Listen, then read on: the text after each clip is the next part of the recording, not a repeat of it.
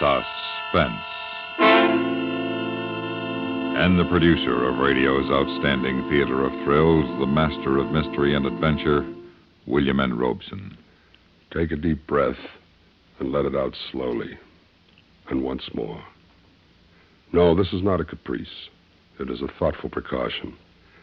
Fill your lungs well now, for you will be holding your breath for the next 30 minutes as you live through The Long Night with Frank Lovejoy, a tale well calculated to keep you in suspense.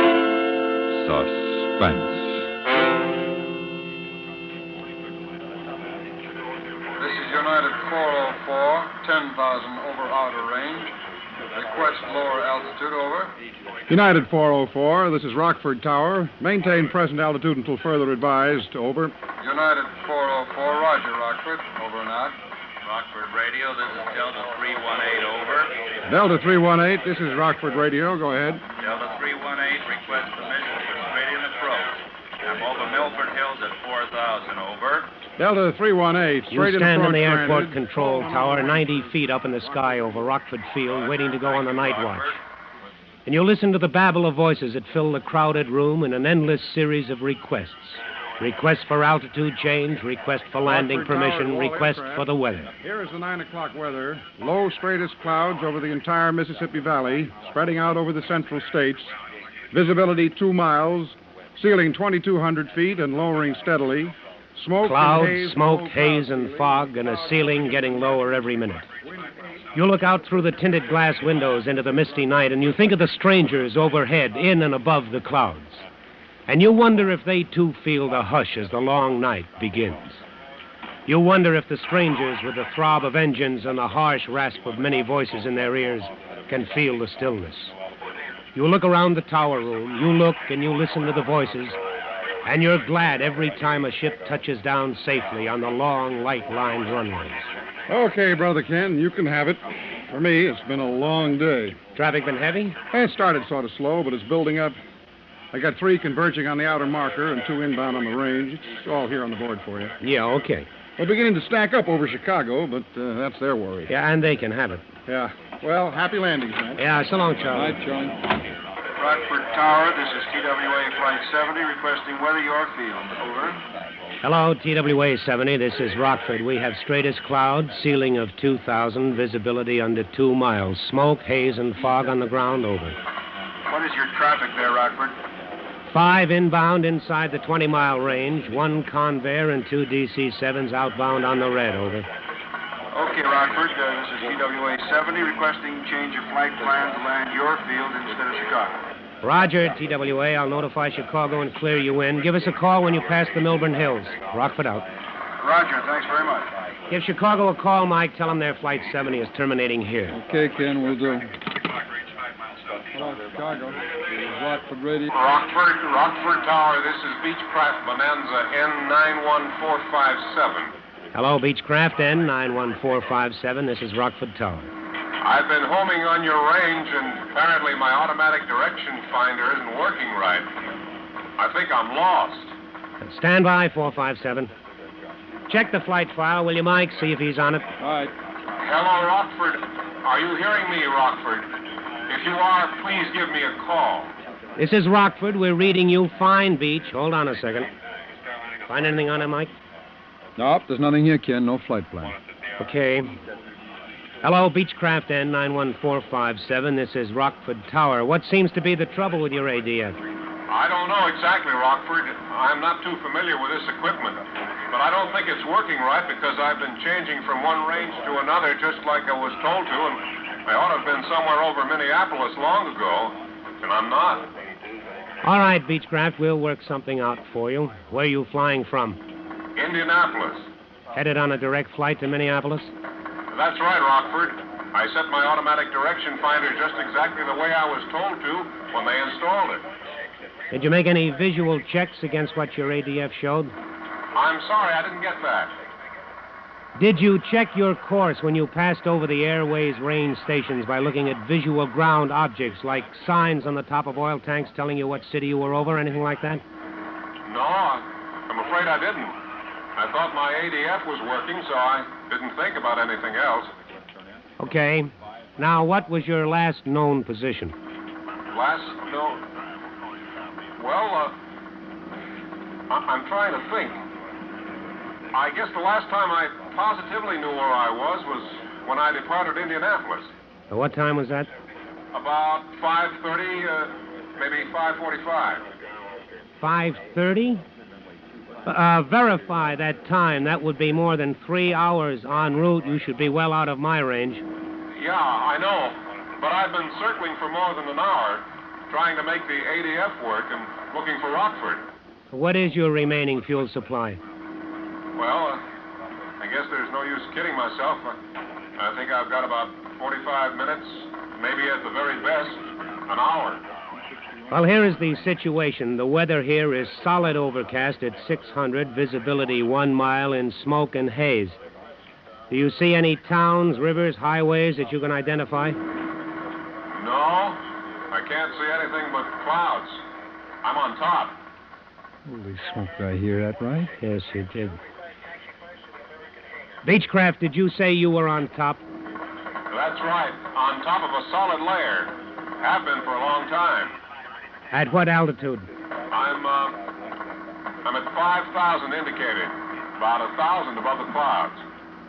457, take a good look around you. Are there any breaks in the overcast? Can you see any holes, any thin spots in the area at all? No, it's solid. It's a completely solid layer. Are you an instrument pilot? What do you mean? I mean, are you checked out on instruments? Do you have instrument training? No, I've never been on instruments in my life. I'm just lost.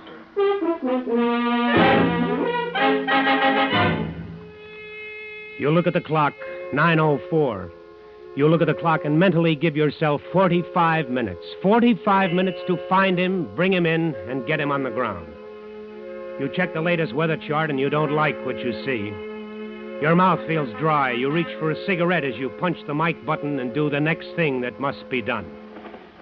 Rockford Tower, to all planes working this frequency, we have an emergency. Repeat, we have an emergency.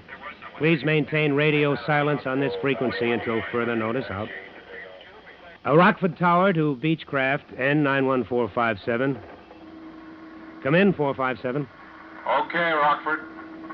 Tell me, how did you get on top? Well, it was almost clear when I left Indianapolis.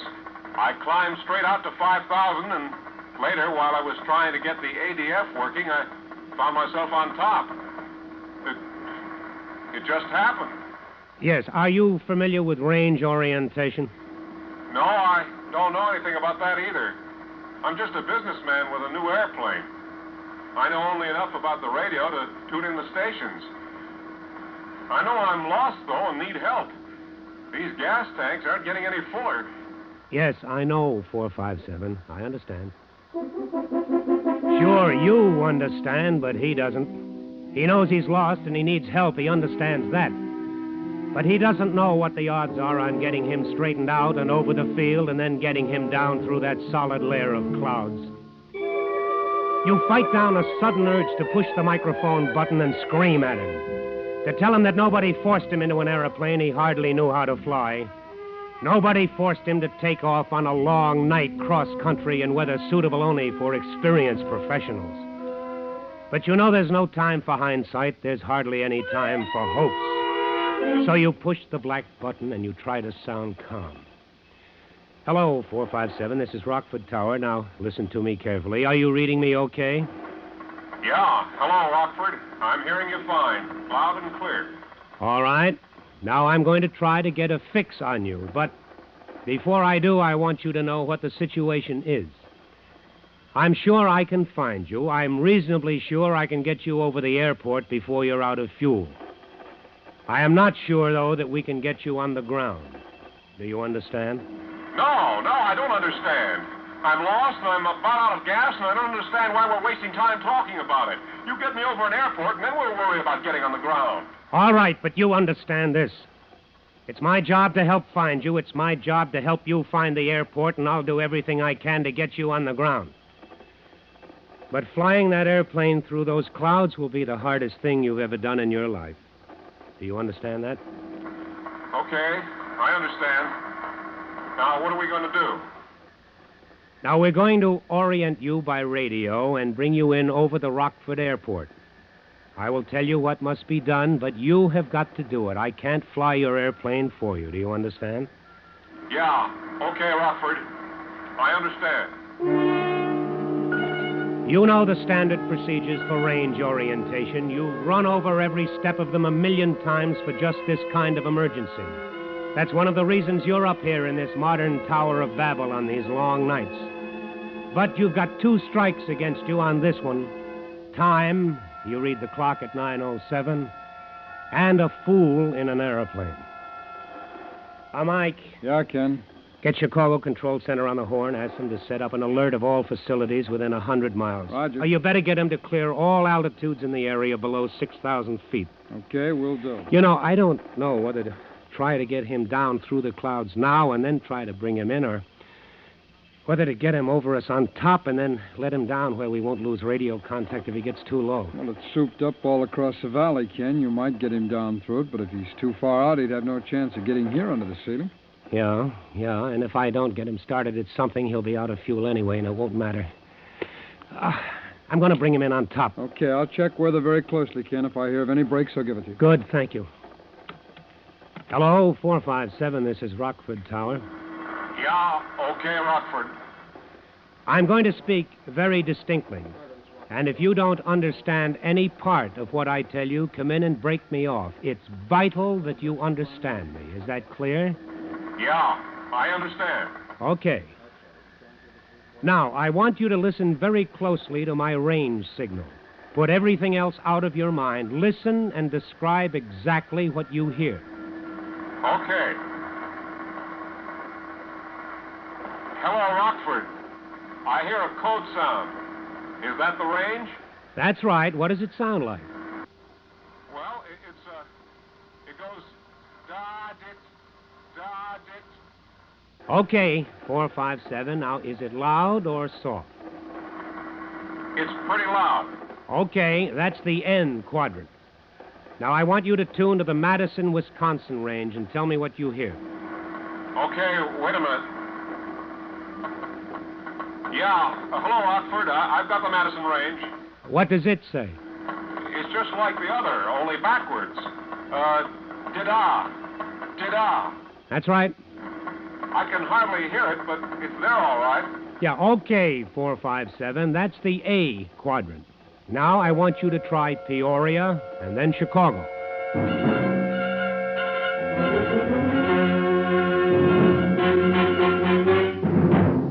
Rockford, Madison, Peoria, Chicago. 4 corners to check from. 4 radio sounds that you hope he's reading correctly. You finish the check and he comes through without a bobble, and you know you have him fixed. You know at least his direction from you. You take a deep breath, and for the first time you feel a tiny flicker of hope that you're going to find your stranger and get him in all right. But you're a long way from home, and you light another cigarette and push the black microphone button hard. Now listen carefully, 457. I'm going to run a check procedure on you. I want you to take up a northeast heading, turn your volume down as low as you can, and still receive my range signal. At the very moment you detect a change in signal strength, either higher or lower, advise me. All right, Rockford. I'll do my best. I'm not sure that I'm not at all sure. Hello, 457. Can you hear me? Do you hear me, Beechcraft 457? Rockford. Yes, I read you now. I lost you for a second, but I hear your range signal now. Did you get all of my last transmission? Yeah, I think so. I think I can do it. Hello, Rockford. My gauges indicate empty tanks. There's some gas left, I know, but I have no idea how much. Do you know where I am? I'm quite sure of your direction from me, and I believe I know how far out you are within, say, 20 miles. If what you've told me is correct, I estimate you have 30 minutes fuel remaining. I believe your gauges are indicating normally. Now, Try to concentrate on doing just what I've told you to do. Yeah, okay, Rockford. I don't want you to think I'm ungrateful. I realize you can't afford mistakes. But I can't last much longer. I'm not trying to hurry you, but the gauges say empty, and my son is getting sick. You didn't say anything about having any passengers aboard. How many are there of you? Just my son and me.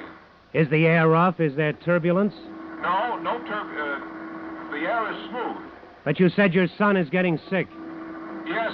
You see, he's only 9, and he's getting scared. That's what's making him sick.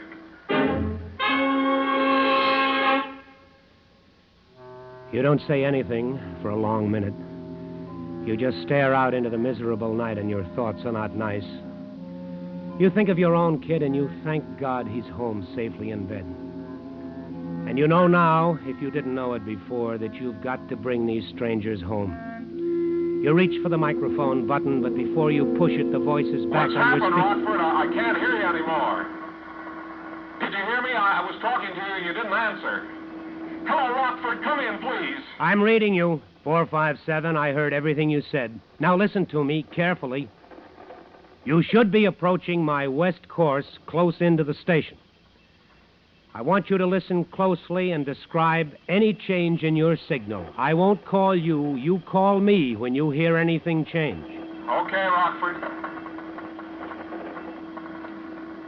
Hello, Rockford. The signal is much louder now, and I'm getting more of a continuous tone in my earphones, although I can still hear that other signal.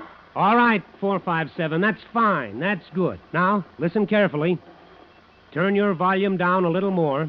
And when you no longer hear that other signal, and when the continuous tone is loud and clear, and when you hear nothing but the continuous tone, at that time I want you to turn right to a heading of 93 degrees magnetic. Is that clear? Yeah, I think so. You think so? You've got to know so. When you hear nothing but a tone, when there's nothing but a loud buzz in your ears, I want you to turn right to 93 degrees on your compass. Do you understand me? Yes, I understand. Turn right to 93 degrees on the compass when I hear a loud tone. That's correct. The tone is strong now. I don't hear the other signal. Nothing but the tone. Shall I... Yes, turn right, turn to 93 degrees, and advise. Advise? Advise when on course, when on 93 degrees, advise. Roger. Advise when I'm on course now, on 93. All right, good. Chicago Control Center has everything cleared on the 6000. They're monitoring the calls, too. Okay, Mike, thanks a lot. What's the time? 9:40, straight up. 9:40? That's 12 minutes to make it in. Hello, 457. You're approaching the range now. You're almost over the station. The range is about 2 miles from where I'm sitting. The signal you hear will continue to increase in volume until you cross the range. At that time, it will fade out quickly. For a moment, you may hear nothing. Then it will increase again rapidly. Now, at the very instant your signal fades, I want you to make an immediate left turn to a heading of 45 degrees magnetic. Take that heading and advise. Understand? I understand. Mike, get on the phone and alert the local police and fire departments. Tell them what we've got and to be on the lookout for a fast move. Roger. Get all the lights on in the field, the runway markers. When we get him down through this, he won't have any time to spend looking for the field. Okay, will do. That is, if we get him down through it. You light another cigarette. You watch the clock on the desk. You try to keep your mind clear, to think ahead, to think of everything that can possibly happen, and the waiting is worse than anything yet. You keep reaching for that microphone, wanting to call him to ask him why he doesn't tell you he's over the range. And you know he hasn't called you because he isn't over the range yet. And you wait, and you wait, and then it comes loud and clear. Rockford, I'm over the range and starting a turn. It's just like you said. It's exactly the way you said it would be. Roger, 457. You're doing fine. Now come left to 45, straight and level. Hold it until I tell you different. I'll call you back. I think you got him, Ken. Well, if he's where he ought to be, we should hear him in about 20 seconds. I'm going out the platform and listen. Call me if he calls in. Okay. You stand on the steel grating of that tower platform and you try to hear over the sounds from the field below. You strain your ears for a sound that should come to you out of the southwest. And you've never wanted to hear anything so much in your life. And then you hold your breath. You stop breathing to hear better. And it's there. A single engine singing a quiet, sweet sound and approaching directly on course. You flick your burning cigarette out into the black space and stumble back into the tower room. You grab the mic and you almost shout into it. 457, 457, this is Rockford. You're over the field. I hear you clearly. Start a 360 turn immediately and orbit in your present area. Beginning of 360. For God's sake, tell me what to do. This engine is ready to quit. You snap a look at the clock. 9:46. 5, maybe 6 minutes more if you're lucky. 6 minutes at the outside to get him lined up properly for a straight-in approach, to talk him down through 4,000 feet of solid clouds. 6 minutes to bring off a miracle. You waste 15 precious seconds debating the best way to do it. All along up to now, you've planned it this way. A good, steady, full-scale power approach, nose up a little, flaps down just enough, power on exactly right. Your mind has told you that this was the ticket, the only answer. With a good, steady airplane, no turbulence to speak of, well-trimmed and hands off, he might just make it. He might. But suddenly, you're not sure. Maybe if he could pull his power, slow her down, trim her slow and steady, a touch of flaps, that might be the answer. That might do it. It would save precious gas. If he missed his approach or he goofed up in the clouds, he could get back on top for another try. Maybe. You push the microphone button hard and try to sound calm. 457, I hear you plainly. You're circling the airport. There isn't time to talk this out. You'll have to do exactly what I tell you the first time and do it right. There simply isn't time enough. Oh, wait a minute. Do you have chutes? Do you have parachutes aboard? No. No parachutes. All right, 457, we'll have to do it this way. Now listen to what I have to say. You don't have to talk, just listen. Come around to a due west heading, due west. As you do, start slowing her down. Slow her down and trim her up for a power approach. A normal power approach, do you understand? I understand, Rockford. Don't talk to me. Bring her around, head west with the power on. Slow her down, flaps down to approach position. Trim her up, make her steady. Advise when you're headed west and slow down. 10, 15, 20. Where is he? Where is 25? 457, are you there? 457? I'm trying to get her steady. I'm trying to do what you told me. All right, 457, don't talk. Advise when on course. Rockford, I'm on 270 now. Slowing down. I don't know. I just don't know.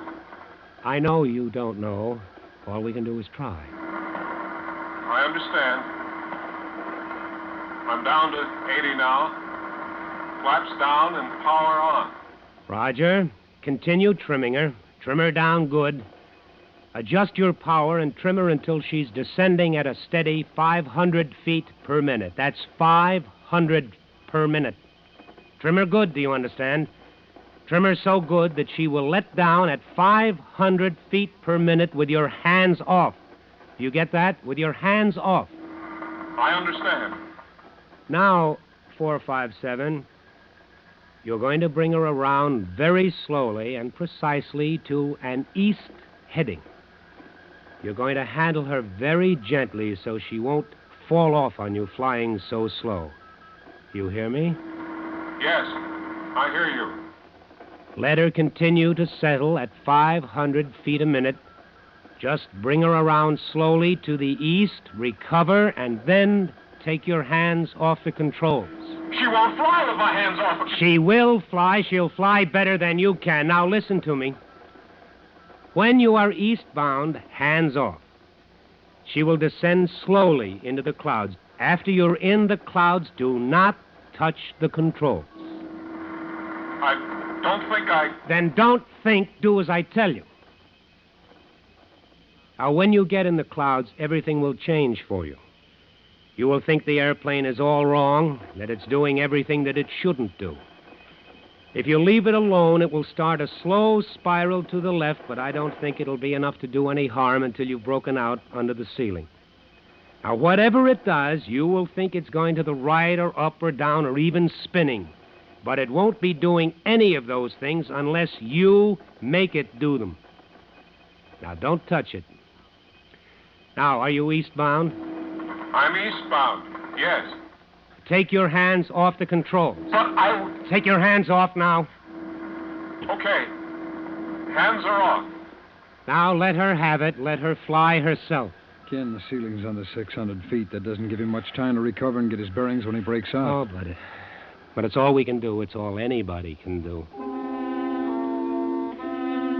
You sit there waiting, only too aware of what can be happening in the cabin of Beechcraft 457, sweating out each second of time with a terrified pilot and his deathly scared kid. You wonder if this man, this stranger, and yet no longer a stranger, can keep his fantasies under control for that long letdown. The lonely, long letdown through total darkness with nothing but a great fear for a companion. A minute goes by, and another, and then... Rockford! Rockford! It's turning, Rockford! Turning! Airspeed's high! It's going higher! Get off those controls. Cut the throttle. I've got the throttle closed. She's slowing down fast. I can't see. I can't... Well, she's going to stall. Give her the throttle. Slowly. Keep your hands off except the throttle. She'll climb back out on top if you keep your hands off her.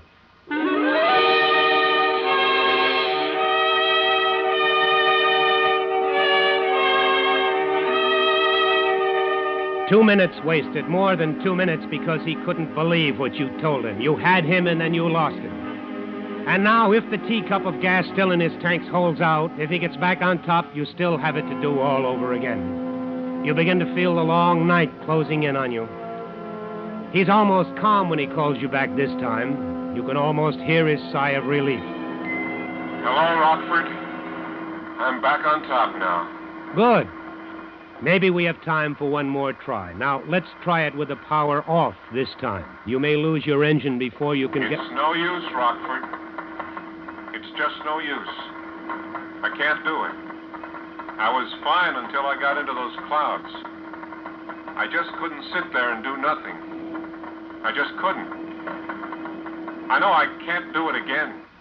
Listen, there's time. There's time for another try. Forget it. The engine just quit. That's it, Rockford. Well, you can still do it. Forget it. You're wasting your time. I just want to say thanks for trying. Hello, 457. Hello. Hello, Beach. Hello, 457. Man, he can't hear you. His hands froze to the mic. Yeah.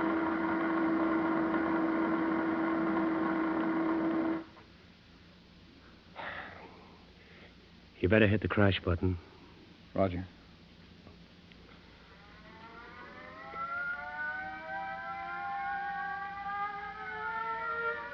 Rockford Tower to all planes awaiting landing instructions. The emergency is over.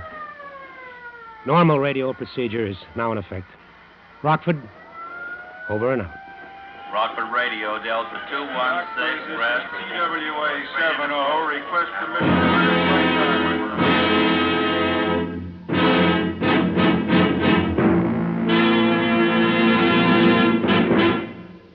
Suspense, in which Frank Lovejoy starred in The Long Night, adapted by Sam Pierce from the Atlantic Monthly story by Lowell D. Blanton. Listen. Listen again next week, when radio's outstanding theater of thrills brings you another tale well calculated to keep you in suspense. Suspense is produced and directed in Hollywood by William N. Robeson, in Included in tonight's cast were Stacey Harris, Byron Kane, Court Falkenberg, Sam Pierce, and Jack Crucian. The original musical score was composed and conducted by Paul Barron. Sound patterns by Ray Kemper and Bill James. With Jack Benny and his gang back on the air each Sunday, there's just no excuse for a frown. Later on today and every Sunday, get in on the fun on the lighthearted Jack Benny Show. It's always a joy to hear. Stay tuned for 5 minutes of CBS News, to be followed over most of these same stations by Indictment.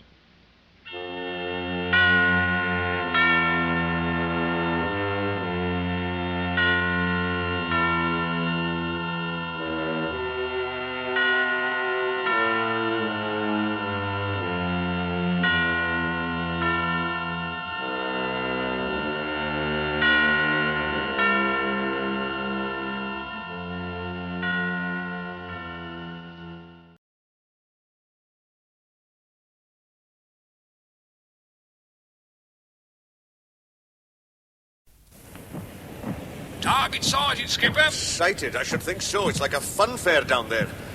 Right. Bomb doors open. Bomb selected and fused. Fighter, starboard quarter. Christ, a minute! Hurry, the port engines! Death Kiss Kate, a play for radio by Max Markey, with Martin Jarvis as Peter and Kate Coleridge as Sally. Death Kiss Kate.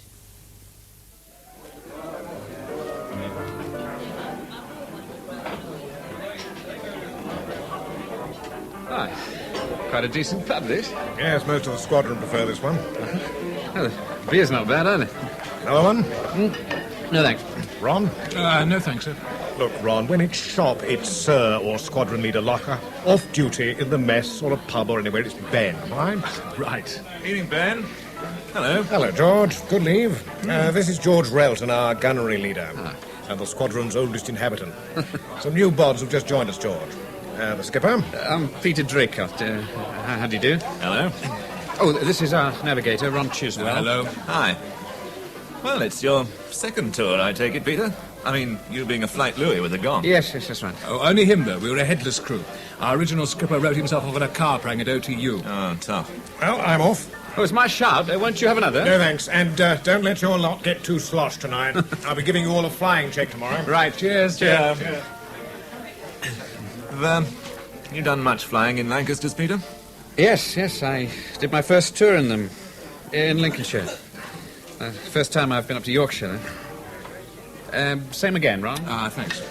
You, George? Oh, wacko, pint of bitter. 3 pints of bitter, then. Right. You know, that's one thing about this place. They'll always find glasses for aircrew. The rest of your crew here, are they? Oh, only me and the skip. The other 5 decided to stay behind and sort out their gear and that. Well, you can tell them you found the best pub in Yorkshire. Well, that is when you can get a drink. Peter seems to have managed all right. Do you want a hand, Skip? No, it's all right, thanks. They're on their way. Right. Thanks so much, I've got them. Thank you. Oh, I say, I'm awfully sorry. Has any gone on your dress? No. You're quite sure? Because if it has... Quite sure. The glass was nearly empty. I really am sorry. At least let me get you another drink. What was it? It doesn't matter. Oh, it does matter. I knocked it over. It's up to me to get you another drink. Forget it. Oh. Well, there's no need to be like that. It was an accident. I've said I'm sorry. So, you're sorry. Apology accepted. Well, let's just leave it, shall we? Yes. As you like. Here we are, chaps. Thanks. Cheers, Ron. George. Cheers. Drake Charm seems to have flopped a bit there, Skip, didn't it? Oh, what do you mean? He was trying to chat up that Popsy, and she properly shot him down in flames. Which one? Oh, that one, but... Oh, well, she's gone. Oh, I couldn't see her from here. What was she like? Not bad. Quite good, actually. She had super hair. A sort of, Titian. Dark ginger? He doesn't know anything about art, but he knows what he likes. What are you on about? Oh, nothing, just a joke. Was her hair pulled back behind her ears with plain gold earrings? Oh, yes. Ah, that's Death Kiss Kate. Death Kiss what? Death Kiss Kate. Everybody round here knows her. Get to bed with her, and that's your lot. I should reckon so. No, not like that. You sleep with her, and the next trip it's the chop. You're not serious? Well, I don't know about you, but I reckon the chop's pretty serious, all right. I tell you, she's a jinx. Ah, now come off it. No, it's Jen. She's done it to 3 types on the trot. Fred Allison was the first. He came back to camp one morning and said that he and Sally, that's her real name, Sally West, they were, engaged. So what? I don't know. Anyway, the next night he went on a Berlin trip and bought it. Ah, from what I hear, you don't need a jinx to get done on a Berlin trip. You don't need one, but it helps. Oh, go on, laugh. Well, Kate was cut up for a while. Then she started going out with Rowley Hayes. He was on his second tour, like you, Peter. They fell for each other. The next night, he went for a Burton. It's a coincidence. Old Scotty Stewart's very words. Now, he took her home one night and stayed there. The next stop he went on... I know, he didn't come back. No. Ah, there you are then. They crashed on takeoff. Everything blew up. They didn't find enough to fill 1 coffin, let alone 7. But there's no such thing as jinxes. Yeah, that's what they all said. She shouldn't be allowed out. Oh, come on. Why does she hang around here? She should have moved away long since, before she kills any more aircrew. Well, that's not very logical. Wouldn't she do the same to other people, wherever she went? Maybe. But as long as she doesn't put the jinx on any of our buds. That woman's death. Mummy, are you there? Hello, darling. I was just writing a note to tell you I'd called in. Oh, why didn't you phone? I'd have stayed in for you. I didn't have time. I got this call to come into town right at the very last moment, as usual, and I had to fly for the train. Anything important? Not really. WVS committee meeting.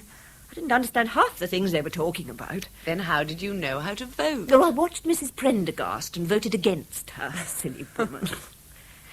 Well, after the meeting, I came round here, and your landlady let me in. What's the time? It's not... No, that clock stopped. Nearly 8:15. Oh, I can stay for a while and get the 10:05 train, if you like. That'll be nice. Let's have a cup of tea. Oh, I made myself one. There's still some in the pot. Oh, thanks. Would you like a sandwich or something? I think I've got some spam. No, thank you, dear. Sure? Quite sure. You keep it for yourself. Well, things must be difficult enough with only the one ration book. I don't eat at home all that much. The hospital canteen's not bad. You're looking a little peaky. Are you feeling all right? It's not that pilot, is it? What? Your friend. What was his name? Stewart, Willie Stewart. Oh, Scotty. No, it's nothing to do with him. Let's drop it, please. It's been a long day. Very well, dear. Just the same, I'm not sure it's a good idea for you to go out with these airmen. Not the same one all the time, that is. I mean, if you've become too fond of one in particular, it's such a shock if... Well, you know. You get used to it. You'd be surprised what you can get used to. It's not good for you, Sally. It must be a terrible strain being with them. So what do we all do? Ignore them? What you do is prepare yourself. Each time you tell yourself that this is your last time together. So when they don't get back, if you've got any feelings at all, you try to make them happy while you can. Leave it at that. Mummy, what would you say if I joined one of the services? Oh, no, darling, not the services, not you. Anyway, I don't suppose they'd let you leave the hospital. There can't be all that many lab technicians these days. You said yourself you're short of staff. Perhaps I could get a transfer to another hospital somewhere. Sally, something's happened. What is it? Just now, what did you mean? You make the most of that moment. You try to make them happy. Oh, Sally, you're not going to have a baby? No. No, of course you're not. I knew you wouldn't. Then you were wrong. Mummy, I'm 25. It's this dreadful war. Morality, decency, right and wrong, nothing matters anymore. Oh, yes, it does. It's just that the things that matter are different now. They are indeed. Mother, Queen Victoria's dead. Oh, perhaps it sounds old-fashioned these days, but I was brought up to believe in qualities like self-respect and self-control. I wouldn't have dreamed of doing that before I was married. You were married at 18. I haven't been indiscriminate or easy. There had to be friendship, affection. There may even have been love. You said them. How many? No, don't tell me. I don't want to know. 3. Oh, Sally. For God's sake, what's so terrible about that? If you knew what some of the other girls... Anyway, I could easily have married any of them and be a widow 3 times over. But they're dead now. All 3 of them dead with their crews. And it's my fault. My fault.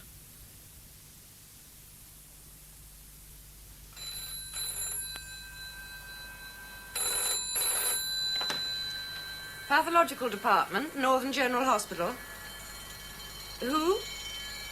Oh, no, the doctor's at lunch. He should be back in about half an hour. Sally West? Yes? Oh, I remember you. The pub last night. Yes. I came to say I'm sorry you rushed off like that.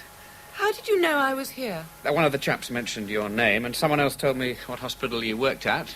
Yes, I'm quite well known among our crew. And the path lab told me what time you get back from lunch. And I'm late, so if you'll excuse me... Yeah, I didn't just come round to apologise, actually. I also came to ask you to have dinner with me. No, thank you. Oh, why not? You don't think much of yourself, do you? Look, if you say you find me repulsive, or even if I just put you off a bit, fair enough, I'll forget the whole thing. But, tell me something, honestly. When we saw each other in the pub last night, it didn't mean anything to you? You've heard about me. What they call me. Yes? What are you doing? You're trying to prove something, that you're not afraid of my reputation. No. I was only inviting you out to dinner. I have to get back. Please, get out of my way. I'm not leaving till you promise to come out with me. Just once. Hmm? After that... Or what's to stop me saying I'll meet you and then not turning up? Oh, I don't think you'd do that. Besides, I could always come back here and make a bigger fuss. You're serious, aren't you? Absolutely determined. Sally? Are you still there? Hello? Oh, sorry, Mummy. There was a plane going over. I'm coming into town this evening. I'll be free by 8. I could call in and see you if you like. I may be going out, but I don't know yet. Oh, I see. Well, I'll phone when I've finished, if you're in. Oh, it'd be lovely to see you. Yes, it's been quite a while. Fortnight, isn't it? Hello? Mummy, I'm sorry about that last time. I know it's no excuse, but I was, overtired and upset. I'm sorry. Oh, as long as you're all right now, dear. Sally, please be careful. Of any involvement, I mean.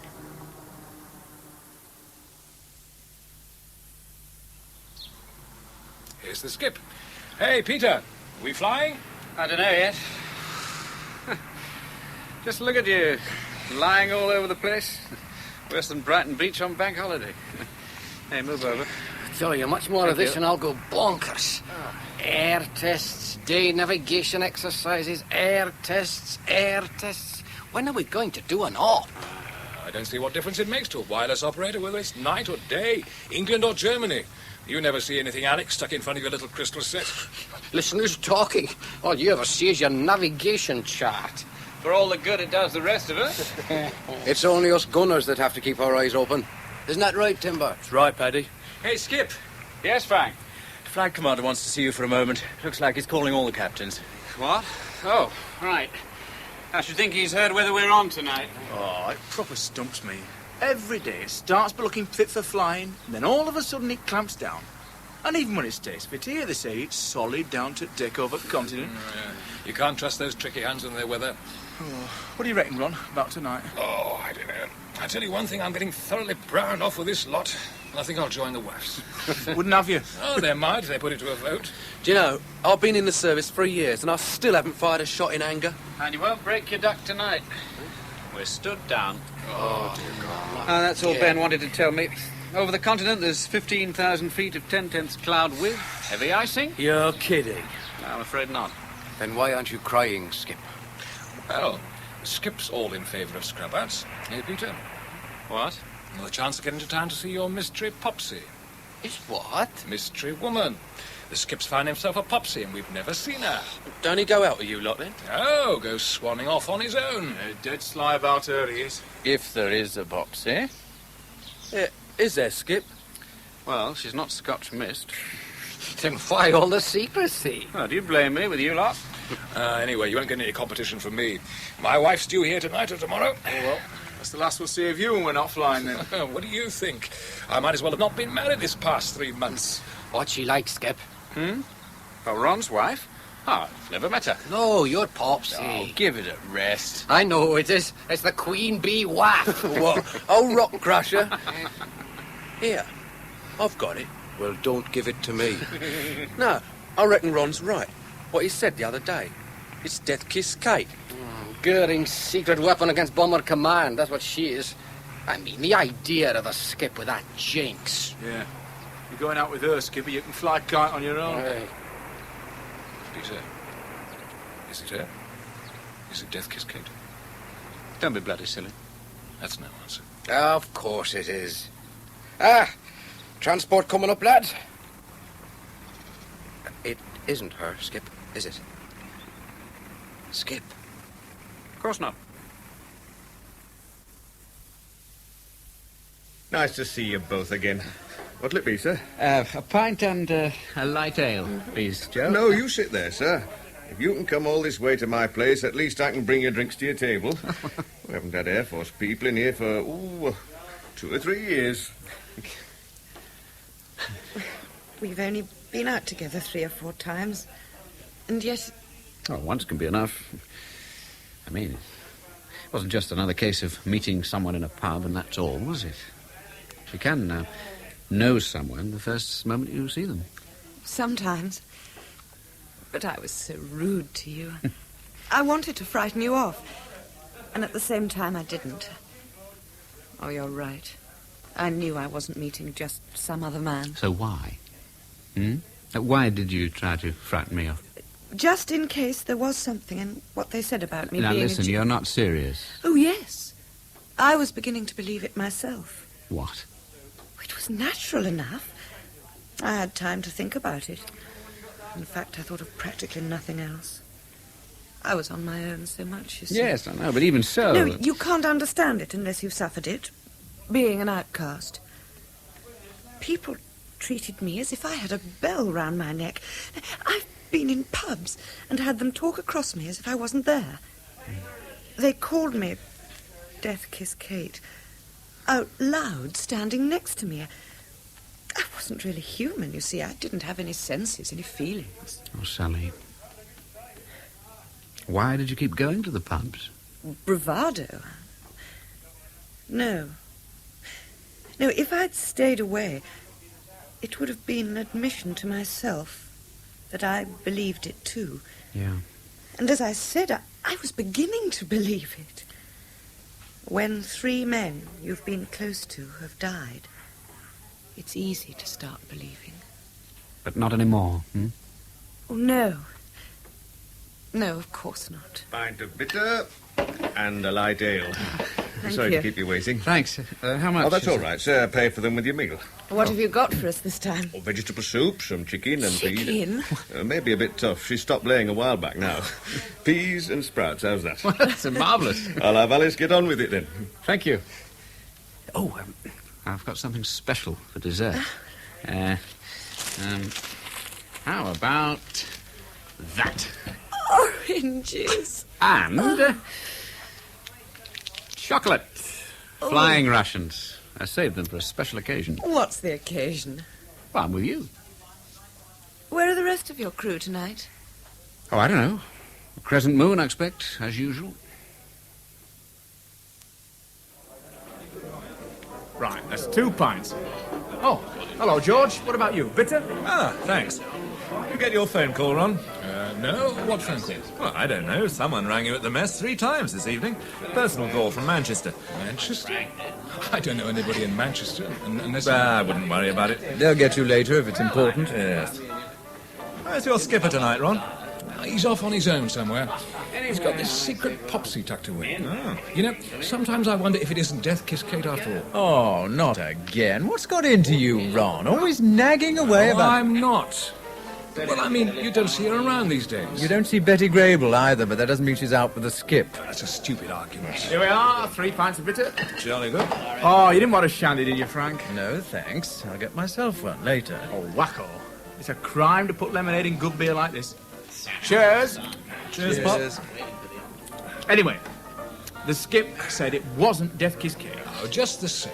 Why can't you leave it alone, Ron? The skip knows how we feel about her. I reckon it's somebody's missus. That's why he's keeping her undercover. Maybe it's the CEO's wife. The CEO's wife? Have you seen her? Yeah. Well, I expect you're right.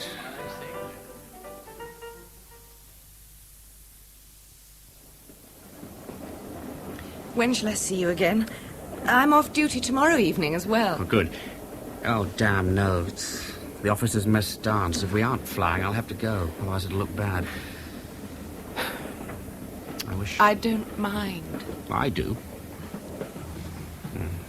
One day... Well, I'll phone you at 7 as usual if I'm not down to fly. I'm afraid. It's all too sudden. Sudden? Well, I thought I was being pretty patient. Because if you think I don't want to... Oh, I didn't mean that. Too sudden to be true. It's true, all right. Well, you said it yourself. The moment we met, we knew that this was... well, different. Oh, yes. Besides, wartime's like a hothouse. Forcing emotions, understanding. And in wartime, there's no time to waste on non-essentials. Ah, here we are. Godworth! Godworth! I understand. Well, hadn't we better separate here? Oh, I don't think there'll be anybody I know here at this time of night. Besides, nobody can see us in the blackout. I'll come with you as far as the exit. I can't even see it. We turn right at the end of the platform. There's a light there, where the people are coming off that other train. Oh, yes, I can see it now. You don't eat enough carrots. What? They're supposed to help you see in the dark, but it's a lot of bull... Oh, sorry. I'm so sorry. That's all right. I was looking round to see where my porter's got to. You've got a real live porter. He must be the only one left north of Birmingham. Oh, here he comes now. Are you sure you're all right? Oh, yes, thanks. Actually, I never object to being bumped into by attractive young women. Come on. You've made quite an impression there. What? Well, we only said a couple of words. It was enough. Didn't you see the way she was looking at you? Oh, well, I'm naive. That's my trouble. Darling, I think I'd better leave you here.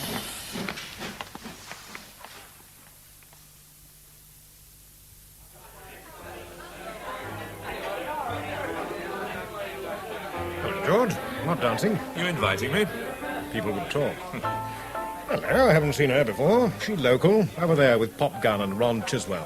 Oh, you know her. She's, Betty, what's her name? Used to knock around with Gordon Bigelow. The one in the blue dress. Oh, that's Ron Chiswell's wife. Oh, blast, I hate wives living near the station. They always cause trouble one way or another. Oh, come on. Let's get another drink.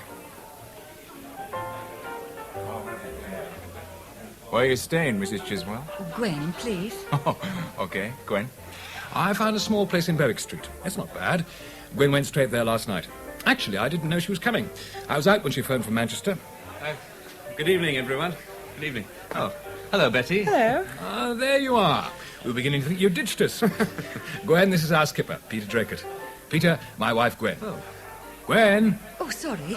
How do you do? How do you do? Oh, so we meet again. Again? I'm sorry, Last night, at the station, I bumped into you. Oh, don't tell me you've forgotten already. Oh, no. No, of course not.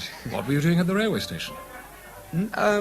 He was with a girlfriend. Girlfriend? Oh, Peter's secret popsy. Somebody's seen her at last. What was she like, darling? Did you get a good look at her? Oh, yes? Well, I'm sure nobody's interested. Nobody's interested. That must be the daftest remark of the month. Can we drop it? It's nobody you know. Gwen? You talk about women gossiping. Oh, well, she was... This must be embarrassing for Gwen. Not really. Well, not fair to you, then. I mean, asking you to describe somebody else's girlfriend. It's all right. Quite honestly, she was very attractive. Oh, well, thanks very much. I'll tell her. If I see her again. Is that all? Oh, anyone going to dance? Hang on. What else about the girl? Oh, Ron. No, come on. All right. She was about as tall as me, and like I said, very good looking, and a nice figure. So there you are. Now, is it all right to dance with your wife, Ron? Why not ask me? There's your answer. Good. Okay, Gwen? Do you mind looking after my drink for me, Betty? Yes, yes. Oh, yes, she had beautiful hair. Dark, reddy chestnut. Pull back, isn't it? Yes. Very striking. Wait. Earrings? Plain gold earrings? Yes. You do know her, then? Yes, we all know her. Gwen, excuse me a minute. We've got to have a word with the skipper. Oh, what about my dance? Betty, stay with her, will you? Oh, come on, Gwen, let's go and get another drink. I've got a drink. I want to know why... Gwen... Let's go to the bar. Maybe we can find us another couple of fellows. Come on. So now we know. We've got to have this talk. I don't see why. In any case, this is hardly the time and place. It can wait until tomorrow. No, it can't. This is the time, so it'll have to be the place. Over here. Pop, you take care of the wound. What? Oh, all right.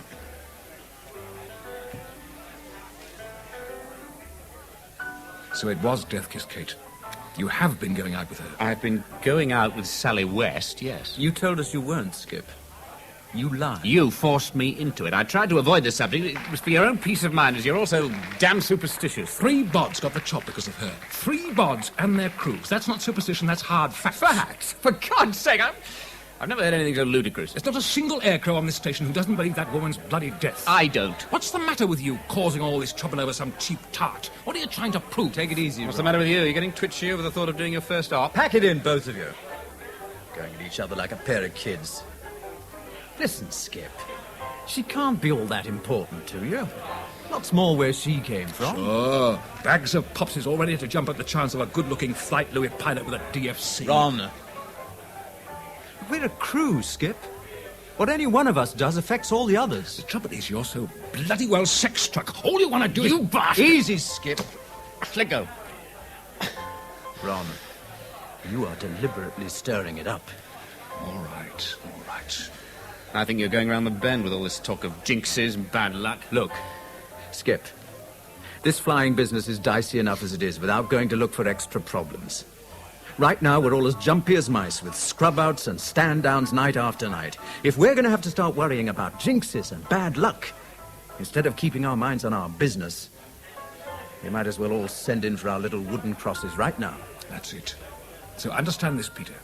If you've been to bed with that woman, we're not flying with you again, and that's flat. I'll go to the Winko and tell him we don't want to fly with you. We've lost confidence in you. I see. What do you say, Frank? Look, Skip, the rest of us, we've been together for some time now. We have to stick together over this. I'm sorry, Skip. So I'll ask you again. Have you slept with her? If it's no, you haven't, okay. But then you've got to promise right here and now, and mean it, that you'll finish with her. No. No, I haven't. Fair enough. And? I'll stop seeing her. You give your word? Yes. Well, I'm glad that's all settled. Now, let's get back to the party before everybody wonders what's going on. Yes, come and have a drink. What? What do you have? Nothing, thanks. Oh, come on, just to show there's no hard feelings. Aren't there? Peter, hey! Leave him, Ron. You've done enough.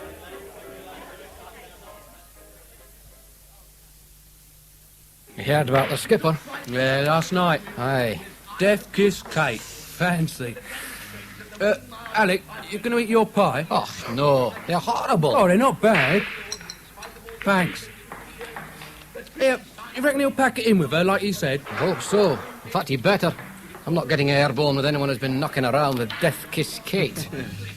Oh, I don't know. It does seem a little bit stupid saying a woman's a jinx and all that.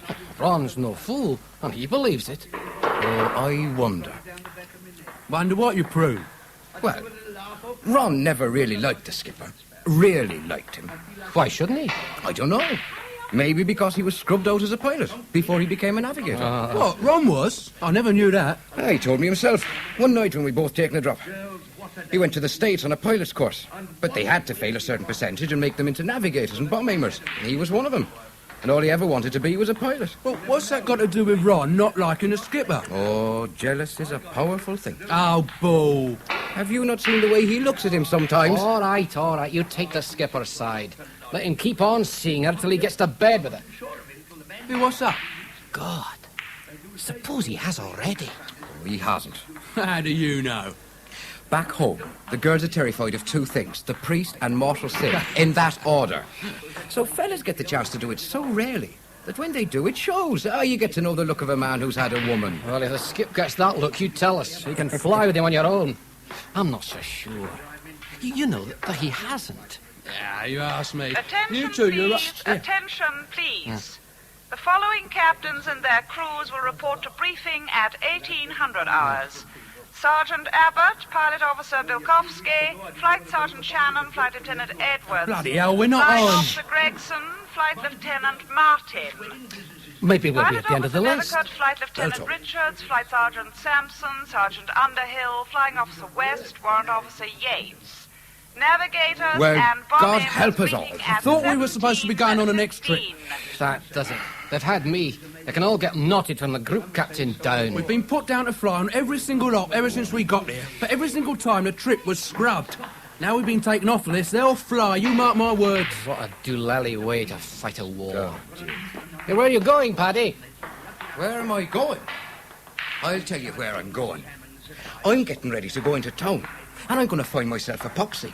And then I'll set a new record for getting the pair of us rotten, stinking drunk. Take it easy. Let's wait and see what the others are doing. One thing I don't need help with is getting drunk. It's a national talent. I tell you, I don't think we'll ever do an op. So as far as I'm concerned, the skip can have that woman on the steps of the town hall on market day.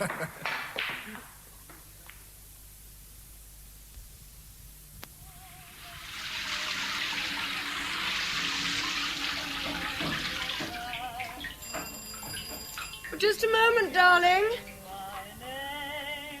You're early. Miss West. Well, my name is Gwen Chiswell. Can I come in? I'm afraid it's not very convenient. It won't take long. Excuse me. But Oh, very well. You'll have to be quick. I want to get dressed. I'm expecting someone. Peter Draycott. What? Oh, wait a moment. Haven't I seen you before? At the railway station the other night. When you said you've got a real life porter, remember? You were with Peter Draycott. It's because of Peter I'm here now. Oh? You've got to stop seeing him. I beg your pardon? I said you've got to stop seeing him. Look, may I sit down? Well, of all the... You forced your way in here, a perfect stranger. Doesn't my name mean anything to you? Chiswell? Should it? Ron, my husband, is in Peter's crew. I didn't know. No. Peter wouldn't talk to you about the crew much. They had a row at the mess dance last night. Over you. They know you've been meeting on the quiet. Indeed. Look, what you and Peter do is none of my business. I couldn't care less, as long as it doesn't affect my husband. But Ron's in his crew. So you said. And I'm not having him killed with Peter Draycott because of you. Get out. In a moment, when I've said what I have to say. All I care about is my husband. He's everything to me. But it seems to me that you don't care for Peter all that much. Can't you see what you're doing to him? To him, never mind the rest of the crew. If he really does mean anything to you, give him up now, before it's too late. You actually believe I am a jinx, don't you? I know you are. And you know it too. Because they think you are, and that's all it takes. I've seen them together. Saw what just mentioning your name did to them. They're worrying. They're losing confidence. Next, they'll lose concentration, which can mean the difference between surviving and not surviving. I didn't know you were an expert on air crew. Not like you, no. You just need to see them. I knew them before they came here, and they're different. All of them. Now, my husband's in that crew, and he's going to survive. Do you understand? Now, if you've finished... Not quite. Last night, Peter Draycott gave the others his word he wouldn't see you again. What? Otherwise, they won't fly with him. So if he does come here this evening, I hope it's to say goodbye. It had better be. Get this into your head. If Peter doesn't want to keep his word, you're going to make him. For all their sakes. You won't see him again. And if I do? I won't let you. I won't let you destroy my husband. Really? And how will you stop me? Somehow. If I have to, I'll kill you. Oh, God. Oh, I need a drink.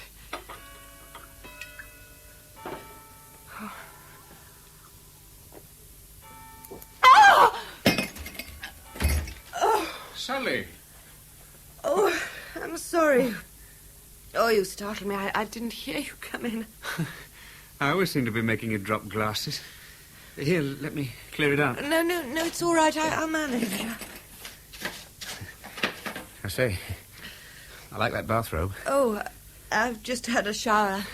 I'm sorry. There's no need to apologize. On the contrary. Well, how did you get in? You hadn't shut the door properly. You better get that lock seen to. I've been meaning to. And that clock, is it still not going?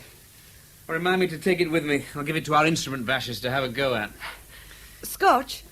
There's still most of that bottle you gave me. Ah. Well, thanks. I say, that's a big one for you, isn't it? Mm. Cheers. To us. Peter. Hmm? Sit over there for a moment. What? Why no, do you want... please, sit down. I want to talk to you. Well, can't you talk with Peter. me? Peter. Oh, all right. We can't go on like this. What sort of existence is it for you? For both of us? Hiding away like criminals or something? Oh, it's all right, darling. I was careful. Nobody saw me coming here. Well, that's exactly what I mean. But it wouldn't have mattered if they had seen you now, would it? Oh, better if no one knows for a while. Until we've done a couple of Because ops. your crew know already. Who told you that? Gwen Chiswell. She was here just before you came. Oh. And that's why you were looking so shattered. Oh, stupid, interfering. Her and her big-headed husband. You gave your word you wouldn't see me again as well, didn't you? No, they forced that promise out of me, and I haven't the least intention of keeping it.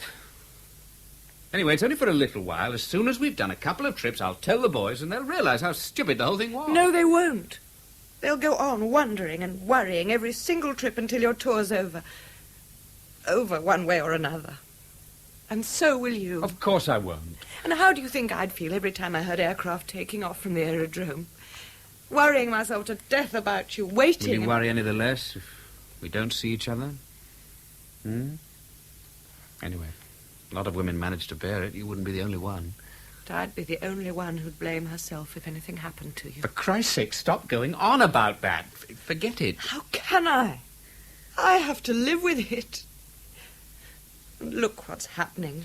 You and your crew rowing and jumping. I'm not. It's not the end of it either. It's what it's doing to us. We're keeping away from each other. Almost afraid to touch. What? You know what I mean. But we've never even dared to talk about it. Not properly. And you've never done or said anything. Well, because I knew you were a bit upset. I might as well have not been a woman. I didn't want to rush you. Rush me? Do you know how I feel? I've been waiting and hoping.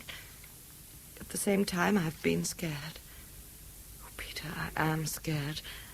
I'd be scared with anyone now, but because you can't go on like this, being torn apart every time you meet someone you like. Someone? It's you. I told you I'd be afraid with anybody, but because it's you, I'm more afraid than ever. Oh, that's stupid. And you know it is. Unless it's all an excuse. Oh, if only you really knew how I feel about you. How much I want you. But, darling, I'm terrified for your sake. I thought perhaps you didn't want me because of what I am. Didn't want you? Mm. God, it's been all I could do to stop myself. Look, I've left you physically aching for you. And how do you think I feel now with you standing there half undressed? I mean, look at you. Oh, I'm sorry. I didn't realize. I can understand so much, you know. No. Oh, no, Peter, you mustn't. Not now. Not yet. Please. It's going to happen eventually. You know that. Yes. You know there's only one way to prove it's all a stupid superstition. Oh, no. There's no jinx. Oh, God, how I want to, but please, Peter, no. Oh, Peter, we mustn't. Sally. And the stars begin to flicker in the sky. Through the mist of a memory, you wander back to me, breathing my name with a sigh.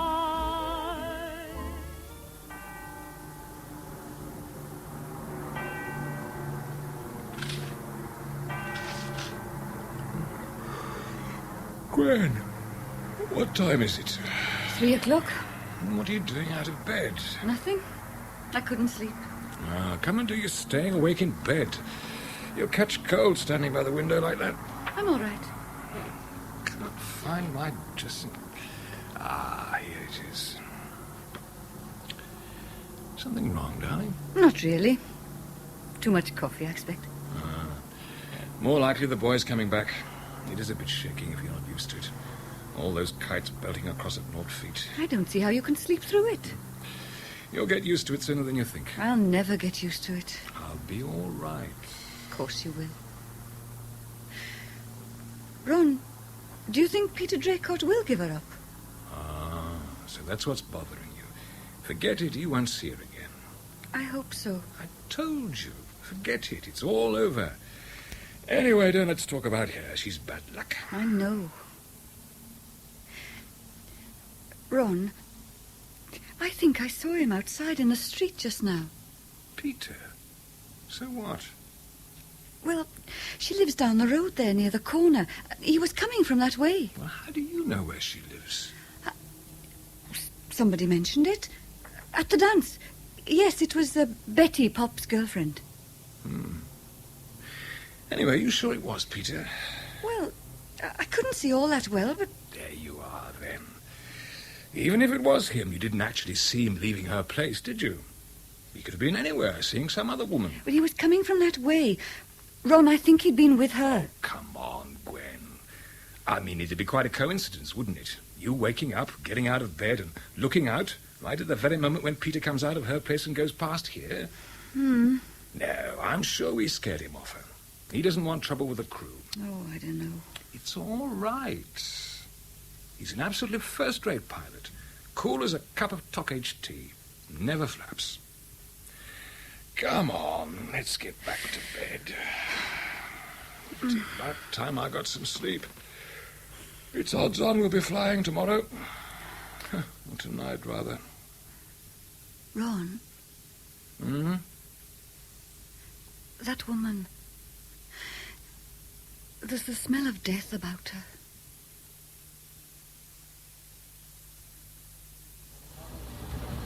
I can't believe we're actually going to fly at last. Well, we've been this far before and had it scrubbed. As long as we get far enough for them to hand out the flying rations.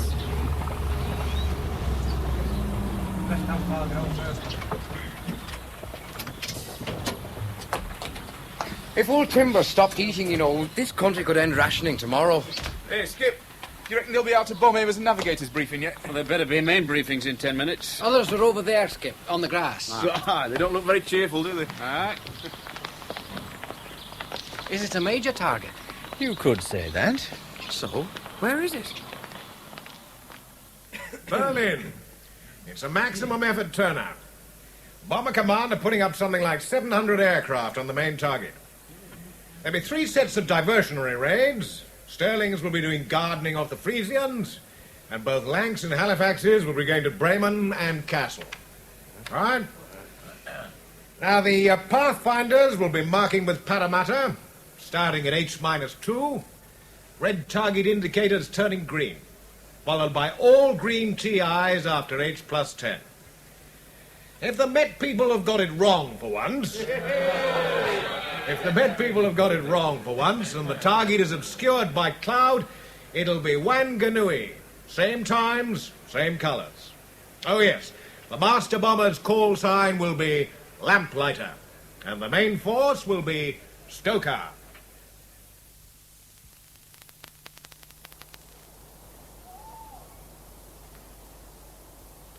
How's the enemy, Skip? That's back to time yet. We can get aboard for another 10 minutes. Where's Paddy? We've just been watering the wheels, Skip. What, again? Right so. What a marvellous sunset. Oh, red sky at night. Yeah, rumble goods. What are you eating? My flying rations. They're supposed to be for when we're airborne. We haven't even got into the flaming cake yet. Well, I'm not taking any chances. They might still scrub it. Well, they're not getting my rations back. Have you been to Berlin before, Skip? Yes. How was it? Noisy. And these days they feed their fighter pilots on raw meat. Ron? You all right? Hmm? Oh, sure. You were a bit quiet. I was thinking. Aye. All that complicated machinery. 30,000 quid's worth of aeroplane. All 7 of us to take it, what? 600 miles in the dark to an exact point about half the size of this aerodrome in the middle of a town, then all the way back. And for what? What do you mean, for what? To bomb the bleeding town, that's what for. Yeah, isn't it marvellous?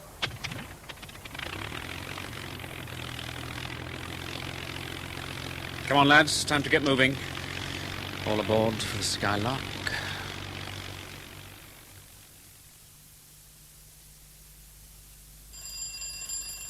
Coming! Hello, Mummy. Hello, dear. I don't think I'll ever get used to the blackout. Wouldn't mind so much if you could get torch batteries anywhere. Well, at least your train was on time.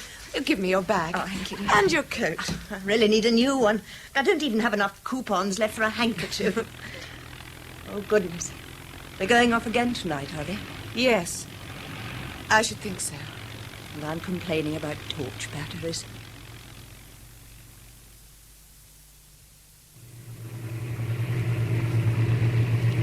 Well, everybody okay? Ron?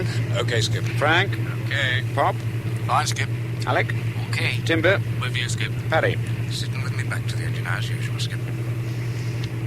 There's our green light, Skip. Right. Flaps 30. Flaps 30.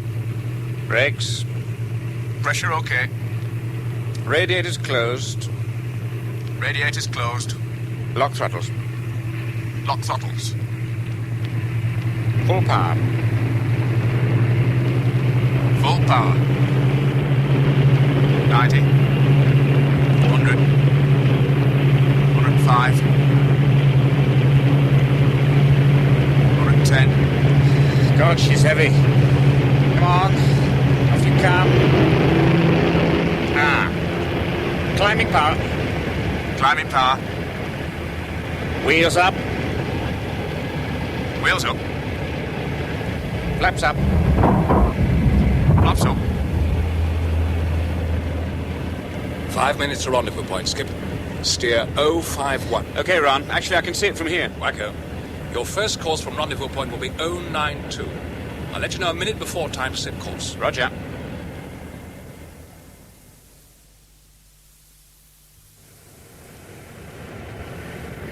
Okay, to test the guns, Skip. Yes, go ahead. Try not to shoot down one of ours. Paddy, make sure yours aren't bunged up with fluff as well, will you? Roger. Noisy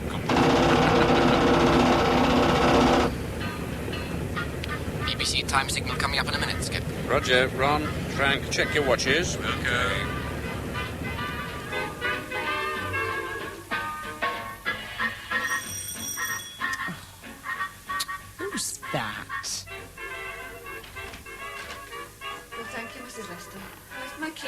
coat. Oh, Mrs. Chiswell. Husband not with you then? No. Oh, flying, is he? I expect so. Otherwise he'd be here by now. Wouldn't he phone to say he was flying? Well, when the squadron's operating, they don't allow outside calls until long after they've taken off. Even the public phone boxes on the camp are locked. Oh. Would you like to come and sit with me for a while? No, thanks. I'd rather be alone. Oh, thanks, all the same.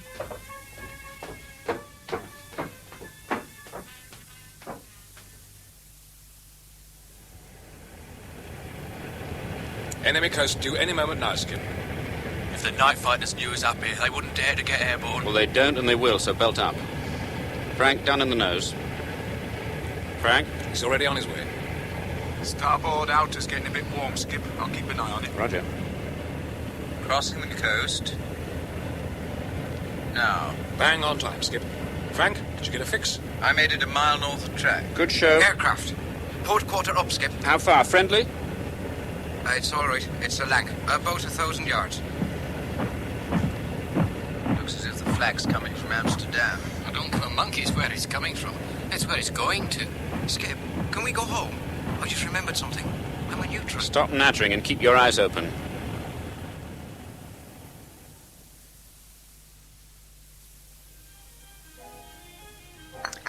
I hope you didn't mind me asking you to come over. No, of course not, dear. Why should I? I've been here a dozen times since you moved in. But you've always just dropped in. Well, this is the first time I've actually asked you to come. Oh, jolly good. I'm glad you did, dear. What's the time? Oh, that clock. You really must get a new one. Anyway, I'm sure it's time for us to have something to eat. I brought some sausages with me, although I suppose they're mostly breadcrumbs. I'm not hungry. Well, you must eat something. Oh, Mummy, please. Well, what is it? Sorry? Well, you said it yourself. This is the first time you've asked me to come. So what is it you want to tell me? I didn't say anything at the time. But a couple of weeks ago, I met another pilot. Oh, dear. We started going out together, and one night he came here. I had hoped you wouldn't get involved again. Oh, so did I. Dear God, so did I. I suppose he's flying tonight. Oh, you're worried about him. That's only natural. If you only knew. Parents often know more than you realize. What? Well, you must try to keep some sense of proportion. Oh, you'll see. This time tomorrow, it'll all be behind you. Oh, God, I hope so. What's the time now? 1:15. Is that all? This night's going to last forever. Or a lifetime, anyway.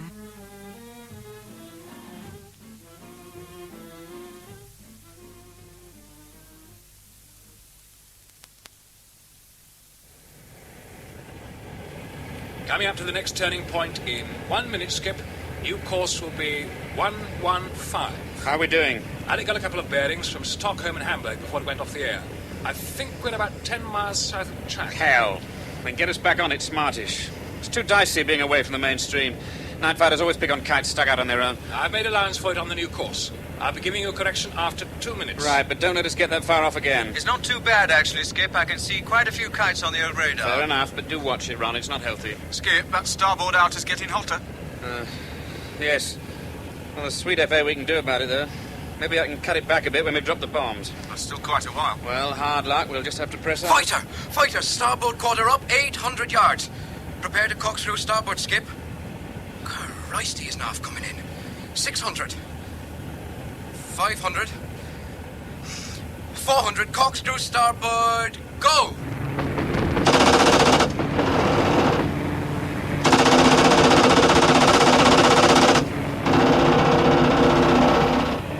I see him. He's broken. Port and up. Time to turn onto 115, Skip. Roger. Turning onto 115. Now. Corkscrew port. Go, go, go! I think he's hit us. He's broken off again, the bastard. Dive below. Watch it, Pat. He'll probably come straight up at us again. Frank, get down in the nose, see if you can see anything. Watch out below and astern. Roger. Skip, get on the course while you can. Otherwise, we'll end up Christ only knows where. That's exactly right. On 115. 5. Any signs of that fighter? There's about 6/10 cloud beneath us. He might have gone into it and lost us. Well, I think he must have gone. Well done, lads. There's a hell of a draft, Skip. Pop nip back and see what damage there is. We'll go. Skip, you on the right course? 115. Alter course to 120 now. Okay, we'll go. Skip, pop here. We've got a dirty grey hole right through both sides of aircraft. Anything important damaged? No, don't think so. No hydraulic lines touched. Control cables look all right. How do controls feel? Well, everything's responding okay. I'll just try the bomb doors, make sure we can get them open. They seem okay. Bomb doors indicated open, Skip. Great. God almighty, look at that! What? All those searchlights end to starboard. Keep your eyes on the sky, Timber, not the ground. It's the Ruhr, Happy Valley. We go north of most of that lot. Just wait till you see Berlin. There's a hell of a sight more lively than that, even last time I was there. Hope it's changed, then. Hope it hasn't. It'll only be for the worse.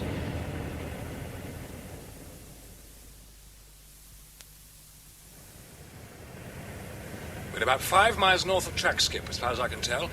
Turn 5 degrees to starboard now. Turning 5 degrees onto 138 now.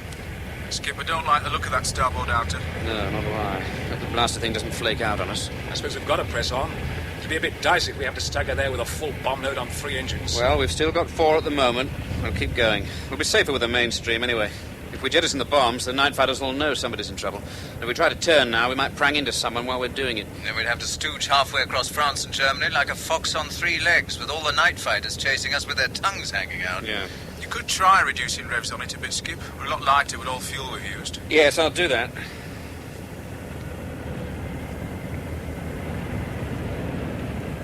How much longer to the next turning point, Ron? ETA in 20 minutes. But the wind's strengthened from what I can tell, so you'd better reduce airspeed by 10 knots, Skip. Right. Well, that's marvellous. Now we'll have a stronger headwind all the way back with a dicky engine. Oh, and that hole in fuselage isn't helping our fuel consumption either. Any more good news? I just picked up a message from Group. Weather's deteriorating over France. And my feet hurt. Well, we're not planning on walking back.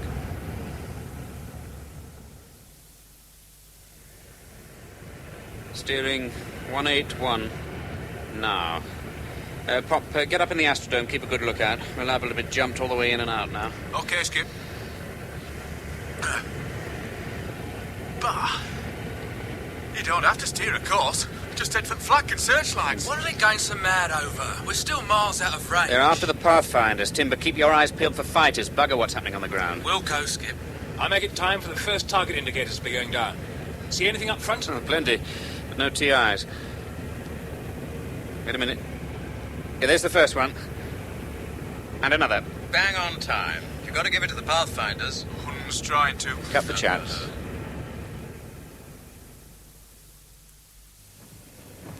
Lamplighter calling Stoker. Lamplighter calling Stoker. The first TIs are 500 yards short. Aim to overshoot the first TIs by 500 yards. Overshoot 500 Get that, Frank? yards. Roger, Skip. That's better, chaps. Oh, bang on. Christ, what's that? Fighters dropping flares. It'll be as bright as day in a minute. Everybody eyes peeled. That flag looks nasty, Skip. Can't we weave about a bit? No. The best thing is to get through it as quickly as possible. Setting the distributor, Skip. Bomb doors open. Bomb doors open. Bombs fused. Okay. All yours, Frank. Lamplighter to Stoker. Lamplighter to Stoker. The green TIs are bang on. Green TIs are bang on. Ignore red TIs, they're dummy. Red TIs are dummy. Green TIs bang on. There go the first HEs, Skip. We should be spot on time. Hold it there. 5 degrees to starboard. Hold it. Steady. Steady. Target coming up. Right. Right. Steady. Steady. Left, left. Steady. Steady. Steady. Bomb's gone. Closing bomb doors. As soon as you've tidied up down there, Frank, get back and check the bomb bays. Corkscrew starboard! Corkscrew starboard!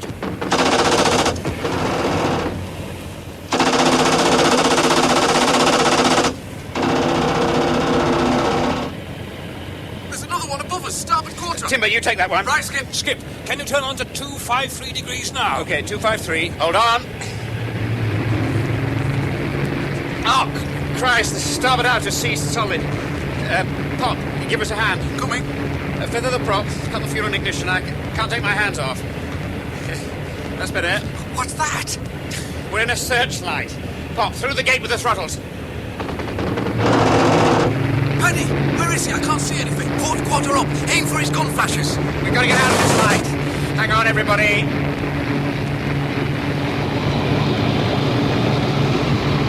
You'll never pull it out!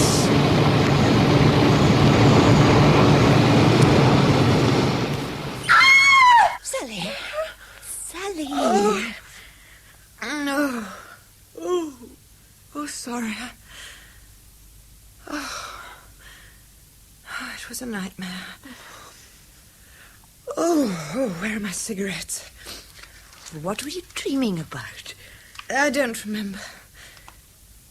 Nothing. It's through falling asleep all cramped up in that chair. It's not good for you.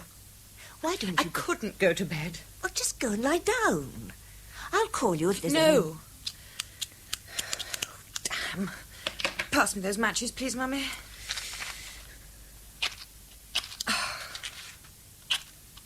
God almighty, doesn't anything work these days? Sally, oh, don't you think you should see someone?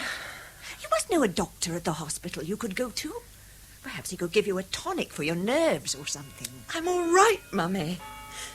Everyone has nightmares.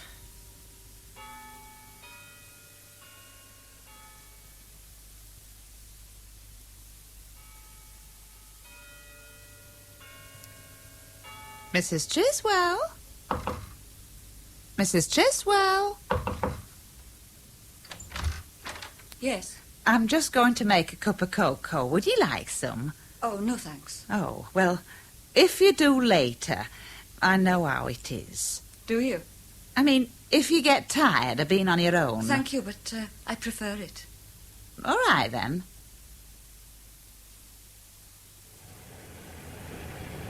Ah! I thought we bought it that time. Yeah. I'd better go and have a look at the damage, Pop. Radio's had it, Skip. I couldn't get the bomb's gone signal through to base. All the radars US too is just a load of old iron and broken glass. Are you all right? A few cuts. I've had worse shaving. Same here. Ron? Oh, not a mark. Broke my pencil point, though. Timber? Got a hole in the turret, Skip, and the draft's got worse. But I'm all right, apart from being bloody cold. Paddy? I'm okay, Skip. But the turret doors have jammed shut tighter than old Alec's wallet. We'll have to open them up with a crowbar when we land. Skip, Pop here. The kite looks like a tea strainer back here. I wouldn't mind betting it'll be a write-off. Even the Elfland's got holes in it. And the turret doors are all buckled to beggary. Yeah, Paddy just told me. Can you free them? No. Not without heavy tools. Okay, come on back. Ron, any idea where we are? Not much. After all that dodging about. I tried to check your courses as best I could, and for what it's worth, I make us about 15 miles north of track, going on dead reckoning, but it's pretty much by guess and by God. Well, give me a new course to get back on track as soon as you can. Just finished working it out. 285. Turning onto 285. Keep your eyes open, chaps. If we're that far out of the stream, all the fighters will be after us like a dose of salts.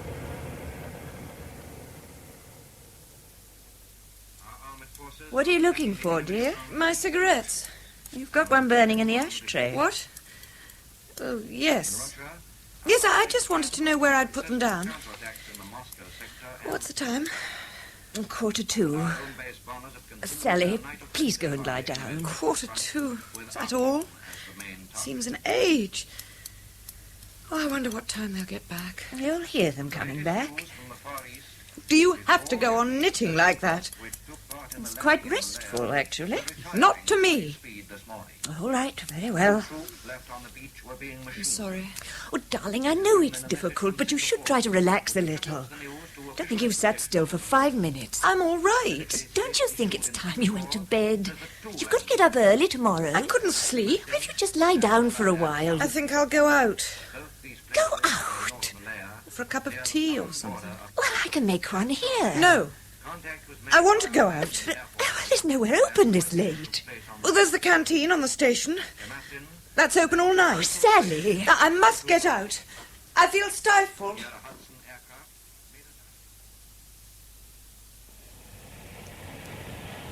Any better idea where we are, Ron? No. Still on dead reckoning. Wouldn't be so bad if I could get even a star shot.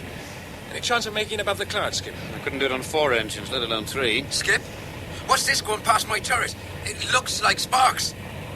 It's not the Christ almighty, the port inner's on fire. Must have been that last attack. OK, Skip, I'm feathering it. Shall I press fire extinguisher? No. Wait till the air screw stops turning. Press it now. Come on. Come on. It's out!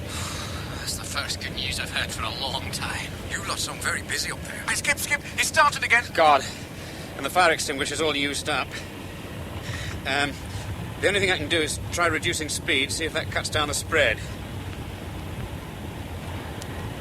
I can't get the nose up any more than that. If we stall... It doesn't look any better from here, Skip. No, it's no good. Marvellous. Dirty great beacon for night fighters. And in this stuff, we can't see them unless they creep right into the kite with us. Doesn't look as if it's doing the wing much good either. There's only one thing left. I'll have a go at side-slipping away from it. Hold on, everyone. I think it's going out. Let's hope it goes out before we hit the deck, that's all.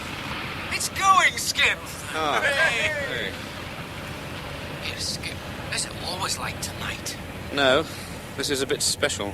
We'll trot on the black cat. Or something.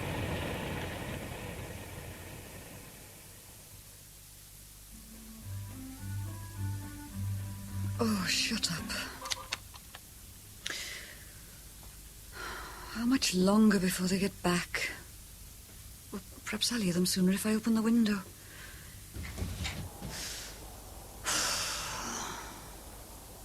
Dear God, please give him your protection.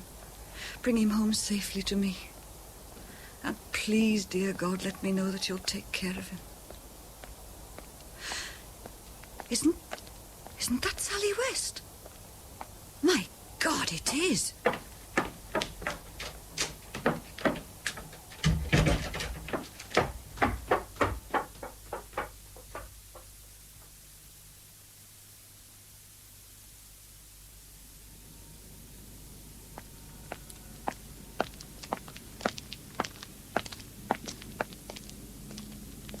Who's there? Who is it? What do you want?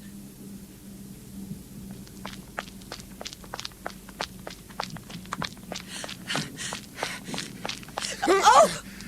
You don't want to run about like that in a blackout, miss. You could do yourself an injury. And other people. Sorry, Constable. You startled me.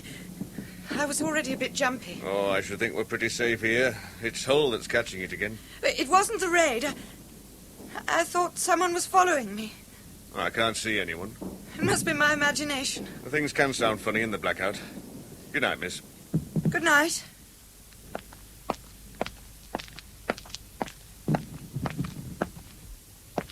For God's sake, what do you want? Stop following me.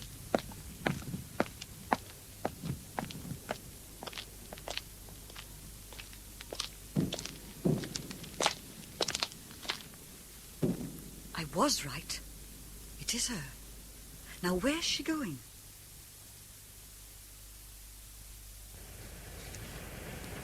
Ron, any clues yet? How the hell could I have? Radio and G gone for a Burton compass with half a cannon shell in it. And my navigator, not a bloody fortune teller. Okay, don't burst any blood vessels. It was a stupid question. Sorry. Forget it. Frank, you see anything down there? Not a sausage, Skip. The cloud's solid. 11/10. Well, at least it's helped us lose the fighters. Bob, how's our fuel? I'm working it out. And we were heading in the right direction, more or less, when we went into cloud. Yeah, more or less. We could be anywhere now. France, Germany, Belgium, North Sea, anywhere. I reckon we're over the sea.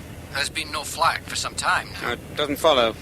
We're probably well away from the mainstream. We're low, we're slower than the other kites, and we've been in cloud for ages. You mean the Han isn't sure whether we're friendly or hostile? Yeah, anything not by the book baffles him. Skip, as best as I can work it out, we've got enough fuel for an hour. Maybe an hour and a half. That's if we haven't lost any from holes in tanks. But is it all the altitude we've got? Yes. I thought altimeter was wrong. How long? Before we hit, well, we're losing height at 100 feet a minute. An hour, 6,000 feet. So, even if we have got only enough fuel for an hour, we'll hit before then? No. It'll probably maintain height at about 1,000 feet if the engines hold up. Well, there's nothing else we can throw out to lighten load. Listen, everybody. I've been thinking. I'm going to start letting down. Yeah, but if we don't know where we are, Skip, we might bang into a mountain or something before we come out of cloud. If we don't, the flag will probably get us. Look, we've got to come down sooner or later. It's better if we do it while we've still got some power on and I can get the nose right up. If we go on a bit more, Skip, we've got a better chance of coming down over the sea. Yeah, and supposing we do let down over the sea and then find we haven't got enough fuel to make land on either side. I couldn't even be sure which direction land is. We could ditch. With no one knowing where we are, not to mention Paddy stuck down there in his turret like a canary. Yeah, sorry, man. Right. Ron, Alec, Frank, Pop, Timber, get to ditching positions. If we do prang into anything solid, it might give you a chance. Paddy, make sure your turret's lined up fore and aft. Oh, and Paddy, don't worry. I won't put it down in the drink. Look, Skip, if I stay down in the bomb hatch, I might be able to see something before you do. You don't have to, Frank. I'd rather. I don't want to be squeezed up with old rumble guts. I'll stay down here when I get some fresh air. Good show. You lot plugged in back there? Okay, Skip. Right-o, Skip. Aye, Skip. Me too, Skip. And you know where I am, Skip. You take care of your end, and I'll take care of mine. Right. I'm putting down some flap. 5,000 feet. 4,800. 4,600. What was that? I don't know. It could be another kite slipstream. Or updraft from a mountain. Belt out. 3,200. 3,000.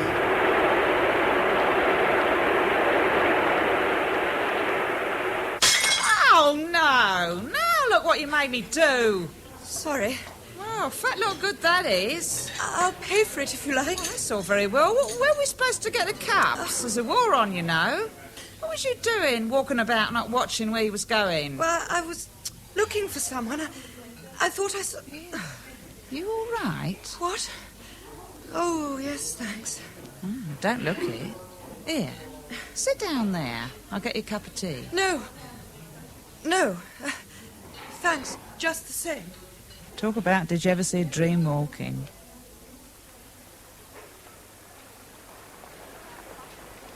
Are you still there? Who is it? What do you want? Can't you say something? I know you're there.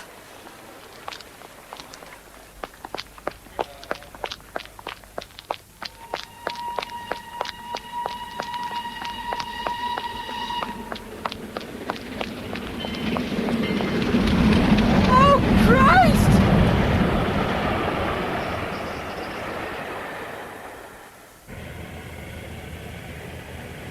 $1,200. Skip? No, nothing. Paddy, you see anything?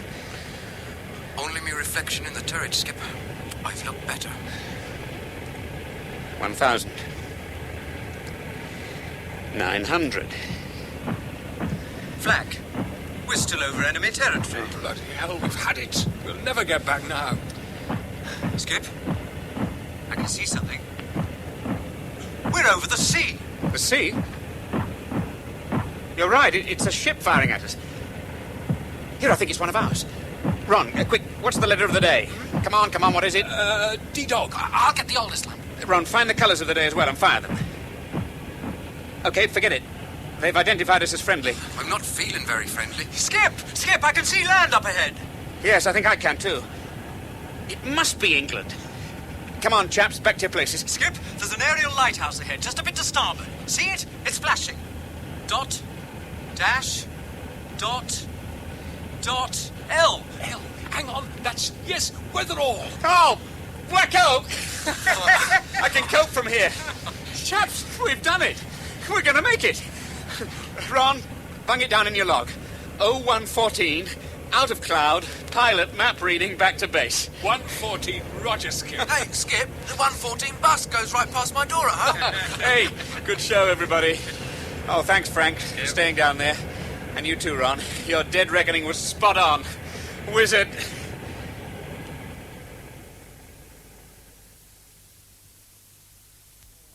Where's the Skip? In the hall, in the phone box. Phone box? Bah, I'm shagged out. I hope I can get to bed before I fall asleep. I was almost too tired to eat after all that. Oh, I'll be asleep myself in a minute. I just want to have a word with the Skip. Come on, Frank.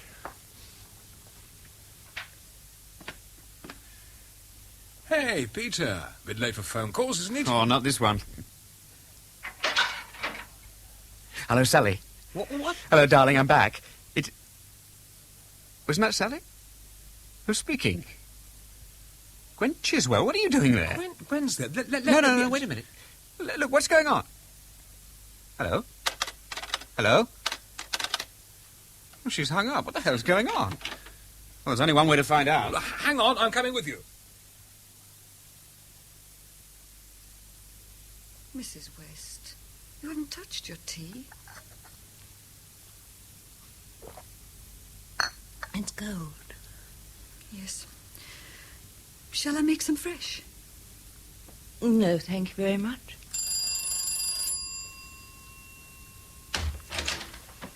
Sally, what the hell's going on? Gwen, what are you doing here? Oh, Ron. Oh, thank God. I was half out of my mind until... Till what? Mrs. West? I'm Peter Draycott. Where's Sally? It's over. It's over now. You're back. That's all that matters. Where's Sally? What are you talking about? She's dead. What? Sally, she's dead. Dead.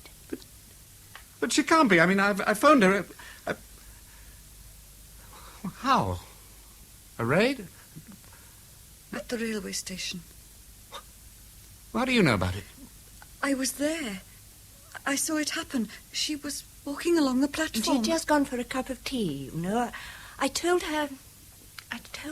She went too near the edge. It was very dark, and a train whistled. Suddenly, I think it must have startled her.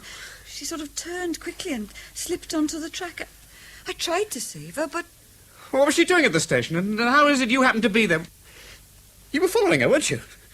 Save her? You didn't try to save her, you pushed her. You're bloody mad. Look. You don't realise what you're saying.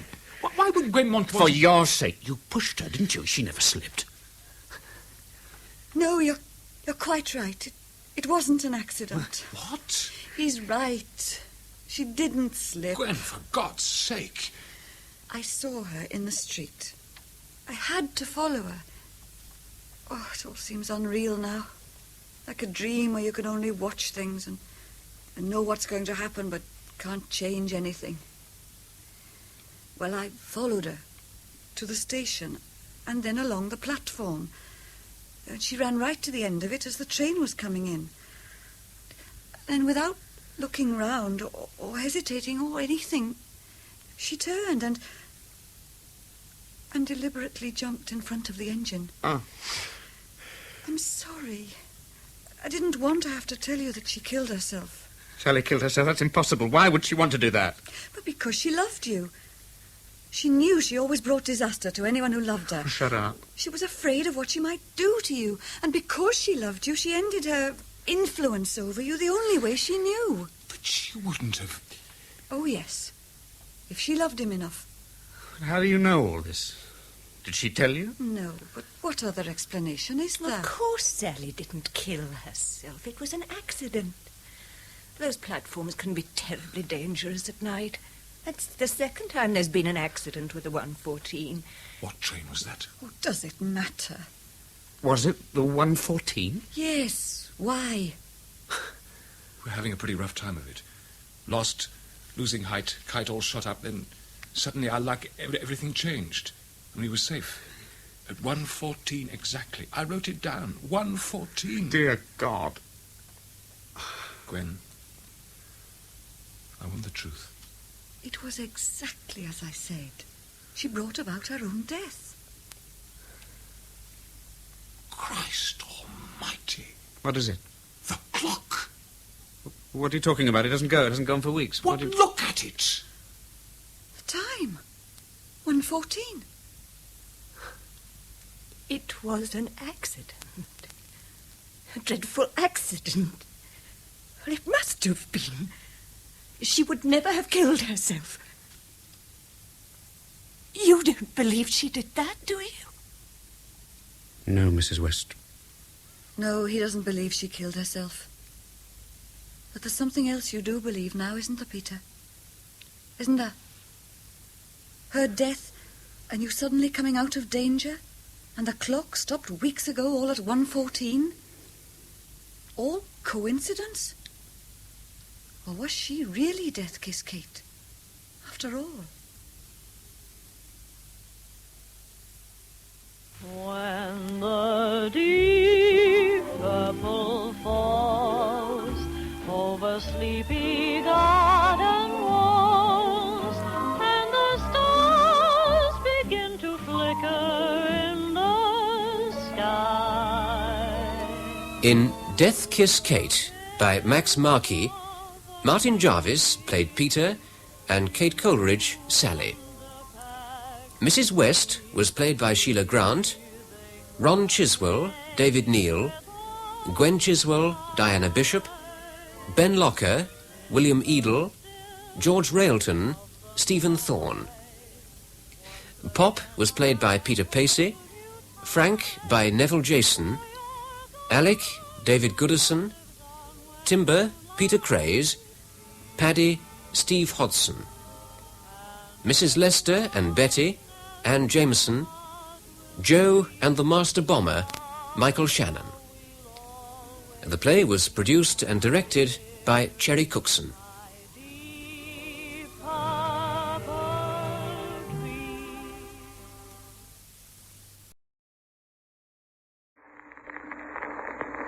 At this time each Sunday, the National Broadcasting Company presents H.V. Kaltenborn, Dean of Radio Commentators, who today will analyze and interpret the day's startling news from the Pacific. Mr. Kaltenborn. Good afternoon, everybody. Japan has made war upon the United States without declaring it. Airplanes, presumably from aircraft carriers, have attacked the great Pearl Harbor Naval Base on the island of Oahu in the Hawaiian Islands and have attacked Manila, capital of the Philippines. There has been damage. Some fires were started. About 50 planes participated in the attack on the Hawaiian Islands. Many, according to a bulletin that has just come in, were shot down. This attack occurred at the very moment when Ambassador Nomura and Special Envoy Caruso were at the State Department discussing the possibility of peace between Japan and the United States. We know that Japan set a precedent for this kind of attack in the Russo-Japanese War, when she attacked the Russian fleet without a declaration of war, while that fleet was not expecting attack. However, the United States was not unprepared for attack. Anti-aircraft guns immediately went into action and were responsible for bringing down many of the Japanese planes. We have no details from what happened in Manila, but they may come along before this broadcast is finished. Let me now tell you exactly what happened in the order in which it developed here in the NBC newsroom. At 2:25 came the first flash. White House announces Japanese have attacked Pearl Harbor. 10 minutes later came this announcement from the White House that Japanese airplanes attacked Pearl Harbor and all naval and military activities on the island of Oahu. That is the principal island of the Hawaiian group. It is the one upon which American military and naval establishments are located. It is a great fortified center of American military and naval strength in the center of the Pacific. White House Secretary Early received the information from the President, who presumably received it directly from the Navy. And his announcement said, the Japanese have attacked Pearl Harbor from the air and all naval and military activities on the island of Oahu, the principal American base in the Hawaiian Islands. That announcement was made to all press associations by telephone, and immediately after making it, Mr. Early hurried to the White House for conference with the President. The Navy refused to issue any statement on its own account and said that all information would be channeled through the White House. Following the attack on Pearl Harbor came news only 2 minutes later of the Japanese attack on Manila. The White House announced that the Japanese attack on Army and Navy bases at Manila was reported to the President. Then began the dispatches from private sources, from the Press Association representatives themselves. The United Press reported that Oahu Island was attacked by unidentified airplanes. It is natural that the press correspondent does not know just what particular nationality planes belong to, but the Navy knows Japanese planes when it sees them. Policemen and firemen were immediately ordered in a radio broadcast to go to the Army and Navy posts to which they were assigned in the city of Honolulu. The smoke of anti-aircraft guns rose over the Pearl Harbor Navy Yard immediately when the attack began. And heavy smoke also drifted up from Hickam Airfield in the Pearl Harbor area. This apparently from the fires set by incendiary bombs. Other witnesses said that fires broke out on Ford Island. Ford Island is an important military island located in the center of Pearl Harbor, and many military establishments are located on that island. The dispatch from Fort Shafter in Hawaiian Islands, which came by telephone from Honolulu, states that 50 unidentified airplanes attacked the island of Oahu.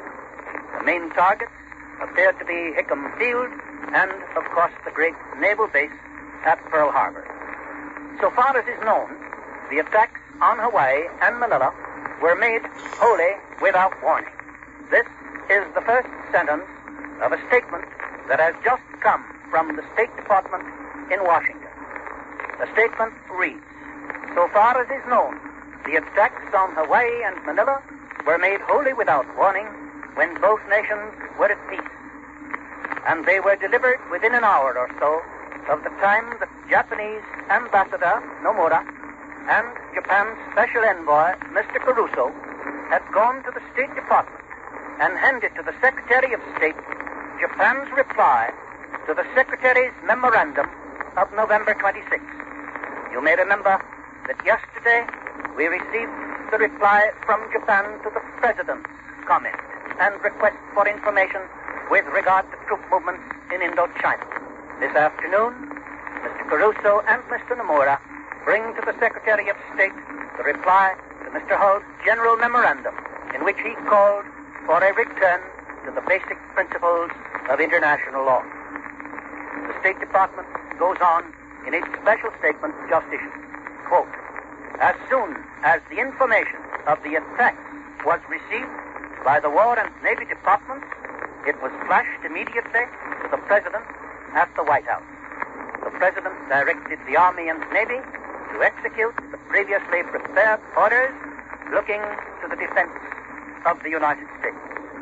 And you may rest assured that both our Army, and particularly our Navy and our Air Force, were not caught by surprise by this attack. They knew what they might have to expect, and they were ready for anything that might happen. They have been ready for a long time, and their readiness has been developed increasingly in recent weeks and days. Let me go back to the telephone message that came from Fort Shafter, Hawaii. 50 unidentified airplanes attacked the island of Oahu today. There's a first point. It indicates that it was a relatively small aircraft carrier that brought these planes. However, it's possible, of course, that these first 50 will return and that then others will take off and continue the attack. However, since the element of surprise is now over, it seems less likely that this particular aircraft carrier will linger very long in the vicinity where the great mass of the United States fleet is located. We'll get news of naval action before long. The main targets, this dispatch again declares, were Hickman Field, the great airfield, and the great naval base at Pearl Harbor. Obviously, bombing the airfield is intended to prevent the taking off of planes which would seek out the aircraft carrier or of fighting craft which would attack the attacking bombing planes. Here is information received by NBC from Honolulu. It says that the air attacks on Hawaii were staged by unidentified planes flying at an altitude of about 20,000 feet. Bombs fell near the building housing the Honolulu Advertiser. So far, there are no reports of damage. The defenses on the island immediately went into action. Anti-aircraft guns sent showers of shells into the air. Obviously, if the Japanese know what they're about, they will not waste their bombs on the city of Honolulu. They will concentrate them on the important military objectives at adjoining Pearl Harbor. Here is something from the White House. The President immediately called in the Secretaries of the War and the Navy and is now trying to contact his congressional leaders. That's the end of the statement that has just come from Washington. The latest information that they have in the capital is that the attacks are still in progress. That would be natural enough, since obviously this is the beginning and not the end of an important military action. We've just had word from Washington that an Army transport carrying lumber has been torpedoed 1,300 miles west of San Francisco. This is further evidence of a carefully, long-planned attack against the United States. This is evidence that Japanese warships, Japanese aircraft carriers, Japanese planes, Japanese submarines have for some time been en route to their stations for the attack on the United States, which is now underway. London was naturally electrified by the news of the air attack on Hawaii and on Manila. Official quarters in London had been alert for some signs of the first outbreak in the Far Eastern warfare, but they had not expected it to come from that area, which simply means that most of us had had our attention diverted by the movement of Japanese ships in the direction of Singapore. Yesterday, you remember that the President had word that a large Japanese convoy was entering the Gulf of Siam. We have had word that large numbers of Japanese troops have been gathered in Indochina. And it is evident now that this was something of a blind, something to make us think that no nearer attack was impending. And obviously, it was all part of long-planned Japanese strategy to get all the advantage that comes when you get the jump on your potential enemy, when you are in action before he has had a chance to get into action, when you strike first. And that is exactly what Japan has done. There are unverified reports from Pearl Harbor that a foreign warship has appeared off Pearl Harbor and has begun firing at the defenses in that highly fortified post. The sound of cannon firing comes to Honolulu, to the UP correspondent, I believe it is, who is telephoning this story to the San Francisco Associated Press office. So it is the AP correspondent who tells us that there are unverified reports of a foreign warship appearing off Pearl Harbor. However, remember that the basis for that is cannon fire. And obviously, with bombs exploding in Pearl Harbor, with anti-aircraft cannon roaring in action, it is quite possible that it is these noises and not the attack of a warship on Pearl Harbor that was responsible. It seems unlikely that the Japanese, with such few fleet units, as they could spare for an attack on Pearl Harbor, would risk those units in a direct attack on the great defenses of that naval base. Presidential Secretary Early declares this afternoon that so far as is known now, the attacks were made wholly without warning, at a time when both nations were at peace, and were delivered within an hour of the time that the Japanese ambassador went to the State Department to hand in the reply to the Secretary's memorandum of the 26th. Secretary of State Cordell Hull, today, according to a bulletin just in from Washington, angrily told the Japanese peace or war envoys that their government's answer to his recent document on the United States position in the Far East was crowded with infamous falsehoods and distortions. That frank speech from the Secretary of the United States to the envoys of Japan, it indicates the end of peaceful relations.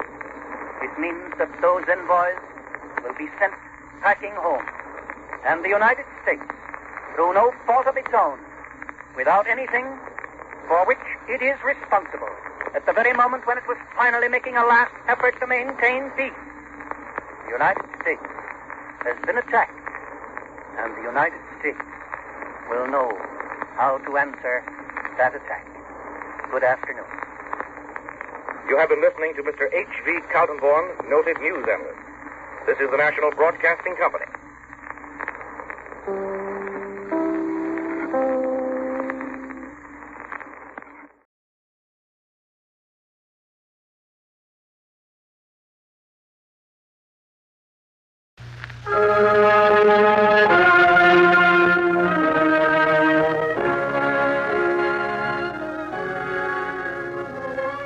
The makers of Campbell's Soup present The Campbell Playhouse.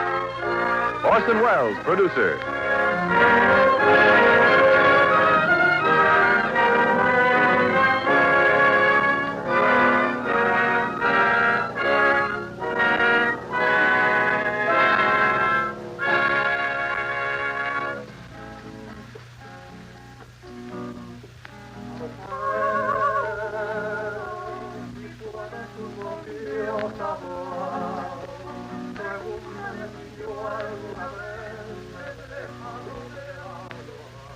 Good evening, this is Orson Welles.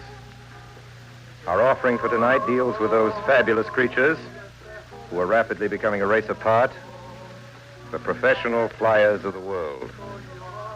While not exactly unheralded and unsung, not that is in regard to their spectacular conquest of the air in which they span whole continents and oceans without pause or stop, but in such everyday routine affairs as getting the mail through, no matter how inaccessible the destination, how menacing the elements. It's a fact that their achievements are taken much too much for granted. But tonight we deal with such a group of men. In this instance, flying all over a South American republic whose capital is here called Barranca, who themselves see nothing more unusual or heroic in what they're doing than if there were so many radio producers. Only Angels Have Wings is the title of our offering. It's still remembered happily by those who saw it as a Columbia Picture production with Cary Grant, Gene Arthur, and Richard Barthelmess. Our guest star tonight is the beautiful and animated young lady from Hollywood who has rapidly worked her way into the affections of all of us with a number of distinguished and memorable characterizations, Miss Joan Blondell. But before our story begins, Mr. Ernest Chappell would like a word with the ladies especially. Chappell, sir. Thank you, Orson Welles. And I'll be direct and to the point. Tell me, do you still go to the trouble of making vegetable soup at your house? Frankly, Mr. Chappell, I do. When it comes to the other soups, I serve Campbell's, but my mother and her mother before her. I understand, madam. Making vegetable soup is a sort of a tradition in your family. Is that so? Why, yes, you might call it that. And I respect that tradition. But that's just the reason I'd like you particularly to try Campbell's vegetable soup. Quite apart from the kitchen time it will save you, you'll find when you taste it that Campbell's vegetable soup has the same slow-simmered, rugged beef stock as yours. And in it, 15 different kinds of vegetables, wholesome and tender and flavorful. 15 different vegetables, did you say? Well, that's many more than I ever think of using. Yes, I guess it is, but that's what helps to make Campbell's vegetable soup so extra tempting that when home cooks try it, They decide then and there to let Campbell's make their vegetable soup for them. Well, I'm going to try it, Mr. Chappell. It certainly sounds like the kind of vegetable soup I want my family to have. I think you'll find it so. And I hope that every woman listening who hasn't tried vegetable soup as Campbell's make it will do so too. Will you? Soon. And now, Only Angels Have Wings, starring Orson Welles and Joan Blondell.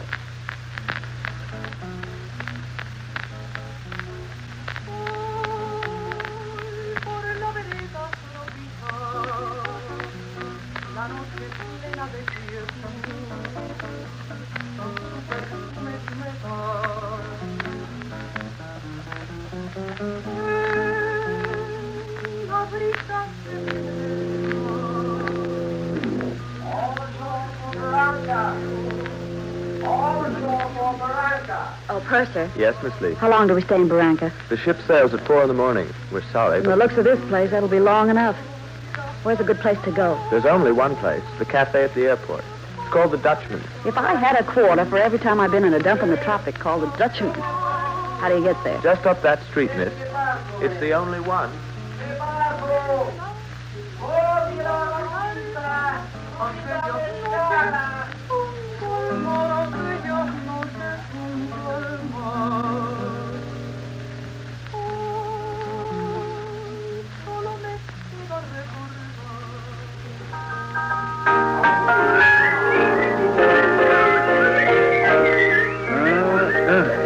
Cut off my legs and call me Shorty. Yeah, I'm going to talk to that dame, Les. Right off the ship like that, I got a notion she'd like to meet up with a nice guy like me. Yeah, the last time you had a notion like that, Joe, you got your jaw broken. Yeah, well, how was I to know she was a female heavyweight champion of the Argentine? Hey, hiya, babe. If you banana cowboys don't go away and leave me alone. We're not banana What do you cowboys. guys want? It ain't fair to ask us that quick. We just want to buy you a drink. Are you American? Beautiful, we're so American, we don't even know the words of the Star-Spangled Banner. Oh, I'd just say so. I'll buy you a drink. Fair enough. Oh, it sure sounds good to hear something that doesn't sound like pig Latin. Where you from? Well, I'm Les Peters. Yeah, and I'm Joe Summer. Yeah, New York and Kansas, that's us. Say, what's your name? Bonnie Lee. Well, boys, I'm glad you found some social life for yourselves, but where's the mail? We dropped the mail bags in your office, Dutchie. That's good, Les. That's where we first spotted you, Miss Lee, down at the boat when we was getting the mail. Dutchie, this is Miss Lee. How do you do?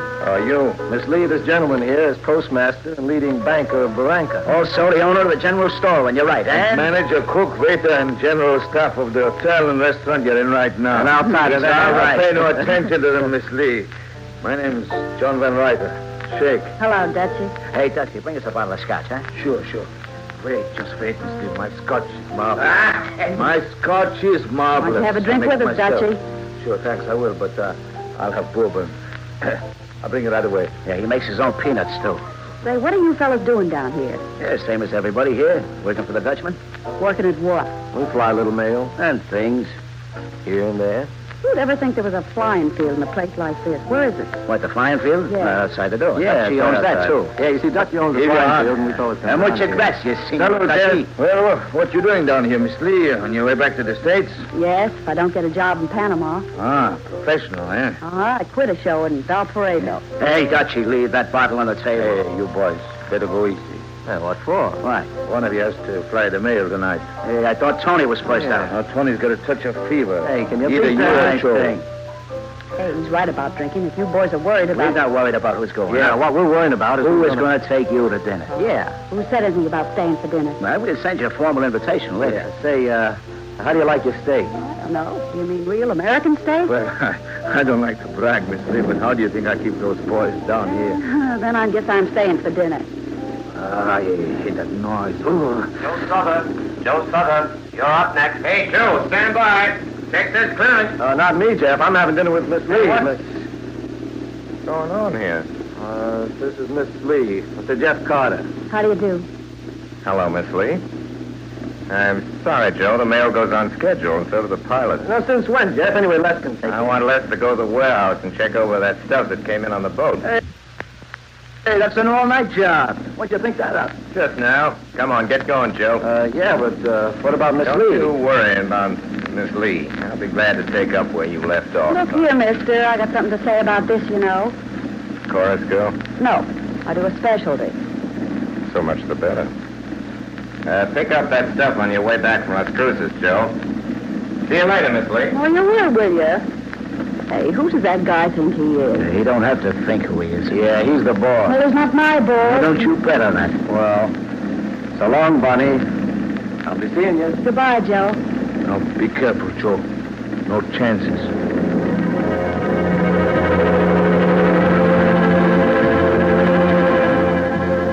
How can he fly in this fog? Well, it's just on the ground. It's only 200 or 300 feet thick. And what he's waiting for is the heavy stuff piled up in a pass. Sounds like double talk to me. The only way of getting inland from here is through a deep pass. It's about 14,000 feet in a low spot. We keep a lookup out there all the time to tell us when it clears. Call in Barranca. Call in Barranca. Call in Barranca. Okay, Tex, go ahead. That's the lookout I was telling you about, Bonnie. How's it look up there, Tex? Jeff, you better hold Joe down there for a while. I can't. He's already gone. You ought to be able to see him by now. I can't see the tip of my nose. Jeff, it's closing in again. You can't tell what this stuff will do. Okay, Tex. Les, you better stand by and put out a flare in case I don't get hold of him. Never mind the flare, Jeff. Little Joey heard every word. What'll I do, come back? Yeah. Look, Joe, it's pretty thick down here. Start letting down. You get over the fog. I'll line you up and talk you in. Say, Jeff. What? Will you tell that beautiful blonde I'm still in the running, huh? Will you stick to business, Joe? Well, all I want to do is order 2 steaks for dinner. Come on, everybody, out in the field. Hey, Jeff. Hey, Jeff, I said all I want to do is order 2 steaks for dinner. How about it, Dusty? Everything's okay, Carter.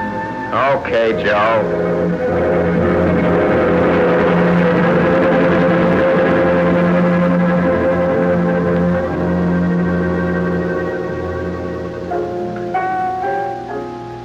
Let's get going, kid. Whatever you say, Jeff. Plug in that field set. Get the big light ready. Already done, Turn it Jeff. straight up. Straight up it is. Awful cold out here. Light the bulbs. Okay. Joe Souther, Joe Souther. Okay, Jeff. Coming down. On top of the fog is 1,500. He's higher than I thought, Jeff. Me too. Watch carefully, Joe. We're turning on the lights. Here they go. There you are, Joe. Can you see him? No, not a thing. Can't even see the glow. Must be thicker than it looks. It's pretty thick, all right. Hey, pipe down on that piano. Cut it with a knife, all right. You can see through to find a knife. Cut that out! I know just how Joe feels. Now, look, Joe. Joe, pay attention. It's all closed in down here. You're west of the field. Joe, west of the field.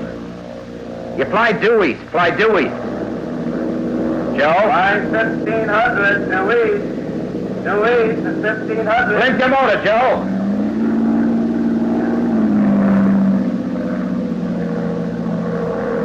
All right, Joe, you're passing over the field.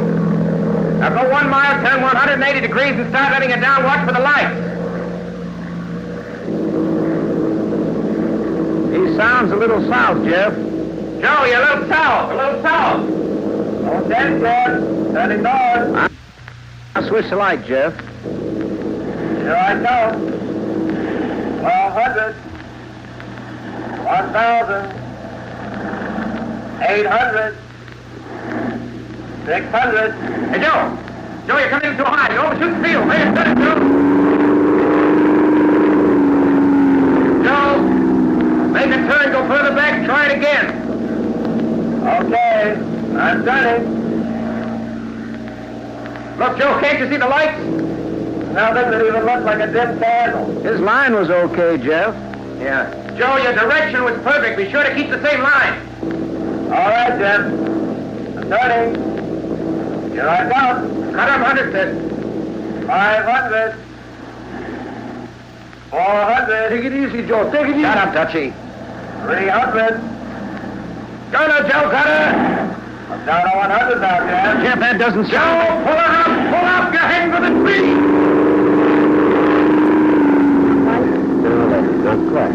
Look, Joe. Joe, you had the wrong line, Joe. You're way off. Okay, Jeff. Jeff, it's all the lights. I'll get it next time. Nothing doing, Joe. Don't take any more chances. You got 3 hours gas, so you better stay up there and cruise around. In 3 hours, oh, Jeff, you'll be almost on the boat by then. Listen, I told you to stick to business. Now get up on top and cruise around till it opens up down here. That's right, Jeff. Don't let him do it. Oh, Jeff, give me one more chance. Hey, Jeff, I think I see a hole. Yeah, I do see one. Joe. I'm coming down, Jeff. Listen, Joe, you got your orders. Stay up there and quit worrying about that blonde. It's all right, Jeff. I see the light. I'll make it. I'll make it easy. Listen, Joe. Now pull up! Pull up your head for that tree! Go! Get the wagon. Come on, Ferris. You have to cut him out. Okay, Jeff. Dutchy, telephone the police. Tell them to clear the field and keep it that way. Hurry up. Jeff, right away. You don't know. You called you could, Jeff. Yeah, Mr. Wise Guy, all right. Do something. You may be alive. Don't stand there. How can you stand there doing Cut it nothing? out. Haven't you caused enough trouble? Call in Miranda. Call in Miranda. Go ahead, Tex. Hey, Jeff. It's all cleared up now. Hey, Jeff, the pass is clear. Jeff, did you get Joe down all right? All except for one tree that's stuck up too high. Oh, Mr. Carter. Yeah? Mr. Carter, do you think it was my fault what happened out there? Sure, it was your fault. You were going to have dinner with him. The Dutchman hired him. I sent him up on schedule. The fog came and a tree got in the way. All your fault. Forget it. Unless you want the honors, come on, let's eat. I will not. All right, Jeff. Hi, Les. Where you been? Down at the warehouse, checking up on those spare parts for you, like you told me.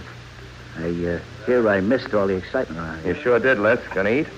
Sure. Are you going to change your mind, Miss Lee? Certainly not. Here's your steak, miss. Here's the other one who wants it. Put it right here. Si, senor. Hey, coffee. Will you have some coffee, miss? No. Hey, the steak looks fine. How can you do that? Do what? Eat that steak. Hey, what's the matter with it? It's his.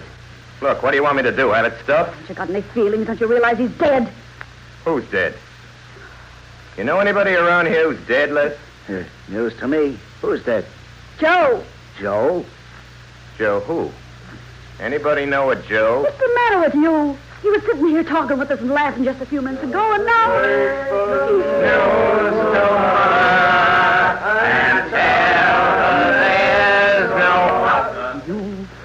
Well, how do you like that? Don't say I told you, Jeff, but she slapped your face. I know. Hey, you. You little fool. Why don't you use your head? Come on, stop it. Oh, no, how you can act like this? Why, that poor kid. Yeah, I know he's dead. Yes, he's dead. That's right. He's been dead for about 20 minutes. And all the weeping and wailing in the world won't make him any deader 20 years from now. If you feel like bawling, how do you think we feel? I know how I feel. You go on outside and walk around, stay there until you can pull all that together. If you can't do it, don't come back at all. Hi, lady. Oh, I didn't mean to make a scene, but Don't call me mister. Call me kid. Oh, okay, kid. You see, I know. That's why I followed you out here. I kind of figured... Kid, can you kick real hard? Well, maybe you don't need it. I think I'd feel better. You know, all my life I've hated funerals. Fuss and the bother that never brings anybody back and just spoils them, remembering them as they are. And yet when I see people actually facing it that way, I'd act like a sap. You know, this flying business is all new to me. Oh, you'll learn, or you won't, and then it won't make any difference. This sort of thing happens very often. Well, that depends on the weather and the luck. We've drawn spades twice in the last 3 months, not counting this one. Suppose you'll be at it again tomorrow. Tonight, if it clears. You must love it. Flying, I mean. Oh, why do you think we came to this kind of a place? Just like being in love with a buzzsaw. No future in it. What is there about it that gets you? Huh? I said, what is there about it that gets you? Oh, I've been in it 22 years, and I couldn't give you an answer that make any sense. That's funny. Well, what's so funny about that? My dad used to say. Flyer? No, trapeze, high stuff. He wouldn't use a net. Not much future in that, either. We found that out. So tell me about this head man, this Jeff over here. Does he go up too? Well, only when he thinks it's too tough for anybody else. Well, that just goes to show you how wrong you can be. Well, I've been Jeff's closest friend ever since he was old enough to have friends. And you can take it from me. You got no idea how wrong you can be about him if you're a girl. He's the greatest guy in the world, but he's an awful good guy for a gal to stay away from. I'll remember that. Thanks.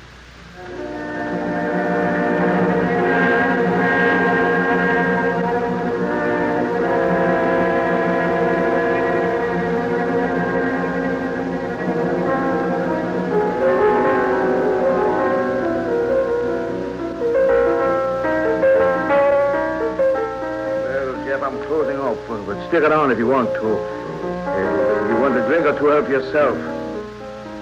Good night, Miss Lee. Bye, Dutchie. Drop in again sometime when you come this way. Thank you, I will. All finished? All finished. Yeah. Goodbye, mister. Too bad Barranca's so far from Brooklyn. What's your hurry? It's only a few minutes after 12. Your boat doesn't sail till 4 o'clock. When are you going to get some sleep? After your boat sails. How about a drink? Aren't you just wasting your time?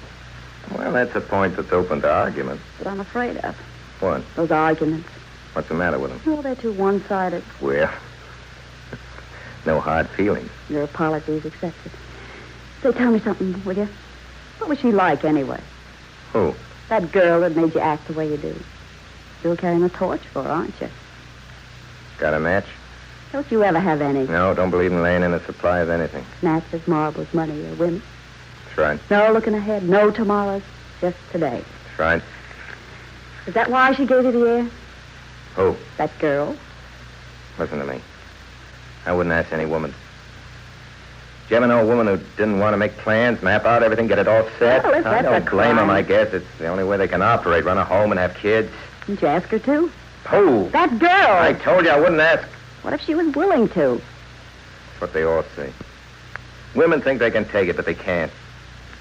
The minute you get up in the air, they start calling the airport. When you get down, you find them waiting for you, so scared they hate your insides. Poor girl. No, if there's anything else you'd like to know about me, I'd be only too glad. Yeah, would you like to go over to my room? Got some letters from home. Pictures of my father and mother. Pictures of me the first time I went up in the air. Pictures of my first crash. Pictures of you when you were a baby? I don't remember. Want to go and look? Sure. Okay. See that door? Uh-huh. Okay. We'll open it. Keep right on going. Just follow your nose, and it'll take you right back to the boat. And take care of yourself, you silly kid. To take care of myself. I've been taking care of myself since I've... What is it, kid? Tex just called from the lookout. He says the pass is cleared. All right. Wind up number 7, put some coffee in it. Already did. So long, Bonnie. Have a nice trip. Hey, wait a minute. Gone up yourself? Sure. When will you be back? Next week, 2 o'clock. What is it now? Just gonna kiss you goodbye. There. What do you want me to say? Thank you? That's what you feel like saying. Let's try it again. I kind of like it. So long. Things certainly happen fast around here, kid, don't they? Uh-huh.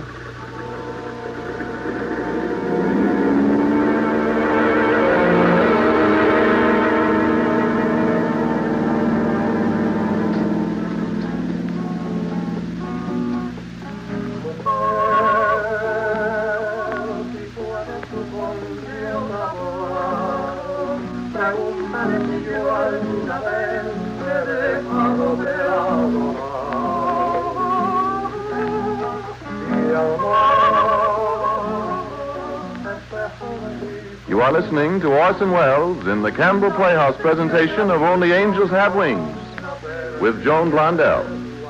This is the Columbia Broadcasting System.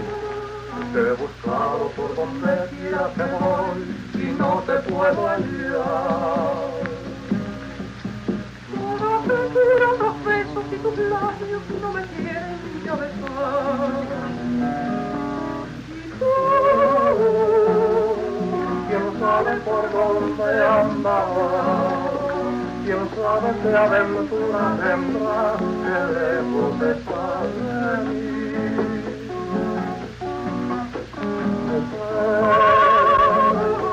Si puedes tu conmigo saber, pregunta si yo alguna vez he dejado de This is Ernest Chappell, ladies and gentlemen, welcoming you back to the Campbell Playhouse. In a moment, we shall resume our presentation of Only Angels Have Wings. But first, if you want to know what people eat, ask your grocer. I have a grocer friend I see quite a lot of. I like to check my ideas with him, sort of get his ideas about the things I tell you from week to week. The other afternoon, I was chatting with him, and I asked him, among other things, if he had noticed that more and more of his customers were giving up making soup at home. He nodded and pointed to the shelf where he keeps his Campbell soup. Every morning, he said, I stock that shelf full. Well, look at it now. That's the best answer I can give you. And you know, to me, that seemed a pretty good answer, too. Now, I'm wondering, perhaps you are drawing regularly on the Campbell soup shelf at your grocer's. Perhaps you're enjoying your favorite soup as Campbell's make them. Fine-flavored, nourishing, really home-like soups. But if not, if you haven't yet turned your soup making over to Campbell's, won't you try them? I believe your family will enjoy them so keenly that, well, you'll decide then and there to let Campbell's make all your soups for you. Now we resume our Campbell Playhouse presentation of Only Angels Have Wings, starring Orson Welles and Joan Blondell. What are you doing, Jeff? Setting records? That was a pretty quick trip you made. Shut up, kid. I still say it was a pretty quick trip. What do you mean quick? Well, it wasn't slow. When you're in a ship, you go as fast as the ship. You ought to know that by now. Sure, and the ship's got to go as fast as you want it to. I know that, too. All right. Let's have a hot cup of coffee. Carlos, a hot cup. What do you say? A prisa, pronto. Yeah, boy. Have some, kid? Nope, I had already. But if you're looking for company for breakfast, that table right back of the post... What do you mean, that table? Oh. What are you doing here? Have my breakfast? You both still in? I don't see it from here. No, you don't. Aquí está. Lárgate. Happened to get left behind. Oh, just... Yeah, well, go on. Well, I told the man to put my trunk on the dock. Why? Well, I couldn't stay over without having anything to wear now, could I? It's been done. That's funny. Here, by all rights, I ought to be sound asleep on that boat, far out to sea, and yet... She's not so far out to sea as you think, lady. What isn't? The boat. Hey, kid. Yeah? Put some more gas in number 7, call up Santa Maria, and have them hold the boat till we get there. Where's your luggage? Over there. Good. Well, what are you waiting for, kid? That boat doesn't stop at Santa Maria this trip. Why not? They have no bananas. They have no bananas? Yes, they have no bananas. Look, mister, you don't have to bother about me. James, not me. I don't get burned twice in the same place. There's another boat leaving next week. I'll be on it. Good. I gotta get some sleep. See you later, kid. Well, Barney, if you're going to be here for a week, we better find some place for you to park. Thanks, kid. I won't need a parlor, just a nice room with a bath. To tell you the truth, Barney, I know we ain't got a room with a bath. I hope I can find you one with a room. Hey,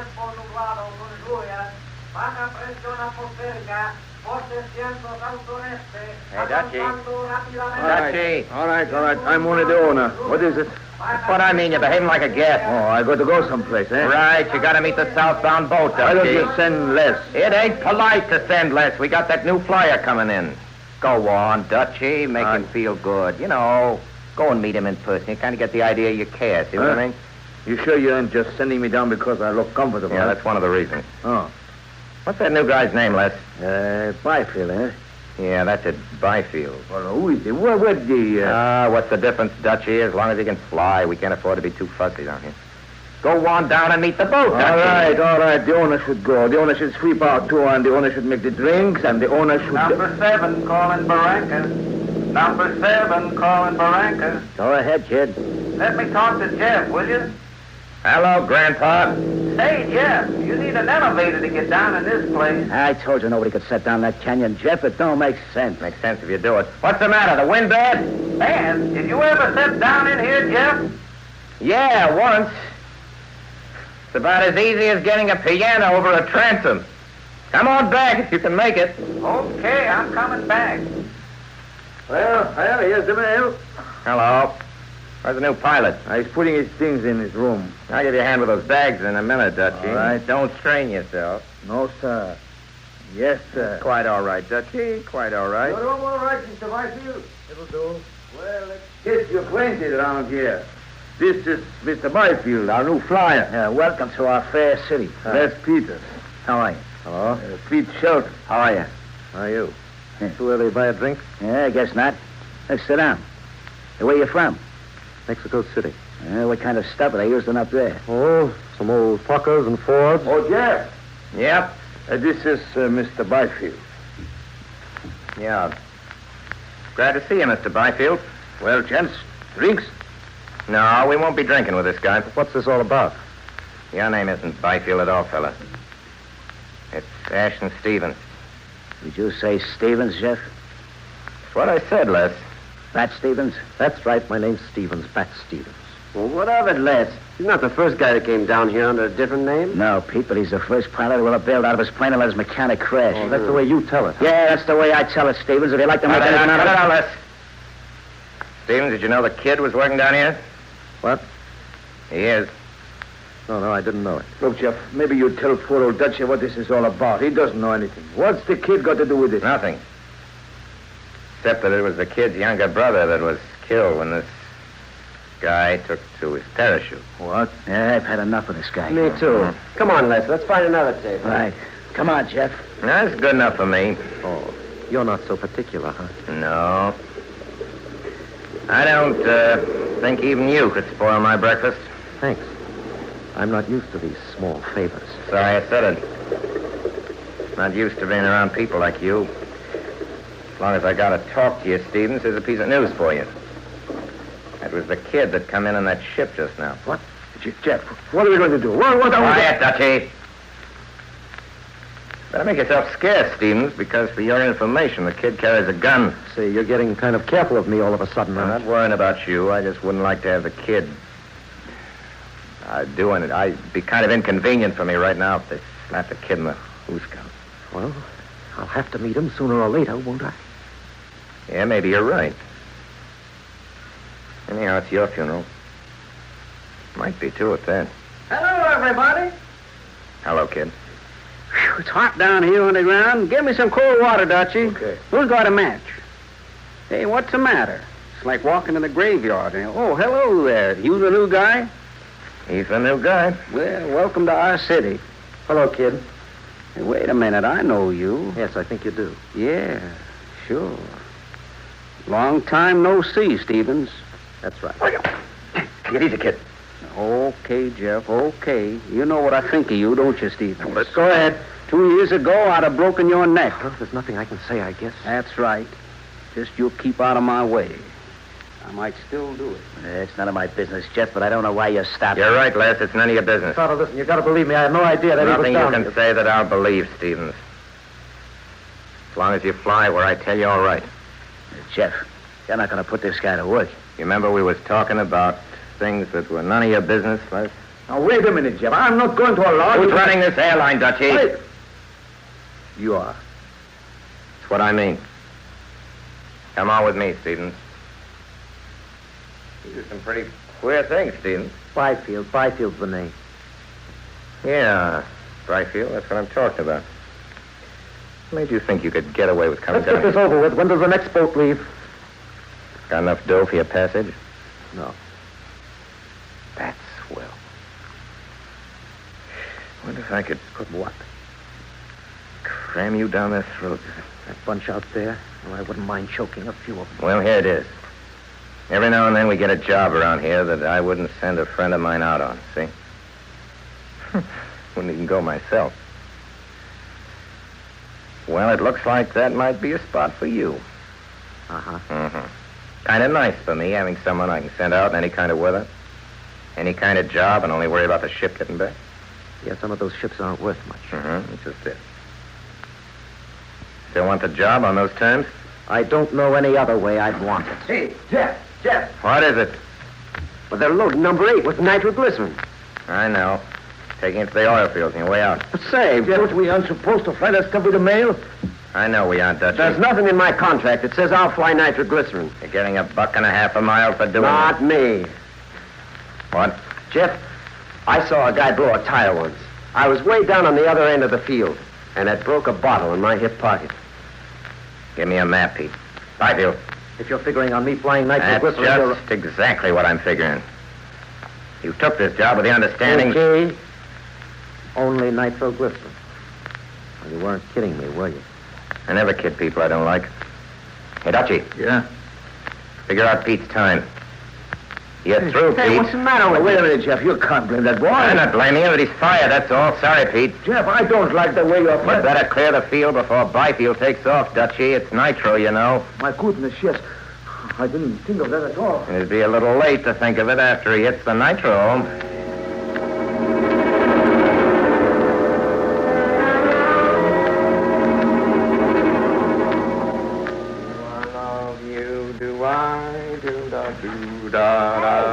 Hey, don't come in. Don't come in. Who's that? Me. I'm taking a bath.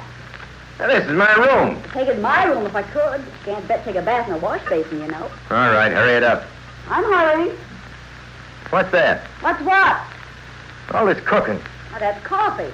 Don't touch it. It's hot. Yeah. You'll burn yourself. Boiling, wait a minute. Ouch! I told you so. Let me see this. That is a burn. I'll put some butter on. I don't want any butter on My it. grandmother always used to use You butter. kid, I want you to take this coffee pot out of here. Ooh. I thought you never did that. Did what? Get burned twice in the same place. Where do you keep those pictures? What pictures? Those pictures of you when you were a baby. Yeah, we're right back where we started, aren't we, Bonnie? Oh, that was a million years ago. I know you a lot better now. Oh, hey. Oh, your foot. I just slipped on the porch. You little chump, don't go walking around on it. It's right. Nothing's the matter with it. I just... Hey, here, let me put you down somewhere. Here on the... sprained. I just lost the heel off my slipper, that's all. Now, why'd you say so?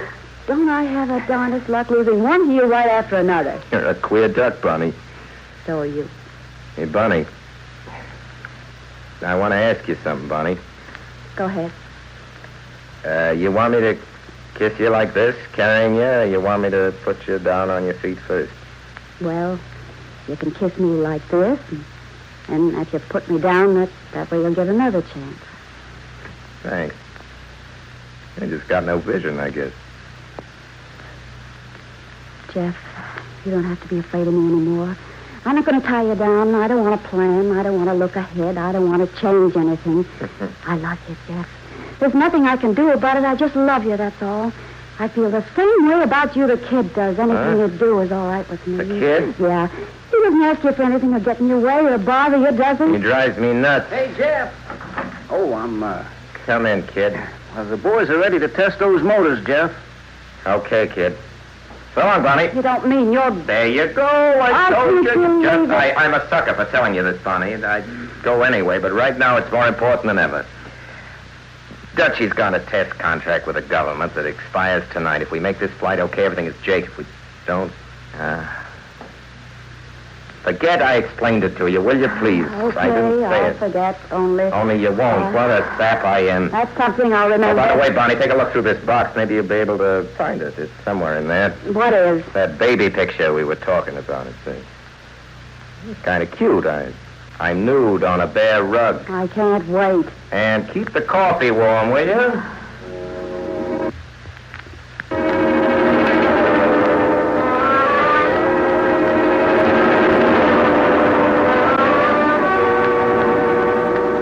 Well, that's that. The boat's in on time.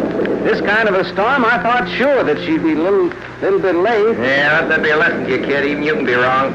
Calling lookout! Calling lookout! Call lookout! Go ahead, Jeff. Stand by, Tex. The boat's in, number 4, and taking off as soon as the mail gets up here. Jeff, you can't get through this stuff. I don't expect to, Tex. Gonna try to go over the top. That doesn't sound so good to me. Me either, only I ain't sounding it, I'm flying it. Okay, Jeff. Thanks for that ship, kid. All set, Jeff. Can't do any more. I took out all the seats and stripped it clean. Well, got out almost 400 pounds. You know, that's just more than twice what I weigh. That's all you can do. Now, look here, Jeff. I heard you the first time. But, Jeff... You're not going, kid. Forget it. Why not? Forget it because I am. I'm not asking anybody to go out on a night like this. You don't have to I'm ask not letting me. anybody else go but me either. I'll toss you a coin for it. Heads, I go. All right, we'll toss. Only heads I go. Oh, let me have heads, will you, Jeff? No, heads I go. But I'd rather have heads. I'm superstitious. Give me that way. coin. Well, Jeff, Oh.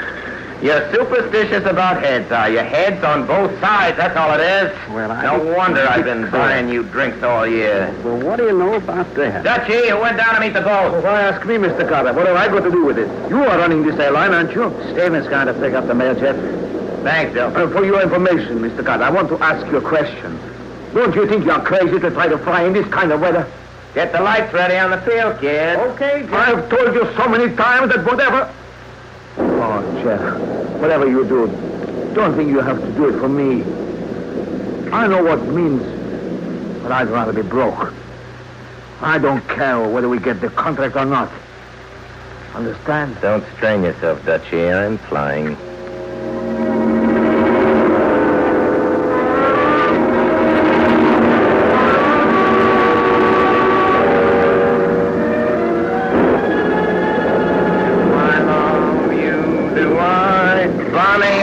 You're using my room to take a bath once, but if you're starting in housekeeping... I thought you might want a little coffee. Be careful. Boiling hot when I put it there. Don't burn yourself again. Thanks, I won't. Anything else? No. Oh, have a nice trip, Jeff. We'll see you next week. 2:00. Where you going? Back to the States tonight. Hey, isn't that the outfit you came to shore in? How'd you remember that? I got systems for remembering things. Got a match? Hey, don't you think it's about time you started carrying some? Pretty late to begin getting new habits, You isn't never it? carry matches. No matter what anybody says to you, you never carry matches. What's wrong? You think you carry matches now and then, What's Jeff? all this? Oh. I'm sorry to be so silly. I wanted to do this just the way you'd want me to. And I was all right up to the time I see that match, wasn't I? Yeah, you sure was. Say, Bonnie, are you sorry about anything? You. No, I'm not. So long, Bonnie. Aren't you going to kiss me? Sure. Oh, Jeff, I can't let you go. Oh, but you... Give me back my gun. No, I won't. You're crazy. Give me that gun. You're not going to go, Jeff. You're not going to stay Hey, put that gun. I want to see yourself. Bonnie, you're just like all the rest, aren't you? Every other day. You intend to go. Yes, oh. Go away, Bonnie. Go away. I didn't mean to. I just didn't want you to go. You don't aim good. All you got was my shoulder. Hey, what's going on, Pete? Where's the first aid? Over in the corner. Out in the cupboard there. Send for a doctor, somebody. Who did it? I did. You? How did it happen? I didn't want him to go. Well, he's not going now. Now, Barney, put some water on this stove. What about the bullet, player? It didn't come through. It's still in there. How's it look, you lad? It's all right. But you're not going to do much flying with it. Hello, Bat. Oh. Hey, Bat, it's almost too much to ask you of that, but I guess you have to do it. Yeah, I always arrive in time for good news. How were you going to get through all that stuff? Over the top, the new tri-motor. Will she go that high? I'll see. You find out. I'll see what you find out. You want to take the kid with you? Anything you pay up for orders. Well, let me alone. Let me go alone. Now, kid. You don't have to go Byfield. It's not that kind of a job. That's fair enough. I'll see you out on the field in 5 minutes, kid.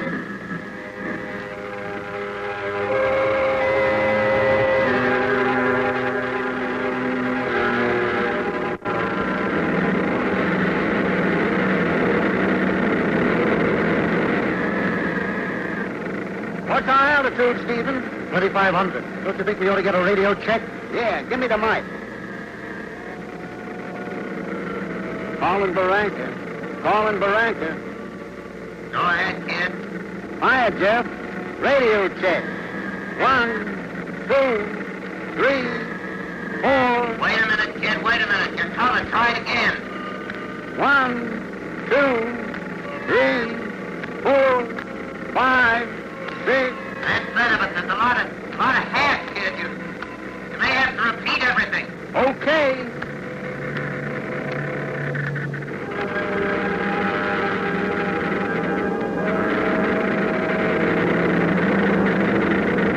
Calling Barranca. Calling Barranca. We're 3,500. 3,500. Still on instruments.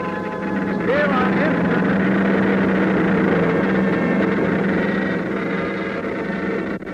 Calling Barranca. Calling Barranca. 8,000. 8,000. On top first layer. On top first layer.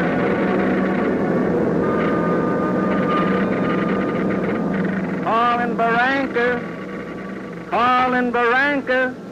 14,000.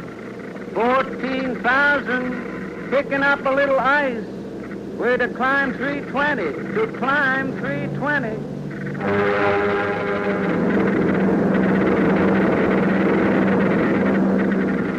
Calling Barranca. Calling Barranca. 15,600. 15,600. Near ceiling. Near ceiling.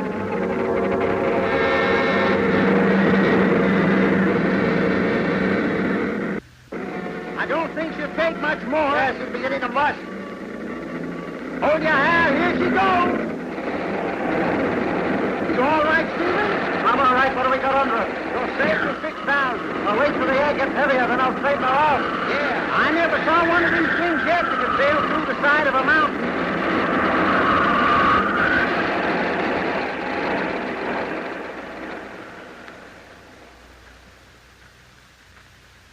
I wonder what's wrong with the kid. There he is. Calling Barranca. Calling Barranca. Go ahead, kid. Jeff, we can't make it. Got almost 16,000 and the bottom came out. All right, come on back. Well, not a chance, Jeff. We're not coming back. We're going through the pass. Listen, kid. Tex says it's closed in tight. Turn around, come back. Those are orders, you hear? No thanks, Jeff. I order you. Well, I haven't heard you for the last 5 minutes. Signing off. Get Tex, Les. Tell him to look for them. Hey, calling lookout. Calling lookout. Go ahead, lad. Now watch for number 4, Tex. They're going to try the pass. They can't make it. It's closed in thicker than glue.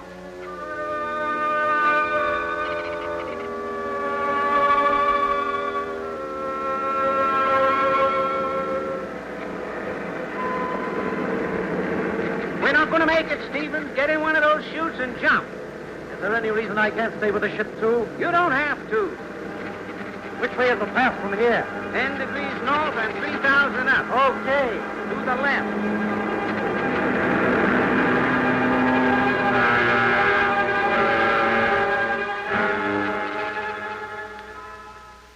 Calling Barranca. Go ahead, Tex. They just went by here throttle down and feeling their way. I tried to talk to them, but they wouldn't answer. Keep trying. Okay.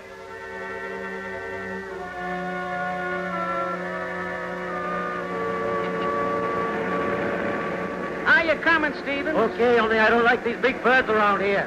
Oh, the pass is full of them this time of year. Condors. Hit one, she goes right through the windshield. I don't like them.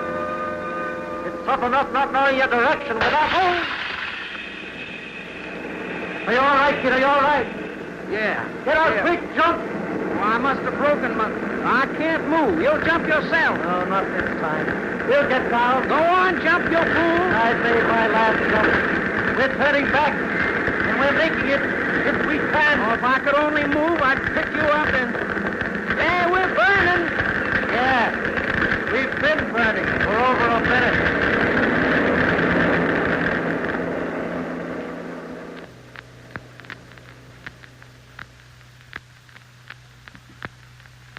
Calling Barranca.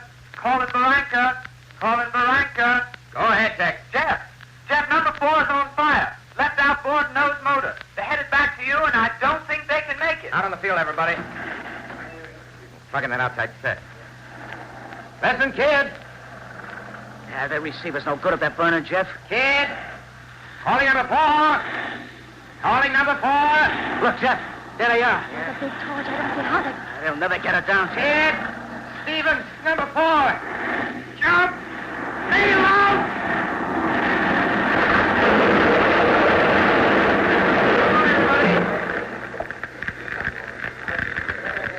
Let's grab the street. Go on, that's right. Keep on pulling. Get him on. Come on now. You all right, Stevens? I'm all right. But the kid's hurt pretty bad. Let me have him. Take him over there, boys. Okay, easy. Come on. Look, he's hurt bad. Easy. Take the kid inside, boys. What's this? Just a pat on the shoulder.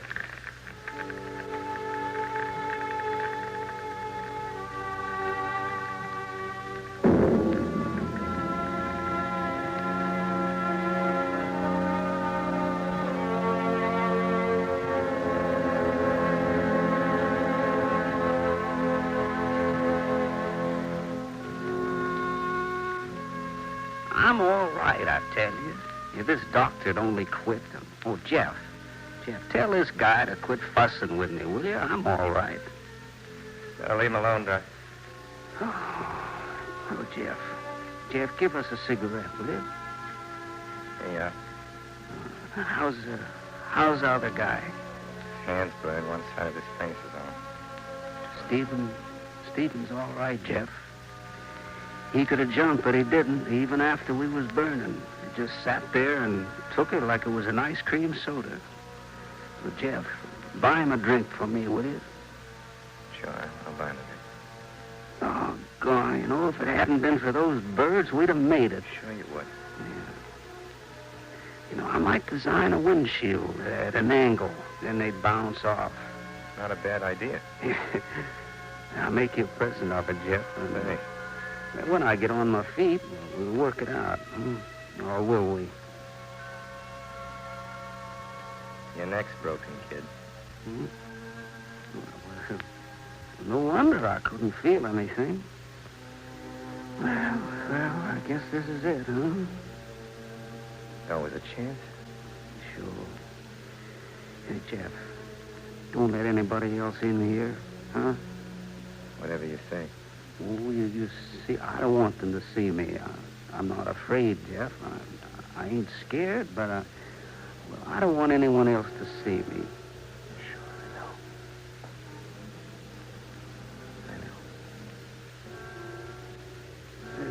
It's like doing anything new. It's just like my first solo. I didn't want anybody watching me then either. You see, Jeff, I don't know how good I'll be at this. You want me to go too, kid? Well, Jeff, I'd sure hate to pull a boner in front of you. Sure, I know. I'll go. So long, kid. So long, Jeff. Hey, Jeff, I think I'm going to take it fine. Yeah, I think you're going to be proud of me, Jeff.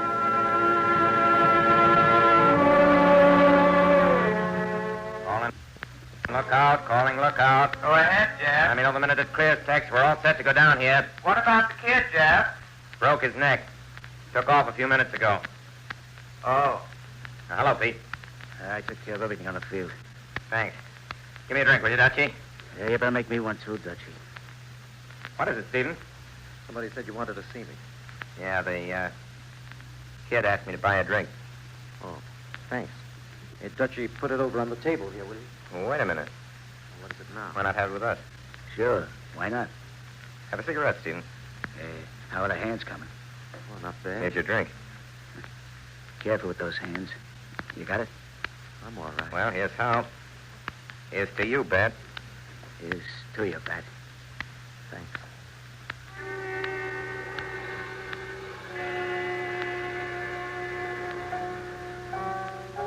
Well, so long, Les. You going, Bonnie? Nobody asked me to stay. Well, but aren't you going to say goodbye to Jeff? Why? Well, I think you ought to. You do? Yeah, I think he'd want you to. You sure? Well, he might not act like it, but I think he would. Well, if you think I ought to... Yeah, I think you should. I don't mind doing it if you say so. Yeah, I do say so. You do? Well, guess I better go ahead and do it then.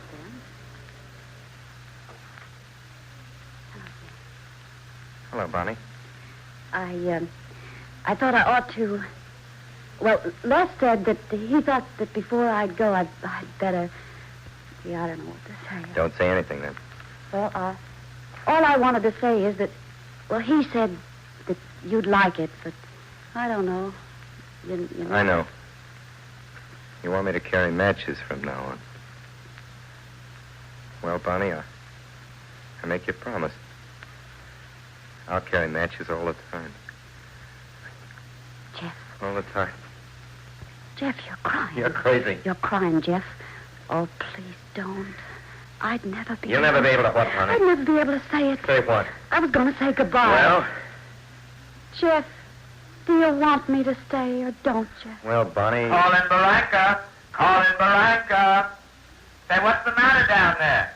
Call in Barranca. Go ahead, Tex. Say, Jeff, the storm's breaking up. Yeah? The wind's dropping down to a whisper. Okay, how's the pass? Clearing up faster than a cat can lick up cream. Okay, left. Yeah, what is it, Jeff? Wind up number 7, the pass is clearing. The moon's breaking through. Yeah, it's gonna be okay. Here she comes. She's shining harder than $700. Yeah? On your way, Jeff. Well, Dutchie, what do you say to that? What can I say? Nobody cares. The pass is clearing. We just got time to make it. Well, who's going to fly? I've got one good arm, haven't I? Dutchie, your contract's as good as in the bag. Come on, Jeff. So long, Bonnie. Keep that coffee warm. I'll be back for breakfast. I won't be here.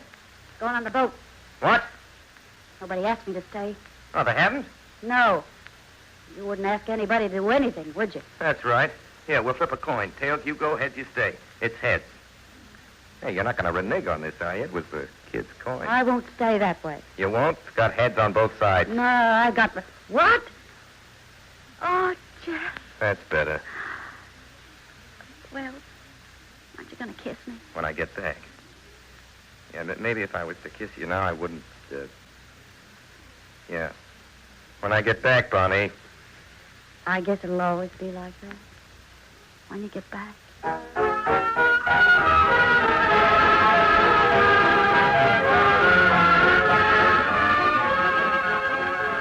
You have been listening to Orson Welles in the Campbell Playhouse presentation of Only Angels Have Wings with Joan Blondell. Mr. Wells will be back with us in just a moment, and in that moment, something of moment, particularly to the men among our listeners.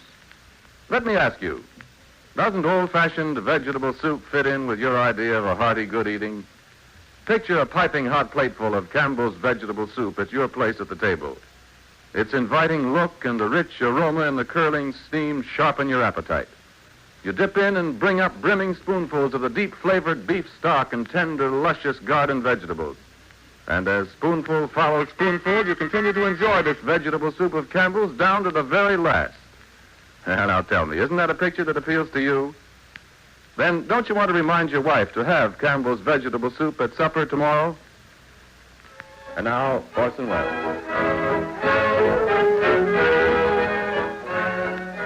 Ladies and gentlemen, it gives me great pleasure to introduce Miss Joan Blondell. Good evening, ladies and gentlemen, and thank you, Orson Welles. It is, ladies and gentlemen, with a slight feeling of presumption that I venture to introduce Miss Blondell this evening because, as you know, Miss Blondell, in private life, is the wife of Dick Powell, who was master of ceremonies on this very program for many months. That's right. That's when Dick and I were married. Yes, well, we all not only happily remember Dick, but also your own appearances on the program. And while I'm about it, let me thank you for your distinguished performance tonight, Joan. I'm always delighted to appear here. It must be a lot like coming home, what with Dick having been a master of ceremonies for Campbell's and you having been a guest star for Campbell's. Say nothing of the two children eating Campbell soup every day. Soup. Isn't that nice of you? Don't forget that. I'm not likely to. You've certainly earned the right to regard yourself, Joan, as being one of the most important members of the Campbell soup family. Right, I'm very proud of it. We're very glad you are, and thank you again, Joan Blondell. Please come back to us very soon again. Miss Blondell, of course, Bonnie Lee. Here's the cast. Regis Toomey was the kid. Mr. Toomey's most recent picture, incidentally, is Northwest Passage, which he gives a distinguished performance as Mr. Webster. Edmund MacDonald is Les Peters. Edgar Berrier, known to all Mercury fans, is Ashton Bat Stevens' alias Ernest Byfield. George Coulouris, another pillar, played Dutchy. William Allen is Joe Salper. Richard Bear Tex, the voice on the talkback. Richard Wilson was Pete, the piano player, and special hot piano effects were the responsibility of Mr. Ivan Ditmars, who was conducted and in part composed by his maestro Bernard Herrmann. Mercedes and Carlos Rufino were the Spanish singers, and Jeff Carter was your obedient servant. And now, as to next week. There's been in recent years a pleasing revival of public interest in the field of fiction for stories dealing with our beginnings as a nation. Usually the most distinguished worker in this field is Kenneth Roberts, whose series of early American novels has become a bestseller. High among these, along with his Northwest Passage, his Rabble in Arms, a fascinating chronicle of General Burgoyne's defeat at Saratoga by the desperate revolutionists under the inspiring leadership of a beloved officer, later to become even better known in American history as Benedict Arnold. For our guest star, we're pleased to announce Miss Frances D., happily remembered for her performance a few weeks ago in Come and Get It. She'll be with us again, as she promised. And so until then, until next Sunday in Rabble in Arms, my sponsors, the makers of Campbell Soups, and all of us here in the Campbell Playhouse remain, as always, obedient to yours.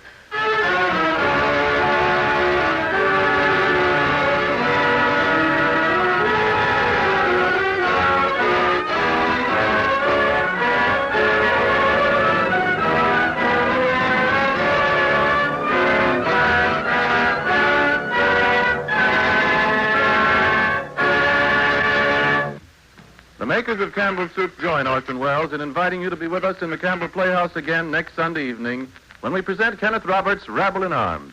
And as our guest star in Rabble in Arms, you'll hear Miss Frances D. In the meantime, if you've enjoyed tonight's Playhouse presentation, won't you tell your grocer so tomorrow when you order Campbell's vegetable soup? This is Ernest Chappell saying thank you and good night. This is the Columbia Broadcasting System.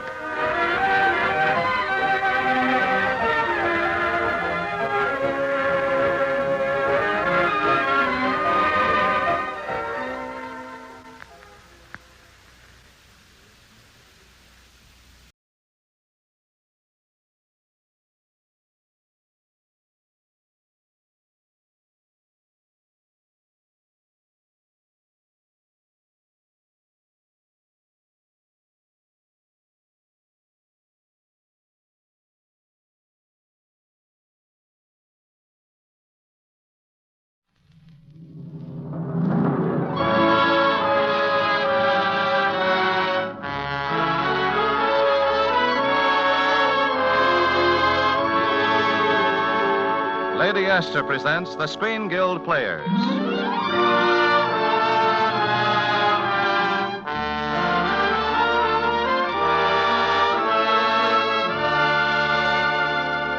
The Screen Guild play tonight, Spitfire.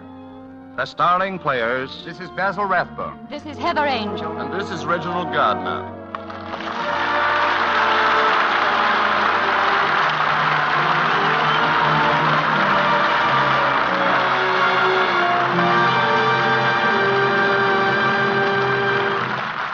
Tonight, Lady Esther presents the Screen Guild Players in Spitfire, the last film to be made by Leslie Howard. It stars Basil Rathbone as R.J. Mitchell, Heather Angel as his wife Diana, and Reginald Gardner as Flight Commander Jeffrey Crisp. Winston Churchill said, "Never in the field of human conflict was so much owed by so many to so few." Our play tonight is based on the life of the first of those few, R.J. Mitchell, the designer of the Spitfire fighter plane, which enabled a comparative handful of English boys to repel the Nazi hordes during the terrible blitzes of 1940.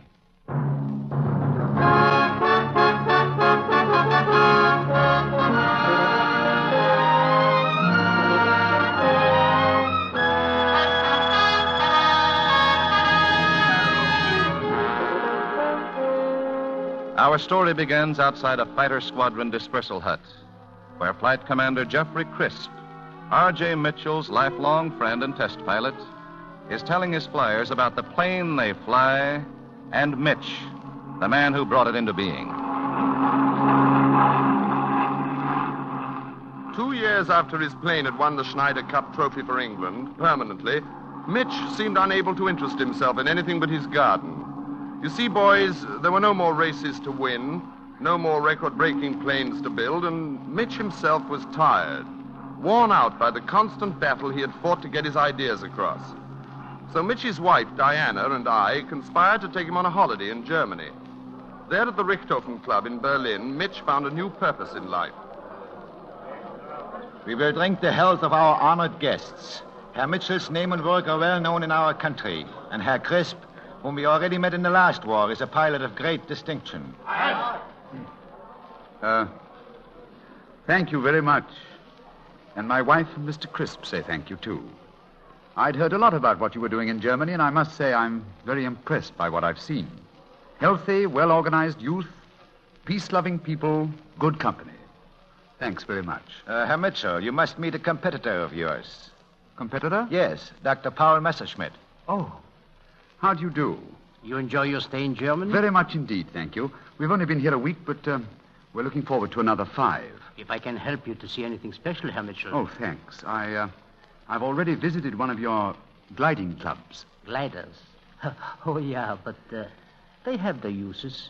You think we make only gliders, but why? I don't want to be tactless, but... The Versailles Treaty? Well, I suppose so, yes. The Versailles Treaty is dead. Oh, I see. But, rather, I don't think I do. It's quite simple, Mitch. The Versailles Treaty is dead. It is history, and like history, it is all over. What is important is what you do in the future. The same with other historical events. They are past. We look to the future and Adolf Hitler. Adolf who? Hitler. Oh. Well, all that's very interesting, but of course it's just your point of view. One day it will be yours, because here now, Mr. Crisp, we are preparing to make history. Well, what's wrong with history the way it is? We Germans have had enough of being underdogs.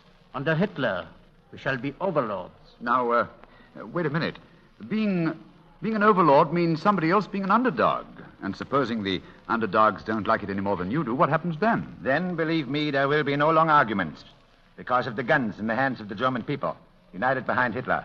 Guns always have the last word. So if our leader Hitler has the first word, and our guns have the last word, it does not matter in the least what anyone else says in between. But suppose other people have guns. We shall have more guns, more tanks, more planes.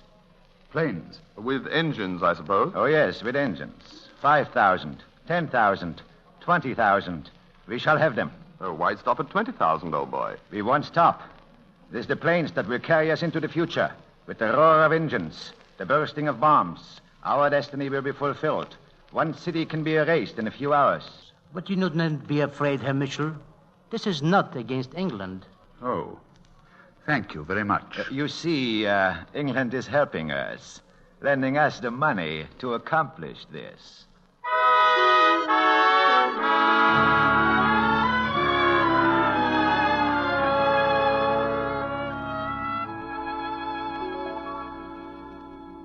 Oh, Richard, why did we have to leave the Richthofen Club so early?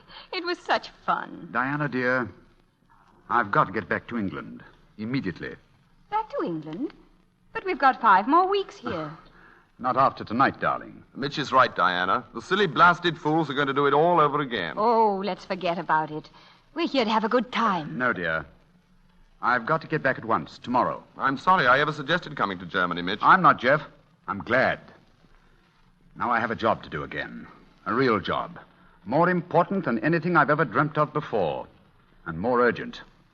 I'll never forget what they said. Never. 20,000 planes bombing their way into the future.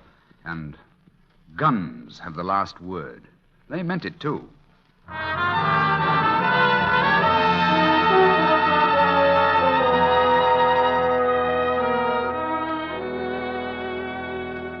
My dear Mitchell, I know only too well how right you are, but Vickers is an armament firm. We've only got to open our mouths about this, and we'll be attacked on all sides, accused of creating a war scare to line our own pockets. But, Sir Ian, we can't leave England defenseless against Germany's future strength. Well, what do you propose, Mitchell? I want to build a fighter. The fastest and the most deadly fighting airplane in the world. Well, Mitchell, you're right. I'm behind you, and unofficially, Vickers will back you to the limit.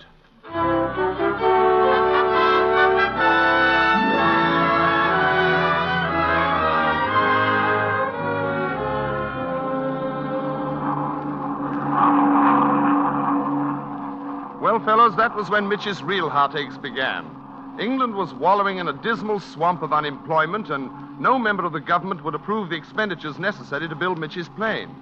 Then the engine genius, you boys all know him, Royce, agreed to build the engine for Mitch and take his chance on getting paid, and Mitch went to work at his drawing board.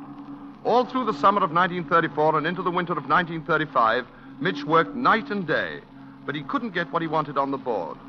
Then one night about 10, when I was sitting in the Crooked Billet pub near Mitch's office, his secretary, Miss Harper, came looking for me. Mr. Crisp. What?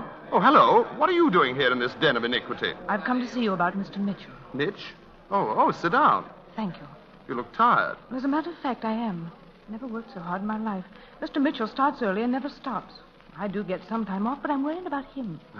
You needn't worry about Mitch. No man can go on working like he is and in such a state of tension. But Mitch is an artist. The work he's doing is original, creative work. He's always tied up in knots when he's working on a new plane. But this is more serious than that. He really is overworking. If you're a friend of his, you should speak to him. Force him to have a rest. Oh, all right. First thing tomorrow. Not tomorrow. Tonight. It's past 10. He's still at the office. Well, then let's go take him home.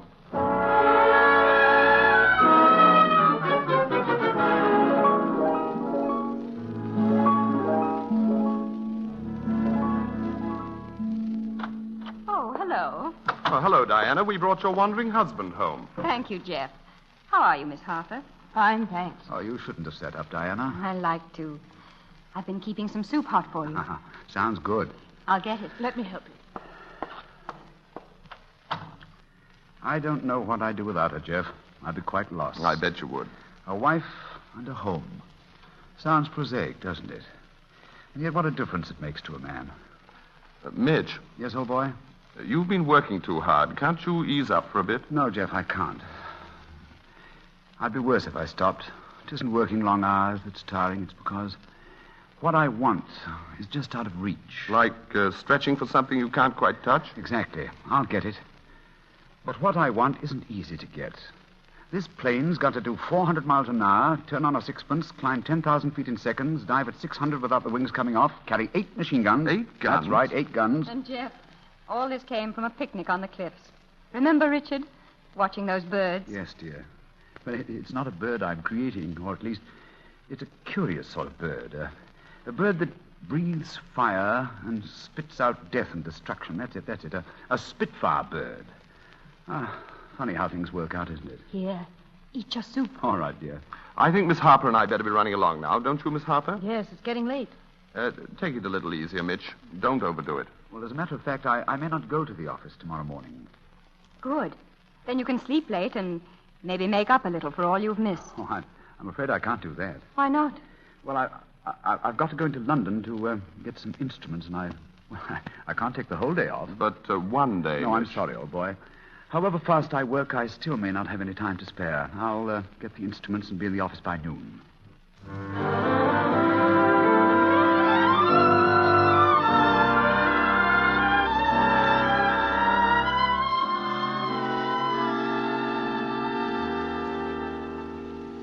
Well, Doctor? I suppose you know something of the trouble, Mr. Mitchell, or you wouldn't have come to me. Oh, yes, I had an idea of it. I'm afraid you're a rather sick man. I had an idea of that, too. I want you to do something about it for me. It's more in your hands than mine, Mr. Mitchell. How do you mean? You've been overdoing it. Oh, a bit. More than a bit, and that must stop. You mean less work? I mean no work. A holiday. A year at least. Go away somewhere by the sea. Plenty of sun. Plenty of fresh air and complete rest. If you do that, there's no reason why you shouldn't carry on for years. And if I don't do that? Perhaps a year. Perhaps less? Perhaps 6 or 8 months. 8 months. It's up to you now, Mr. Mitchell. You know what to do. Yes. I know what to do. England needs my Spitfire. What? Oh, nothing, Doctor. Thank you so much. Goodbye.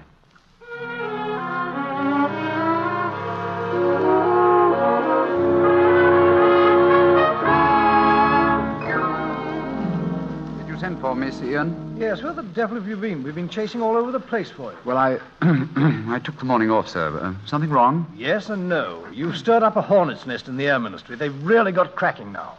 They've passed the designs of your Spitfire, all like it enormously, but... Yes? The new plane has to be ready in 12 months, because that's all the time they can give you.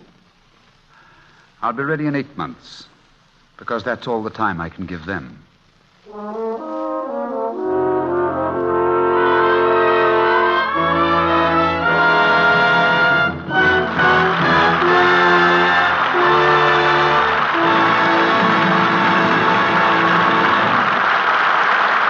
So ends Act One of Spitfire, starring Reginald Gardner, Heather Angel, and Basil Rathbone. Before we hear Act Two, a word from our hostess, Lady Esther. You know, poets are fond of comparing a lovely woman to a flower. And it's really more than just a romantic idea. For the summer sun, which brings the flowers to their brightest bloom, also brings richer, more vivid tones to a woman's skin. You know, a winter shade of powder can steal away the richer coloring of your summertime complexion, can make you look colorless and older. But you can make such an exciting improvement in your appearance just by changing to a shade of face powder that emphasizes the new, vibrant beauty your skin has right now. Thousands of women have written me that the lively, rich shades of Lady Esther face powder are unusually flattering to their summertime coloring. They say my shades bring out the new depth and warmth of their skin better than any powder they've ever used, that my shades are so unusual and different. Well, my shades are different, because my powder's made a different way. It's twice refined, twice blended, first it's just mixed, until the texture is the same as most other face powders. But that's only the first step in making Lady Esther face powder.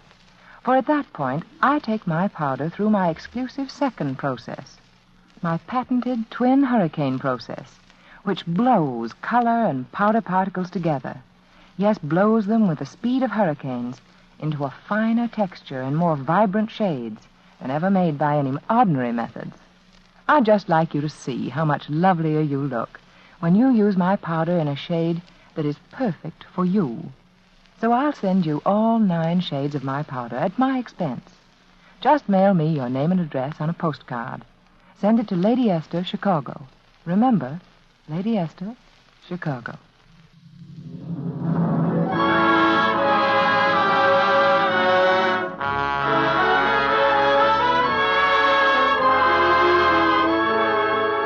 And now the curtain rises on the second act of Spitfire, starring Basil Rathbone as R.J. Mitchell, Reginald Gardner as Jeffrey Crisp, and Heather Angel as Diana Mitchell.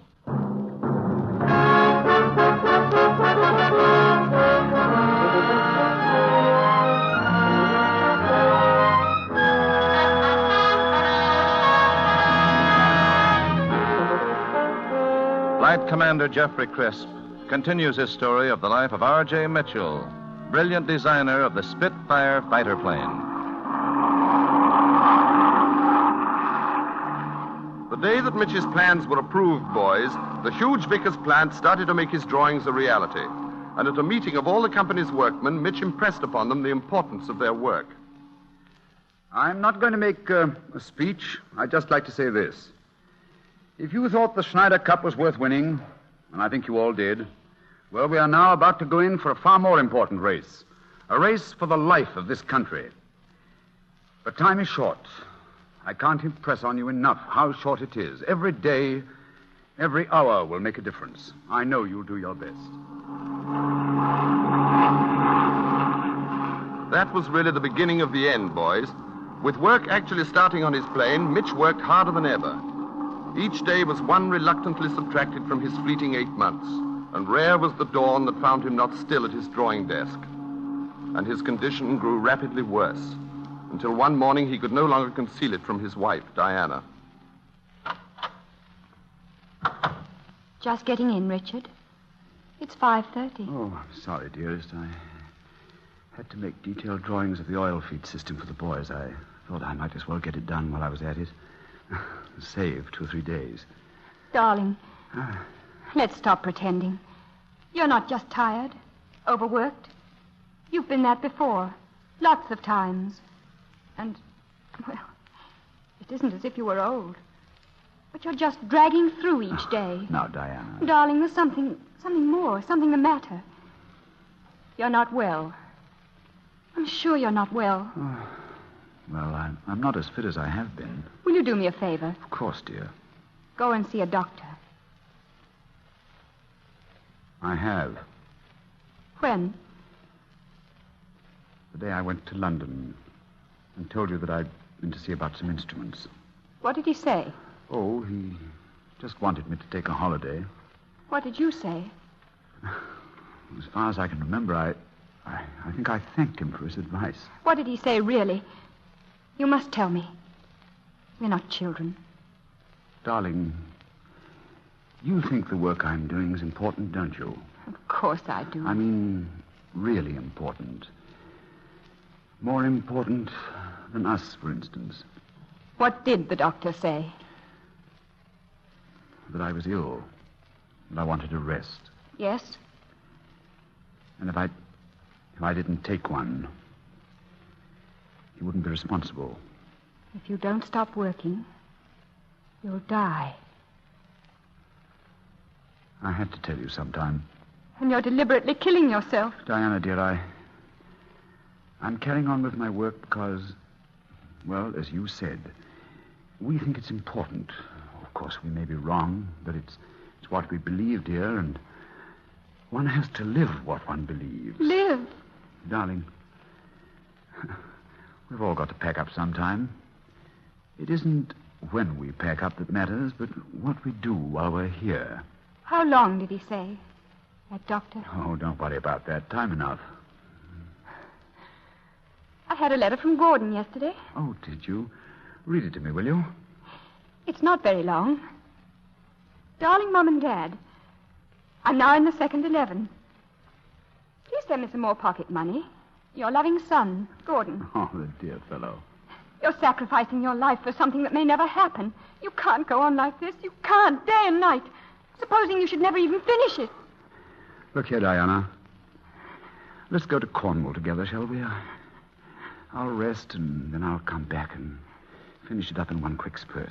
Then away for a holiday. Oh, yes. Anywhere you like in the world, my dear, till I'm fit again. Oh, yes, my dear. Yeah. My dear. There now, darling. There's nothing to cry about. We've decided, haven't we? Hand me the paper, will you, dear? Thanks. We'll go around the world, shall we? Java, Sumatra and Ceylon, India and United States. Oh, What's the matter, Richard? the war in Spain. German bombers completely destroyed Guernica. Yes. No. No, I couldn't go. You do understand, don't you? Yes, darling. I understand.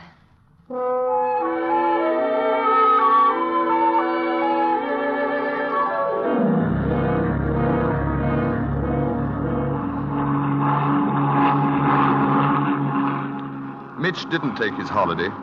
Instead, he spent every waking moment driving everyone concerned with the production of the Spitfire. And he drove himself hardest of all. As a result, when it came time for the new Planes Air Ministry trials, Mitch was in a wheelchair at home. I was the test pilot that day, and Diana was there as Mitch's representative. I don't have to tell you men what the Spitfire will do, but that day it did more. When I set her down after the test, the air marshal in charge rushed up to me. Good work, Crisp. Good work. You're satisfied with the job, sir? Satisfied? Well, as a representative of the Air Ministry, I can't commit myself. But as an old pilot, I think it was one of the most terrific shows I've ever seen. Mitchell would have liked to hear you say that, sir. I'm sorry he isn't here. Well, here's Mrs. Mitchell. Oh, congratulations, Mrs. Mitchell. Thank you. Will you thank your husband and tell him he's given England something she badly needed? That will make him very happy. And now it remains for the Air Ministry to make up its mind.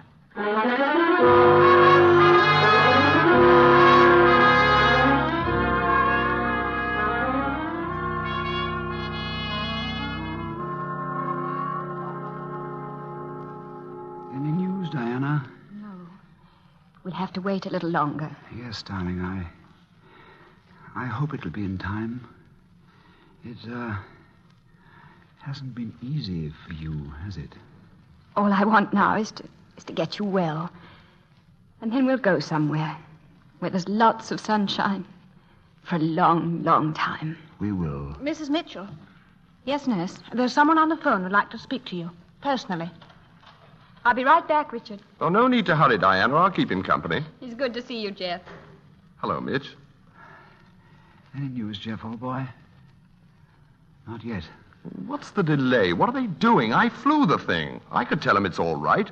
A miracle. But nothing happens week after week going by after all you put into it. Don't worry, Jeff, old boy. It's bound to take time. A lot of fine young people are going to risk their lives in that plane. But I flew it. Oh, you'll risk your neck in anything. But they've got to make sure the plane's safe. It'll be all right. Darling. Yes, dear? It was Sir Ian. Yeah? They're going to start building them right away. Hundreds of them. Oh, darling, darling. I know what this means to you. So you were in time after all, Mitch. Yes. But we cut it pretty fine, didn't we? You'd better go now, Mr. Crisp. Mr. Mitchell can't stand too much talking. All right, you are, nurse. Well? So long, Jeff, old boy. So long, Mitch. So long. You've been talking too much, Richard. I'm going to leave you. And you're going to sleep. Diana, dear. One day soon, Yes. I want you to do something. Yes? Thank them all for me.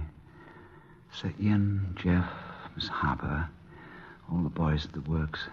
Oh, and that kid with the snub nose. Horace, you remember? Everyone.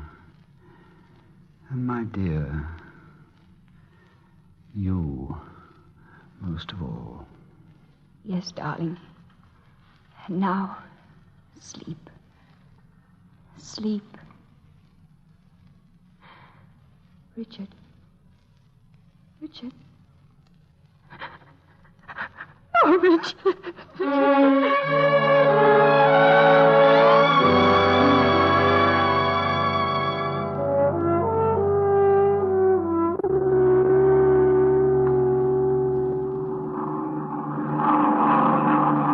Well, fellows, there isn't much more to tell. Mitch died happy.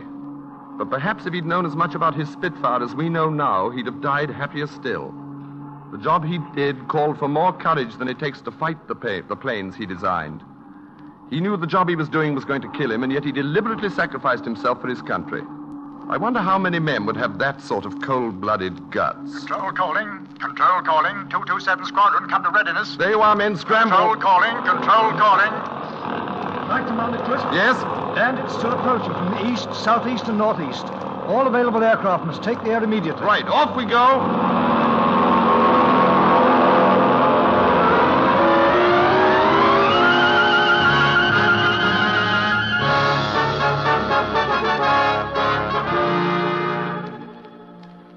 Never in the field of human conflict have so many owed so much to so few.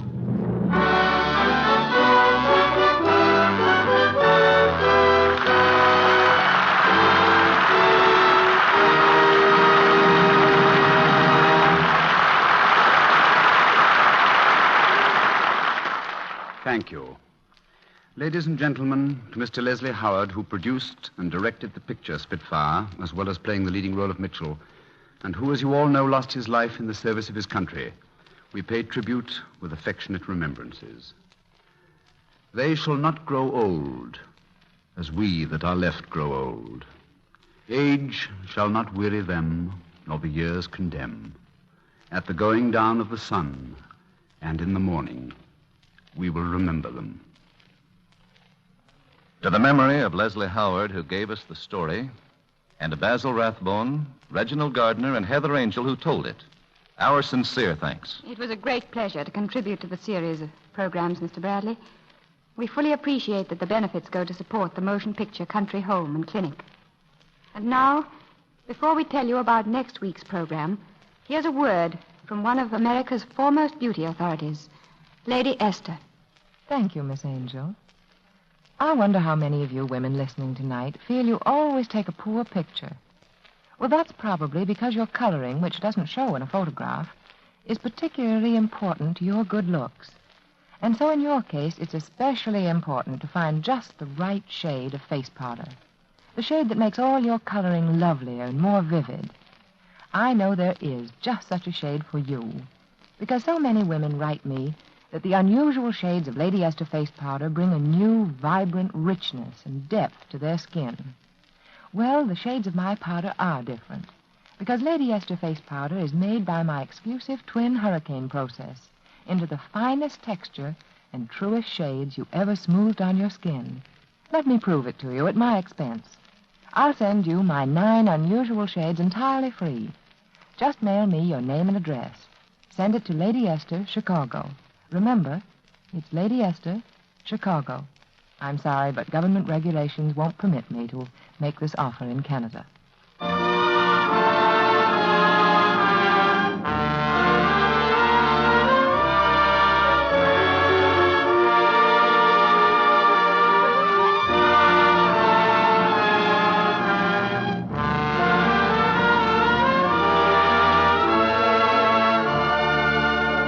Next week, the Lady Esther Screen Guild players will present The Pied Piper.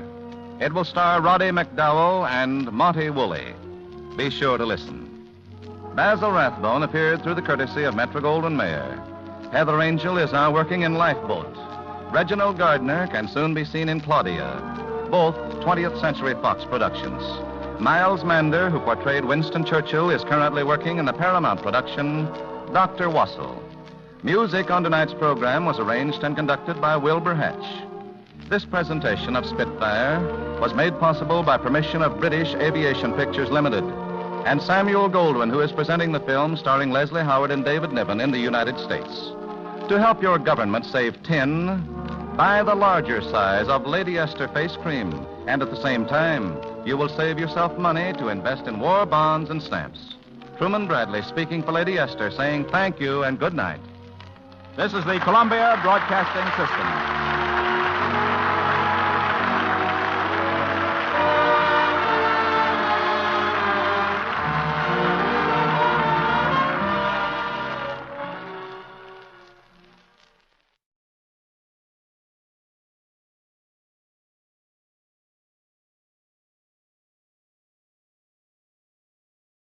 Lux presents Hollywood.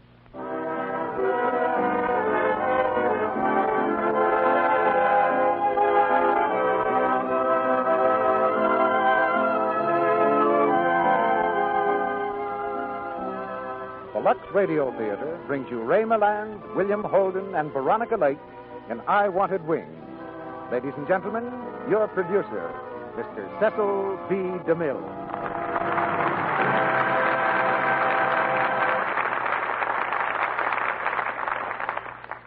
Greetings from Hollywood, ladies and gentlemen. One of mankind's oldest dreams, traceable straight back through recorded history to the ancient myths of Icarus and Bellerophon, came true on a lonely North Carolina sand dune on December 17th, 1903, when man stretched his wings and flew. America gave man the airplane, and now, as the forces of freedom meet the powers of despotism in the battle for the world, America must give freedom wings for victory. The planes that were counted by the hundreds in the last war, when I learned to fly, must be counted by the tens of thousands now, and there must be men to fly them. I Wanted Wings is a story of some of the men who will fight this battle of the sky, a story of the cadets of the Army Air Corps, written by Lieutenant Bernie Lay, Jr., now on active duty with the Air Corps. Paramount's picture must have given everyone who saw it a deep sense of pride in these gallant boys. And tonight we have the same stars who thrilled you on the screen: Ray Milland, William Holden, and Veronica Lake. Ray has just served a year's term with me in Reap the Wild Wind. For your producer, a drama like I Wanted Wings is very close to him. Because in 1917, I started the first airline to carry passengers on regular scheduled flights between cities in the United States. And we trained many pilots for the Army, too. Traveling across the country last week, I met many people who may have been strangers in fact, but seemed like old friends, because they were regular members of this Monday night family circle of ours, listeners who helped raise the curtain in the Lux Radio Theater by going all out for Lux toilet soap. As one of them, a charming lady, shook hands with me, she told me how much she enjoyed these weekly evenings in the theater and pressed into my hand what she said was her ticket for our next performance. The ticket, I discovered, was a carefully folded wrapper from a cake of Lux toilet soap. As a matter of fact, I think I can see her now, sitting out there in that corner of our theater, which covers the state of Illinois. So for all of you who feel the same way, here's another play and another fine group of actors. It's curtain time for I Wanted Wings, starring Ray Milland as Jeff, William Holden as Al, and Veronica Lake as Sally Vaughan, with Lynn Carver as Carolyn.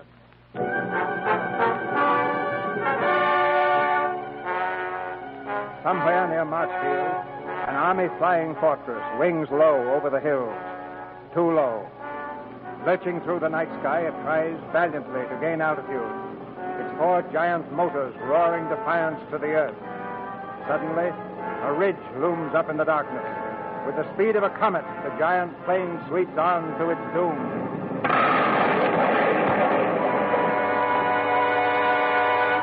An Army flying fortress en route back from maneuvers is reported to have crashed in the hills north of Marchfield.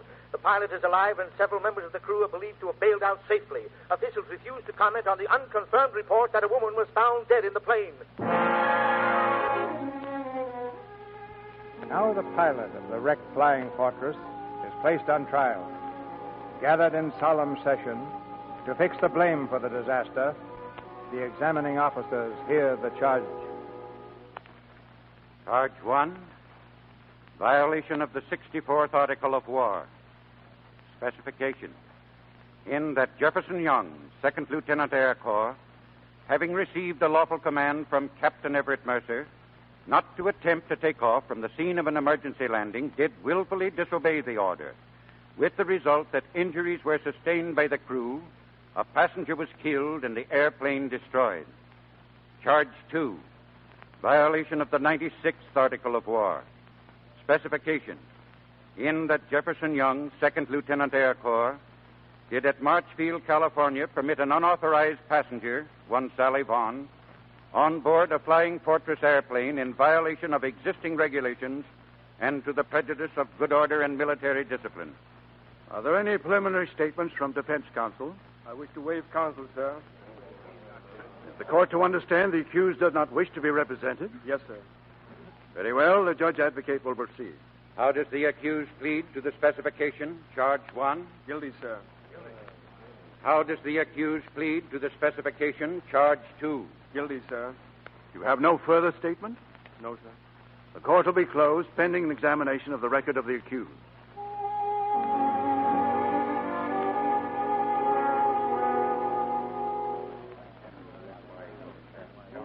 Well, gentlemen, here is the record. Name, Jefferson Young III. Education, Lawrenceville Preparatory School, Yale University.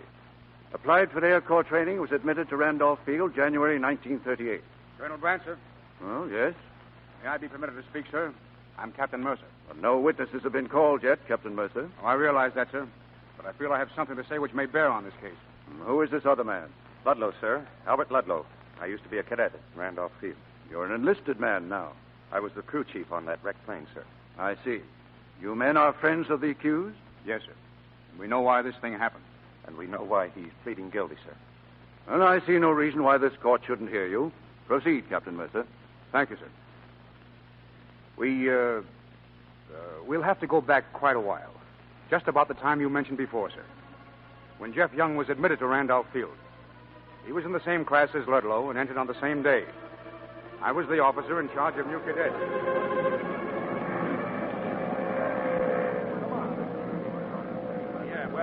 All right, you new men, fall in here. Give me your attention. Men, down here at Randolph Field, we don't care who you are or where you came from. The Army's only interested in two things. Can you fly and will you make an officer? And we'll soon find out. Now, before you report to the flight surgeon for your physical, take a look at the men on either side of you. Go ahead, take a good look. In 4 months, one of you won't be here. Dismissed. 1 out of 3 washed out. That's a pretty high percentage, isn't it? Well, let's see. You're on my left. This fella's on my right. You two should toss a coin to find out which one he's talking about. Thanks. It'll probably be me. My name's Tom Cassidy. I'm Al Ludlow. Jeff Young, gentlemen, at your service. Say, you know, this place is a lot bigger than I thought it would be. Look at all those planes up there. Scares you a little. Scared of flying, Ludlow? Scared of not flying.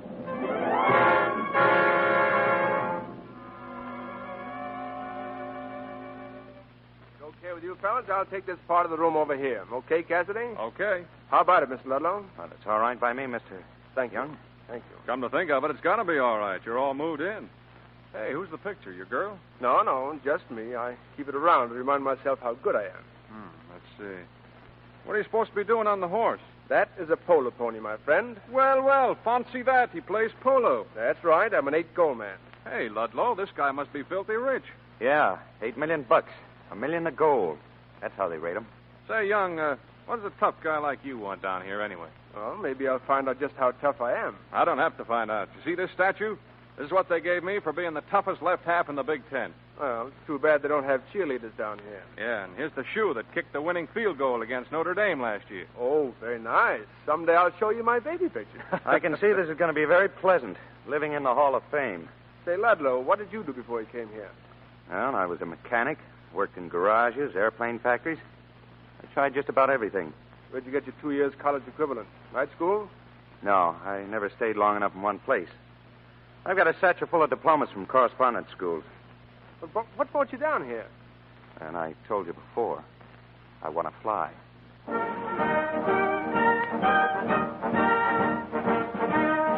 Lower-classmen report to supply room. Lower-classmen report to barber shop. Lower-classmen report for infantry drill. Lower-classmen report for buzzer practice. Lower-classmen report to the meteorologist. Lower-classmen report to photographic room. You know something? I've made a terrible mistake. What's the matter, young? Oh, nothing, sir. Except I thought they taught you how to fly down here. They do. You'll meet your flying instructor tomorrow.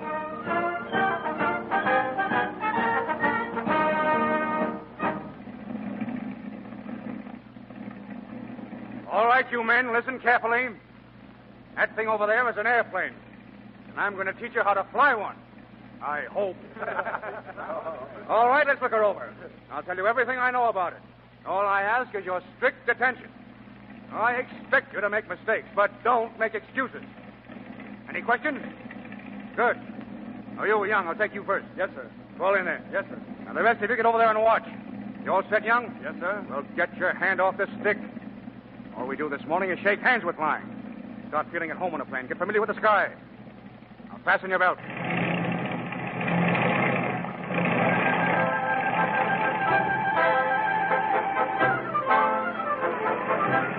Try to land the airplane, Young. Nobody can land an airplane. Ease back on your stick and keep it from landing. Hold it off the ground until it lands itself. Now, that's better. That's better. Get your nose down, Cassidy. Don't land out of a stall. Get your nose down. That's it. Now you're flying. All right, Cassidy, bring her in. No, Ludlow. You keep making the same mistakes. Listen, Ludlow, don't use the whole field for a landing. Fly the airplane. Don't let it fly you. Now try it again.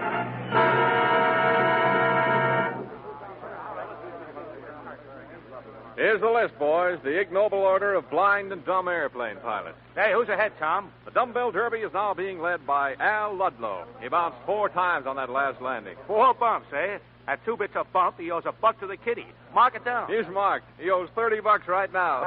Oh, what's the difference how good or how bad we are? They don't tell us up to solo, do they? Yeah. Maybe they're going to wash out the whole battalion. Oh, shut up. Hey, here comes the bouncing boy himself. Yeah, hello, Al. Welcome home. Yeah, I'm lucky still. I have my breakfast with me. 4 bounces, pal. $1 for the kitty. I'll give it to you up in the room. You know, Al, we ought to make you a wholesale rate. A layoff, Young. The way I fly's my own business.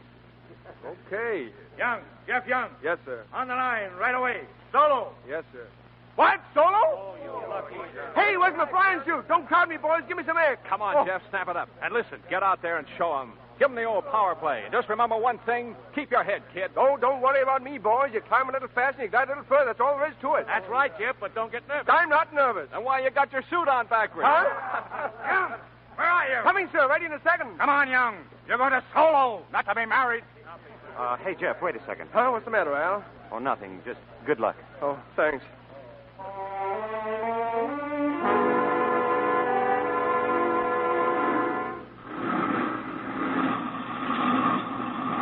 All right, Young, get out of there. Yes, sir. Was I all right, sir? Listen, you were only supposed to stay up there 5 minutes.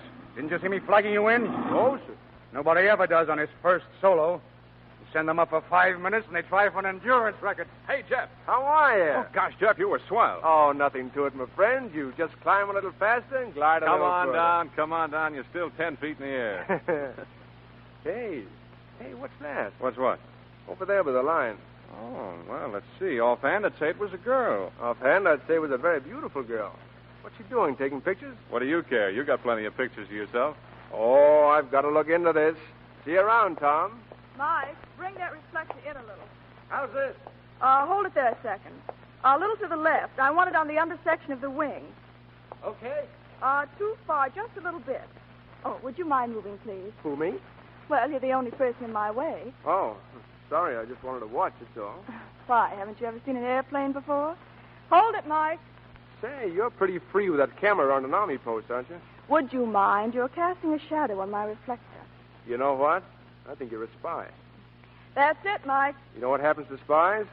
They shoot them at sunrise. Look, I'm trying to make a series of pictures for a national magazine with the full permission and cooperation of the United States Army. A likely story. What kind of pictures? You know, I hear it costs nearly $25,000 to make a pilot. Well, that's very educational. Well, don't you think you've wasted enough of the taxpayers' money? We'll set up over there for the next one, Mike. Okay, Miss Bartlett. Oh, of course. That's right. Carolyn Bartlett, photography's dynamic symmetry girl. Kansas corn silos, steam turbines, the private life of a blast furnace. Yes. Oh. And I must say, I find them even more interesting than Junior Birdman. Bye, Junior.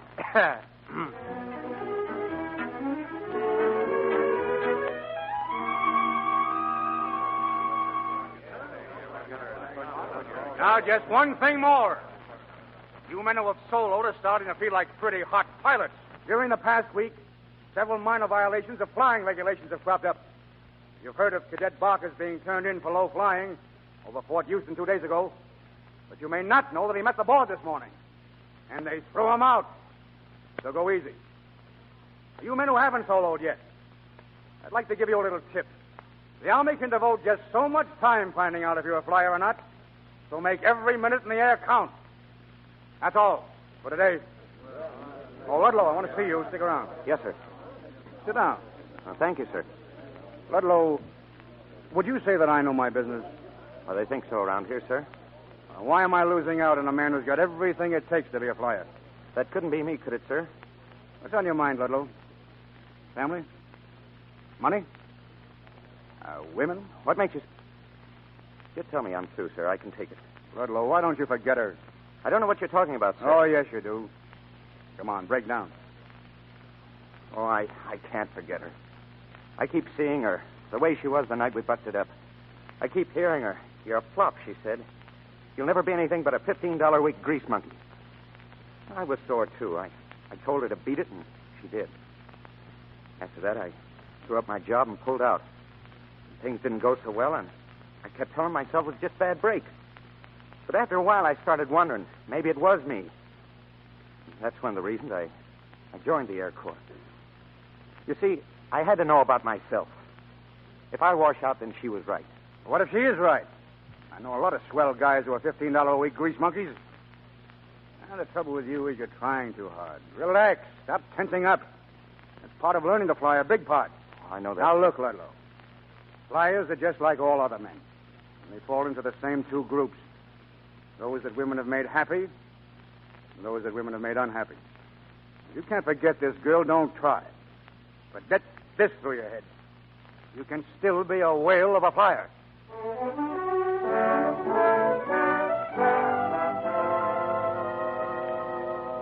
Now, look, Tom, it's very simple. Catastrophic instability is a characteristic of an aircraft which, having deviated from level flight, tends to... Listen, I've soloed, haven't I? Why do I have to learn this junk? You want to know what you're doing, don't you? No, what for? So, hey, Al, tell this guy, will you? What can I tell him? I'm still a groundhog. Hey, Tom, you're wanted at Lieutenant Mace's office. Yeah, what for? They must need some expert advice. Go on, beat it. Oh, catastrophic instability is the characteristic of an airplane. What's on your mind, Al? Nothing. You've been sitting there all night tying knots in those goggles. Look at that, a perfect sheepshank. Now, roll up your flaps, will you? That's nice talk to a hot pilot. Yeah.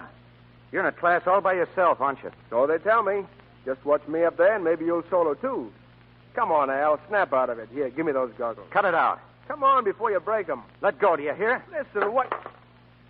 See what you did? I told you to lay off of me. Are you crazy? You never learn, do you? Quit it, Al. Listen. Ludlow. What's the matter, young? Nothing, sir. Although you're supposed to be a gentleman down here. You don't have to tell me what I'm supposed to be. Here or any other place. I'm leaving. But before I go, I'm going to... Al, cut it. Cut it, do you hear?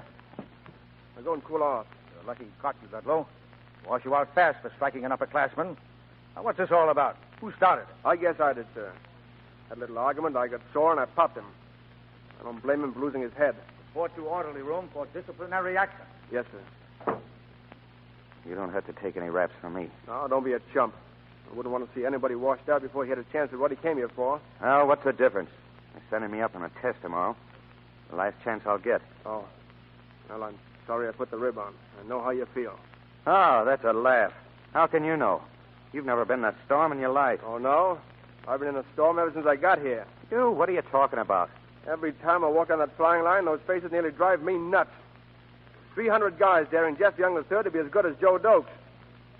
Oh. Well, I never figured you were afraid of anything. You want to know something else? The louder I talk, the more scared I am. But that's strictly between you and me. Here. Try wearing my goggles tomorrow. They were lucky for me. Well, thanks, Jeff. Keep swinging, Al. You've still got a chance.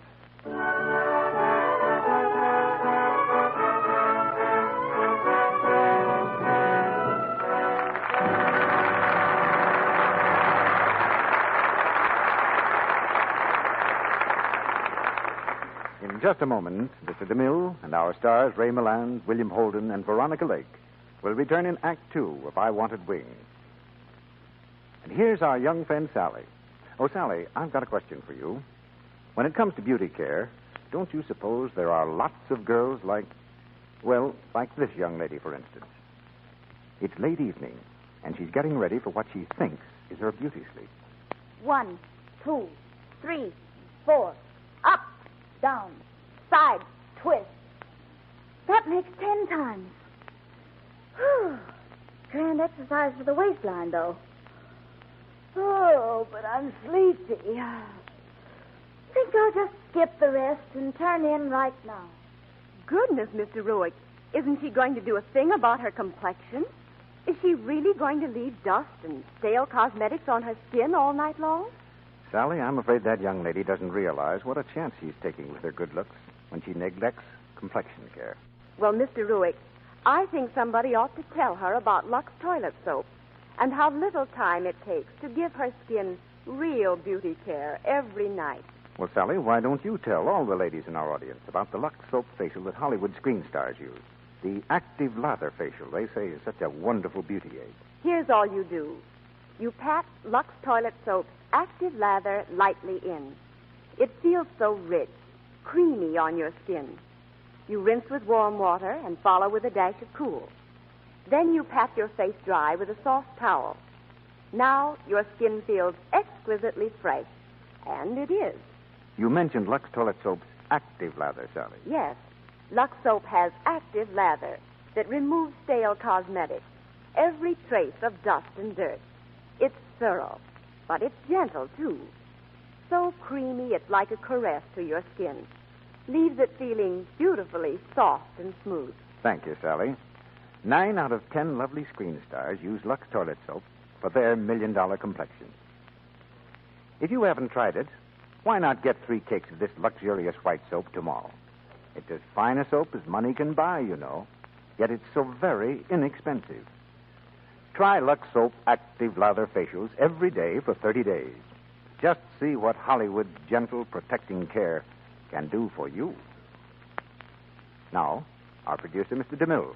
Act 2 of I Wanted Wings, starring Ray Milland as Jeff, William Holden as Al, and Veronica Lake as Sally Vaughan, with Lynn Carver as Carolyn.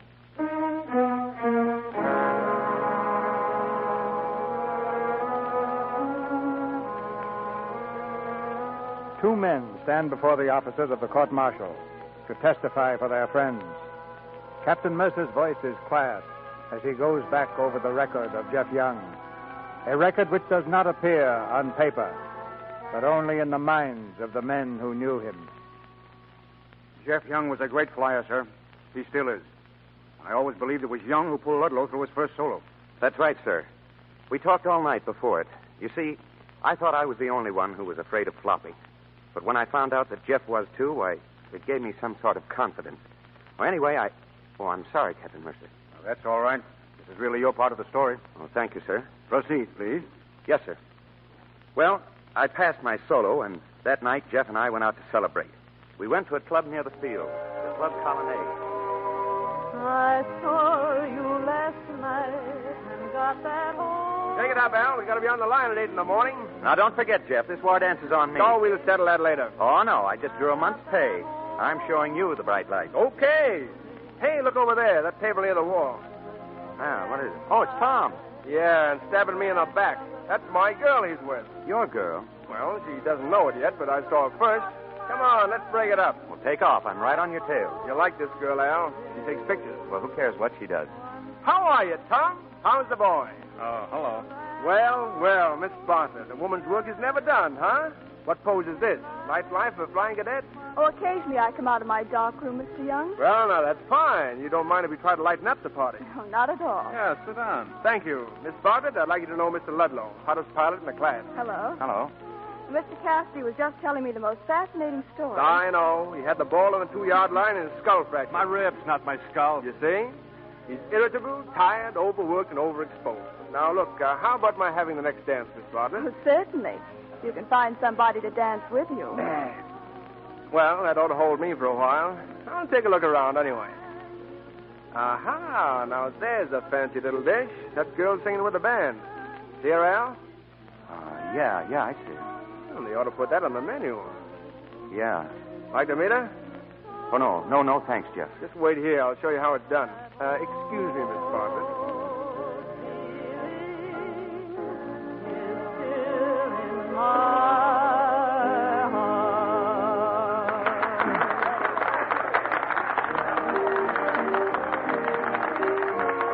Hello there.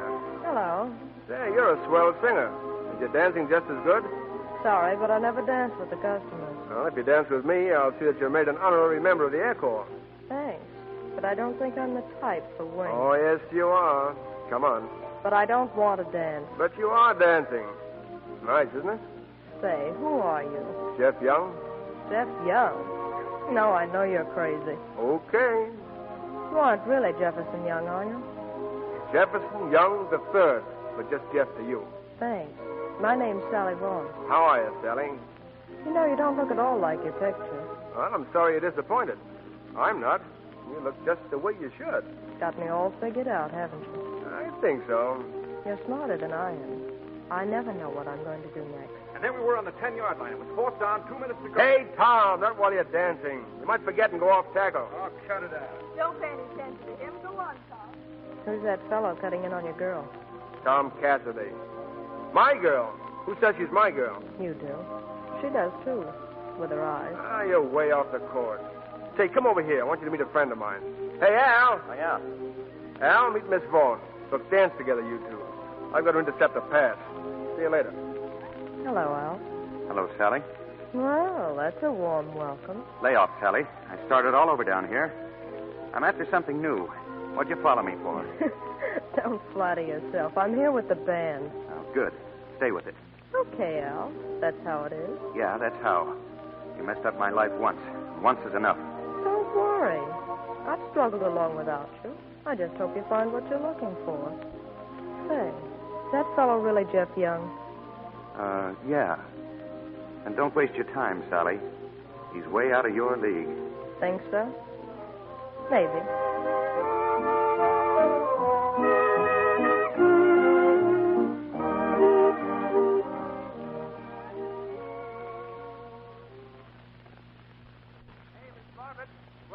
In the dark room. Come in, Tom. Oh, Tom couldn't make it today, so I came instead. Oh, Mr. Young. Hello. I'm rather busy. If you don't mind, I'll... I don't mind at all. Maybe I can help. Need any good shots today? Got some great ideas. Thanks, but I've got about everything I need. You mean, you finished up around here? That's right. Then what do you do? Well, you'll find me photographing bananas. I'm flying to Guatemala tomorrow. Oh. Oh, I wish I'd known you were leaving. I'd have... Yes? Well, it kind of cuts my time down. Excuse me, will you? I've got a picture here I'm working on. Let's see it. Say, who's that cadet? Friend of yours? I like to think of him as a friend. I don't remember seeing him around here. You ought to know him. You see him every day. He's no glamour boy. His ears are too big. But he'll make a magazine cover just the same. Oh, quite a guy.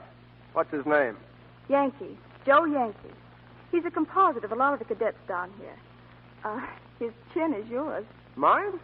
Is that my chin? Why not? You know, it's a funny thing, but I've got a composite picture of a girl, too. Miss America, in a green smock and her hands in hyper solution. She knows all the angles and waits for development. That's rather cute. Say, look, would you mind if I kissed you? No. I don't think so. That's the way it was, sir. Miss Bartlett left Randolph a couple of days later. But she and Jeff wrote each other a lot, and they all... Just a moment, please. Yes, sir. Are you sure, Ludlow, that all this has a bearing on the case? Yes, sir.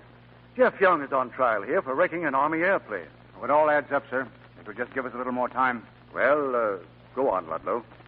I told you, sir, that Jeff had met Sally Bond. But he didn't see her again until the day we had a crack-up on the field. One of the boys hit the hangar. It wasn't bad, but the plane started to burn, and Jeff was standing by.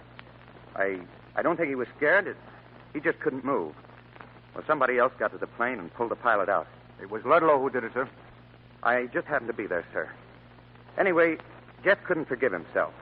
That night, he went to the club colonnade, took a few drinks, just to forget.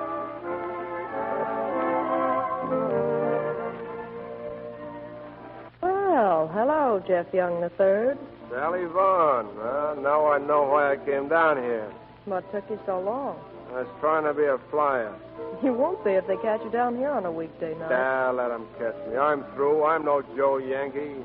Who? I want to fly, I'll buy a blimp. You can buy anything you want. Yeah, anything but wings. You gotta have nerve for that, didn't you know? You gotta have guts. What's the matter, Jeff? What happened?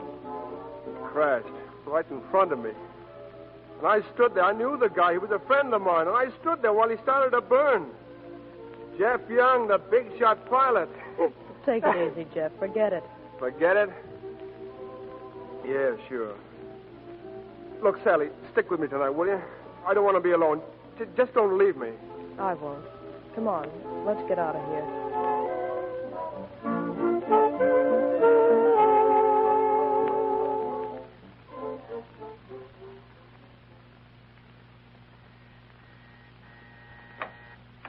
Oh, it's you. Come in, Al. Is Jeff here? Isn't it pretty late for you to go around ringing doorbells? They told me at the colonnade Jeff was with you. Well, old Elsie Welsie himself. Sit down, cadet. Have a little ring on the house. Nothing's too good for a hero. Joe Yankee himself. Kind of a cross between Sir Galahad and Daniel Boone. He's full of moxie. Yeah, well, we'll talk about that tomorrow, Jeff. Right now, you're coming back with me. Oh, no, I'm not. Sally and I are pals. She isn't looking for Joe Yankee. Jeff Young's good enough for her. Plenty good enough. You said it, Sal. Hey, where's my drink? Oh, it's in the kitchen. Excuse me. Don't go away, Al. Lay off him, Sally. I'm warning you. You're getting what you want down here. Why shouldn't I? You want his dough. I couldn't be on the level, could I? Well, you never were with me. I'll tell him to go back to the field. You must think I'm crazy. I like this guy. How long do you think it'd last, Sally? Jeff's no dope. What happens when he sobers up? He'll see you then for what you are. A smart little tramp with her hooks in him. Shut up! Why, you... Sally, I'll tell you once more. Send Jeff back or I'll spill the whole story. Just try it. Here we are. Come on, Al. Have a little drink, huh? No, thanks. Jeff, you'd better go back before you get in any more trouble. Huh? Here, Al. Take a little drink. Jeff, did you hear me? Sure, I heard you, and I'm not going. Yes, you are. Come on now. It's getting late. Oh. So you're running out on me, huh? You're one of those hot and cold propositions. I'm not running out on you, Jeff. I'll be waiting around. Sure. You're a good kid, Sal. You're all right. Better run along now. I'll phone you tomorrow. Okay, don't forget. Come on, Al. Going home. That was smart, Sally. For now it was. But you or your whole army won't get him away from me. And don't ever forget it.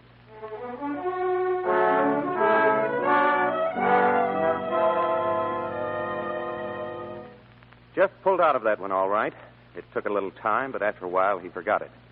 And then Carolyn Bartlett came back from Guatemala. It was the night before we left Randolph Field. There was a dance at the field that night to celebrate. Did you miss me, Mr. Young? Miss you? Say, the day they turned me loose on cross country, I almost made it nonstop to Guatemala. Why did you turn back? It was rather lonely down there. Oh, Mr. Cameron must be slipping. I thought he kept you too busy to be lonely.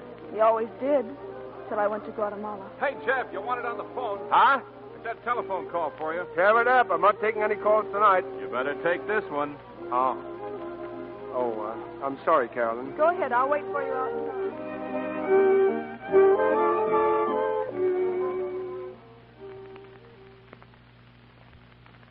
Hello? Who is it? Hello, busy, Sally. You can't be so busy tonight.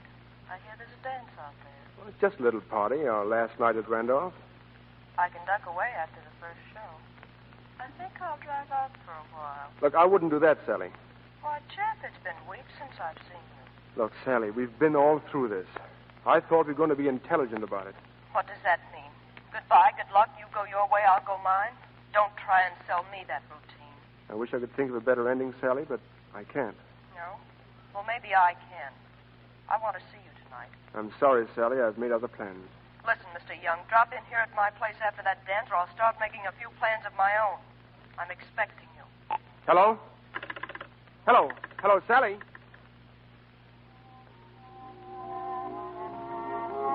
You weren't very long. Was it important?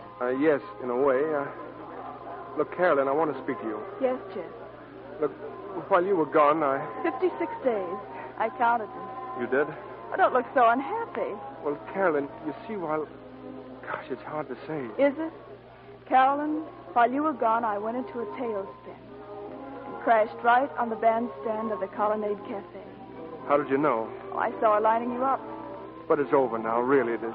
I'm sure you wouldn't have asked me if it weren't. Look, Carolyn, tell me one thing, will you? How is it nobody ever married you before I will?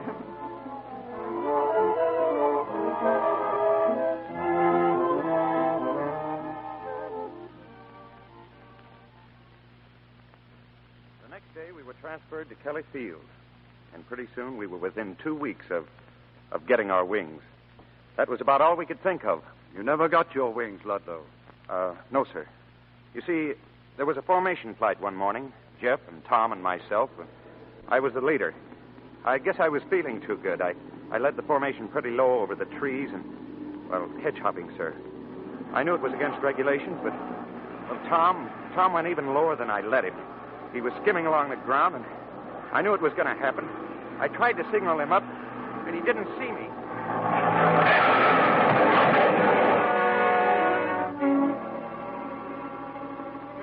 Thomas Cassidy, killed in formation flight. Albert Ludlow, eliminated from the service for disobeying regulations.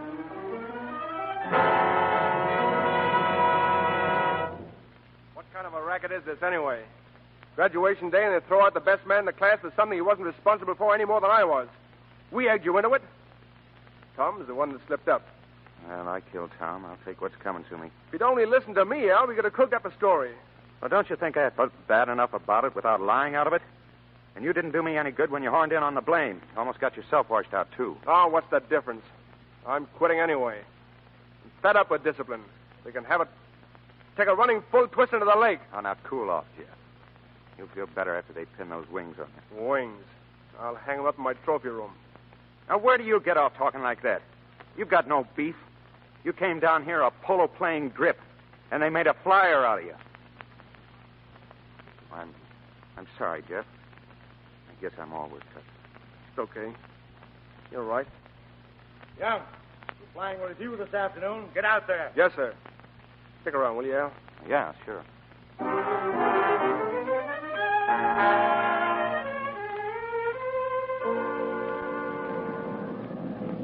Hello, Al. Oh, hello, Carolyn. What's the grip for? Huh? Oh, I'm leaving. I was just watching the formation for a minute. Pretty, isn't it? Al, you can't go like this. Jeff and I have plans for you. Well, thanks, but I'd rather be on my own. Where are you going? Oh, this is a big country. Look, tell Jeff so long and to stay on the beam. You'll know what I mean. Al, will you kiss me goodbye? Why, sure. Say, how many aviators do you kiss, sister? Sally, what are you doing here? I just drove over to congratulate Jeff. So long, Al. That's right. Turn up your nose. Oh, Sally, stop it. Try and make me. I know you, sister. I read about you. Big military wedding for Jeff Young III. Where is he? Come on, Sally. Let's get out of here. Let go of me. I'm tired of being pushed around. So they're giving him his wings. They won't dare when I get through. I'll give him a scandal that'll shake the army. I'll tell him a story they won't forget. Oh, now, come on. Al, let her go. Jeff hasn't seen her in months. That's your story. He's seen me lots of times.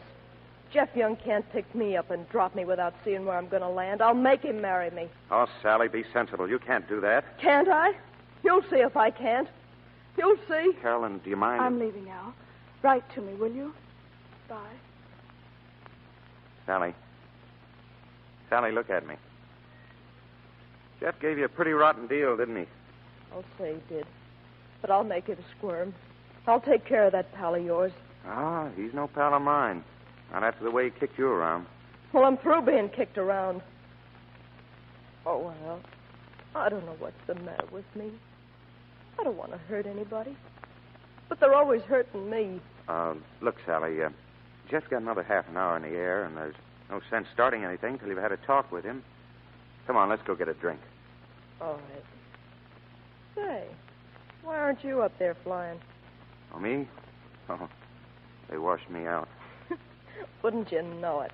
The same old Al. You and me both, a couple of also-rans. Come on, Al. I want that drink.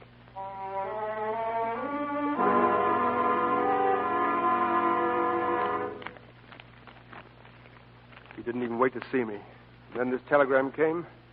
I'm taking Sally away. We're getting married. Married? Oh, no. Whatever made Al do a thing like that? Can't you imagine? What do you mean? Jeff, have you been seeing Sally? Yes. She threatened to go to the commandant. I wanted my wings, so I saw her and gave her a check.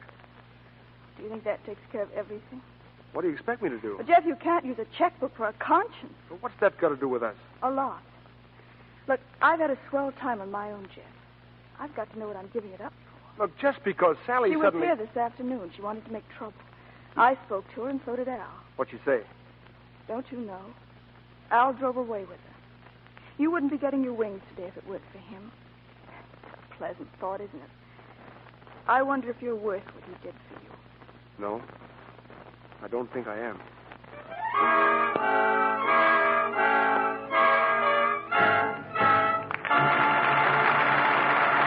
pause now for station identification. This is the Columbia Broadcasting System.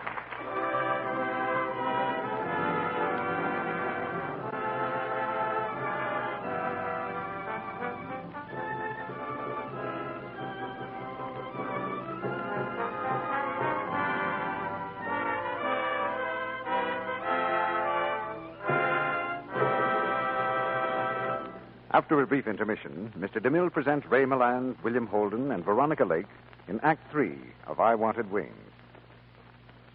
Let's drop in now at one of the parties being given for our boys in the service. Hey, Joe, be a pal. Look, over there.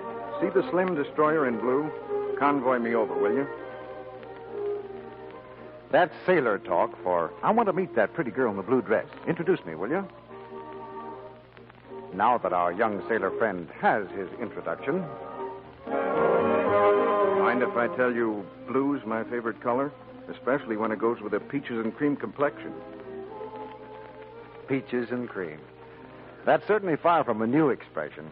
But even our modern sailor boy can't think of a better way to describe a lovely Lux soap complexion. Smooth and radiantly fresh. That's the kind of complexion that gives a girl real beauty. Beauty that never fails to attract admiring eyes. Hollywood stars know this. Here's what charming Madeline Carroll says.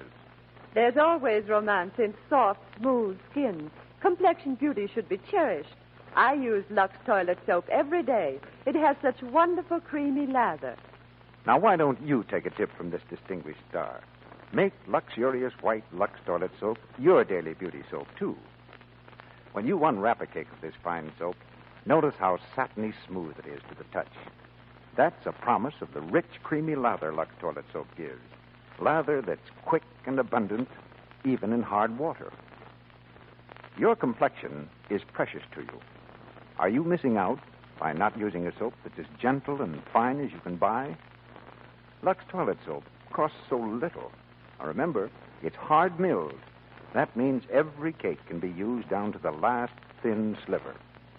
Start using Lux toilet soap, Hollywood's beauty soap, tomorrow. Now, Mr. DeMille returns to the microphone. Curtain rises on the third act of I Wanted Wings, starring Ray Milland, William Holden, and Veronica Lake, with Lynn Carver.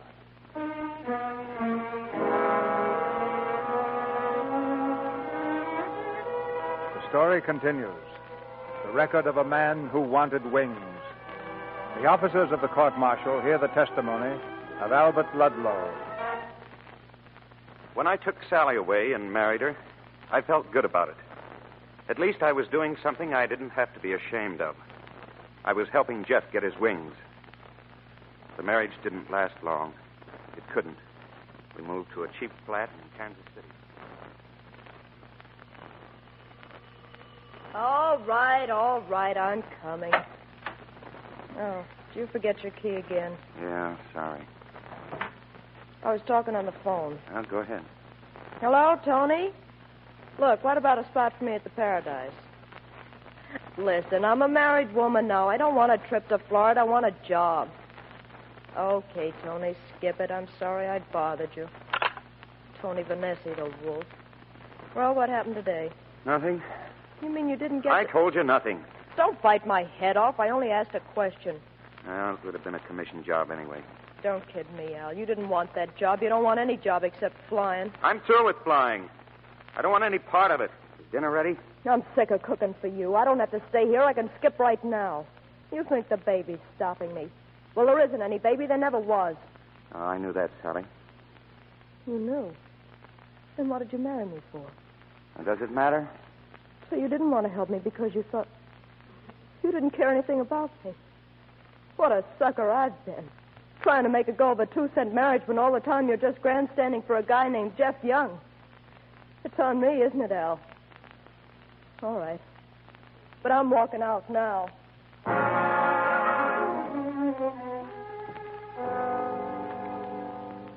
She left that night. I don't know where.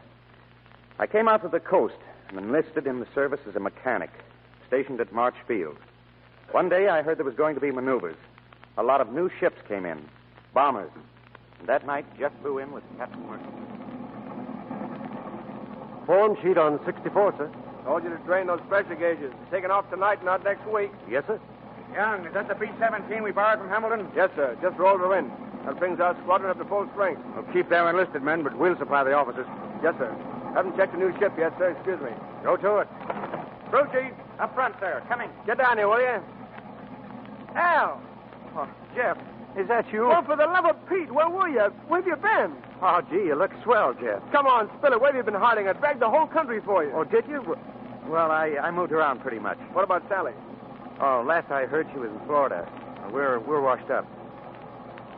How's Carolyn? Oh, I haven't seen her since graduation. Oh, I don't get it. You two were dead right for each other. What happened? Where is she? Oh, she's up north somewhere. I keep myself too busy to think about it. But say, crew chief on a bomber. Mister, you're doing all right on a year. Oh, acting crew chief, sir. Oh, don't give me that sir stuff. By rights, I ought to be taking orders from you. Yeah? Sir! Come on, I'll meet your commanding officer. What's wrong with this emergency release? Door doesn't drop, sir. Air Corps Supply won't have parts until tomorrow. Well, Ludlow. You can't stay away from it, can you? Well, if I can't fly them, sir, at least I can polish their wings. I'm glad you're back with us. Well, thank you, sir. I'll get the checklist, sir. Right back. As the man who should be flying, Captain. Can we do something?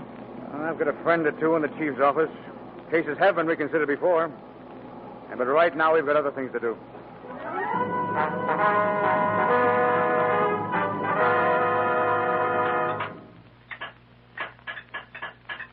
All right, men. You get those flares installed in the bomb bay? All set, sir. Good enough.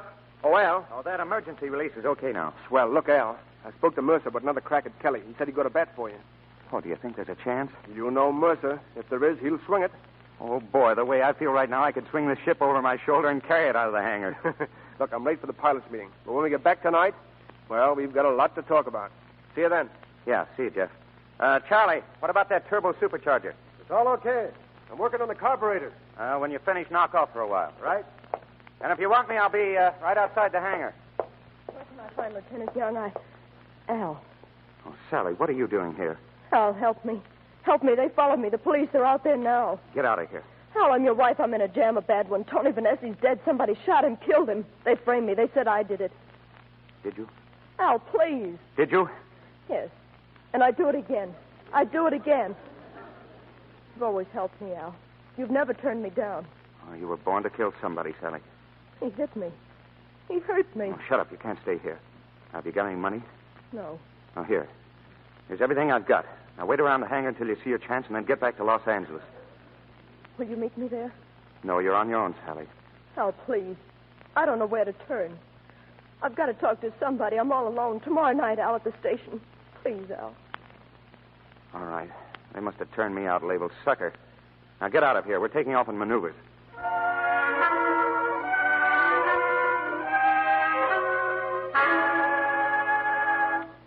The ship took off a few minutes later. Jeff was pilot, and I was on as crew chief. But what I didn't know was that Sally was on it, too. She was hiding in the bomb bay. She didn't have time to get off. When I went back, I saw her. She was scared.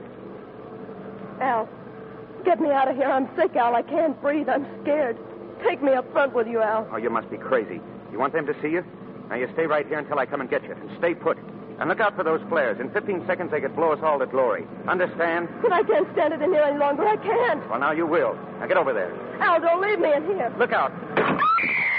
Light flare! Light flare! Light flare!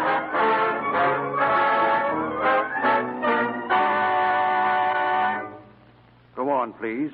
Then what happened? Well, there were sparks all over the bomb bay, and I'm not sure just what did happen. I can take it up from there, sir. Go on, Captain Mercer. I heard Ludlow call live flares. I went back and we started to unload it through the bomb bay door. We got the flare through all right, but I slipped and fell. Bomb bay door was wide open. I tried to grab the catwalk, but the slipstream was pulling me out of the plane. Ludlow tried to hold me, and we both went down. We had our chutes on, of course, but mine was late in opening. I hit a tree and was knocked unconscious. Young saw the chutes and started down after us. He landed in a narrow space surrounded by hills. When I came to for a minute, he was leaning over me. You all right, sir? Oh, you're a fool, Young. Who taught you to land a plane in the middle of the night? A spot like this? I didn't. We made it, sir. We're getting you out. You're pretty badly hurt. We have to get you to a hospital. No, we're staying here. Notify Marchfield. We're staying here. Oh, he's dying, Jeff. What are we going to do? I'm taking off. I don't care at March. Can't get out. That ridge, we can't get out. Can't get out. Listen, men. Yes, sir. I'm in command now. We're taking off. Anybody like to stay? All right, bring that stretcher.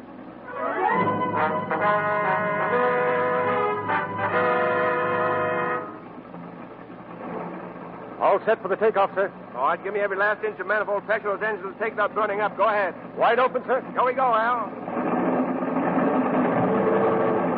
An awful lift, Jeff. Gotta try. More pressure, more pressure. That's all we've got, sir. There's gotta be more. Watch it, Jeff. Watch it. Jeff, look out. The ridge. Jeff!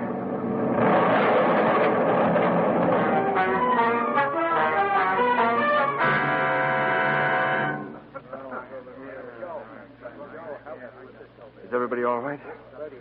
Any of the crew hurt? Nothing serious, sir. We've sent out a message. Lieutenant Young. Yeah? There's a girl back there, sir.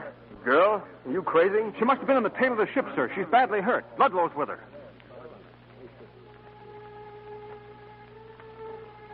Al, hold me. Oh, it's all right, Sally.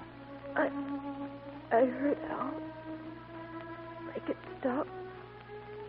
Make it go away. Thanks, Al. It's not hurting now. You're really a good guy. Oh, she's gone. She's gone, Jeff. Her troubles are over. Nobody can hurt her anymore. You know something? I loved her. Yeah, I couldn't help it.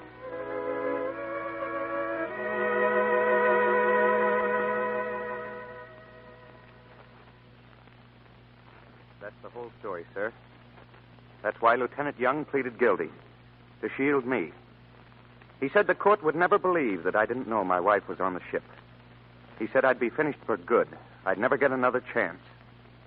He said he knew he had to go, but there was no sense in both of us taking it. That's all, sir. The court will reconvene in 1 hour. Have the accused and the witnesses present.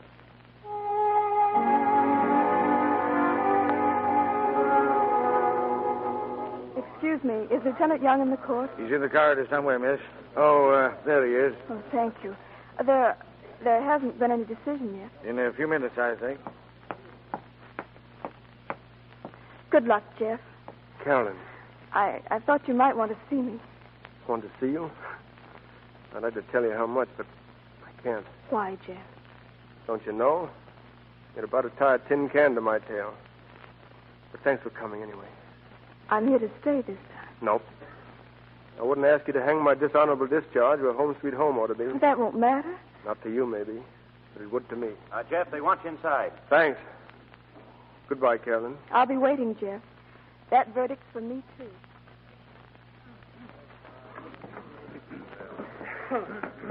The accused will face the court. Of the specification, charge 1, not guilty. The court finds that Lieutenant Young's decision to disregard Captain Mercer's command was justified under the extraordinary circumstances. Of the specification, charge 2, not guilty.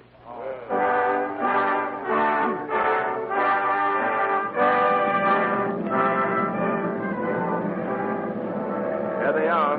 Look at that formation, Carolyn. Beautiful, isn't it? Oh, yes. I remember standing like this with Al one time. Which plane is his, Jeff? There's so many of them. He's the first. Right up there where he belongs.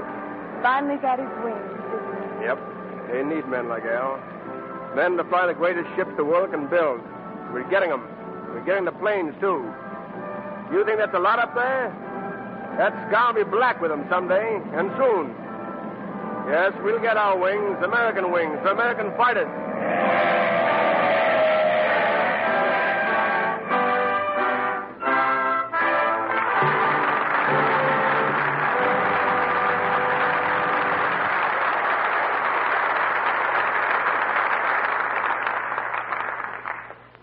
To the men with wings, all honor and good hunting. To Raymer Land, Bill Holden, and Veronica Lake, we dip our wings for an exciting performance. Thanks, C.B. The Air Corps cadets of a few weeks back are the first-line fighting pilots of today. So wherever they may be, Iceland, Hawaii, Bataan, or Australia, we have one wish for them. Happy landing. And a promise that we won't fail them. What's the best way for us to help, Mr. DeMille? There isn't a man, woman, or child in the country who can't help by doing his or her job a little better, working a little harder. If 130 million Americans all work a little harder, more planes, more tanks, and more guns will come rolling off the assembly lines, and there'll be more ships to carry them to armies that'll use them at the right places and at the right times. The word of the hour is work and more work. We're going to buy plenty of United States saving bonds and stamps to pay for those planes and guns. Bonds every payday and stamps in between. And I can hear an echo of that from Maine to California. Veronica, you're the only one in our cast who hasn't visited the Lux Radio Theater before, but I'd like to assure you now that your first visit will not be your last. Thank you, Mr. DeMille. I am a stranger to this theater, but far from a stranger to Lux soap. I've used it for a long time now, so I know how really fine it is. A Lux complexion is something every girl wants. And should have, Veronica. There's luck in that Lux soap. What about next week, Mr. DeMille? Got a play? We certainly have, Bill. And it's one to make us all stand up and cheer. Because it's the Warner Brothers hit, The Fighting 69th. And our stars will be Pat O'Brien, Robert Preston, and Ralph Bellamy. This is a thrilling story of the First World War. The story of a regiment with famous names like Wild Bill Donovan and Father Duffy on its roster. If you're looking for a drama of action and adventure and raw courage, you'll like The Fighting 69th next Monday evening. Well, it sounds great, Mr. DeMille. I want to hear it. Well, good night. Just a moment before you all go. Bill Holden hasn't been talking about it much, but I think the audience would like to know that he's going into the Army on April 11th. That's from all of us, Bill. Well, thanks, everybody. Good night. Night. Good night. Good night to all of you. And keep 'em flying.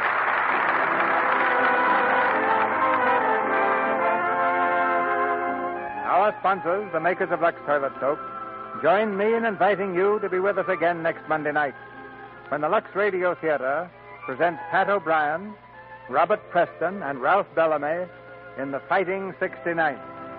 This is Cecil B. DeMille saying good night to you from Hollywood.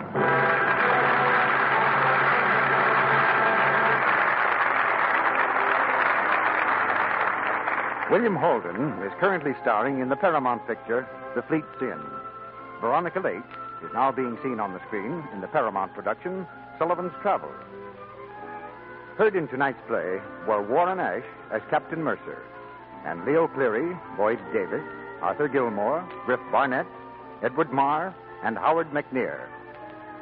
Tune in next Monday night to hear Pat O'Brien, Robert Preston, and Ralph Bellamy in The Fighting 69. Our music was directed by Louis Silvers, and your announcer has been Melville Ruick. This is the Columbia Broadcasting System.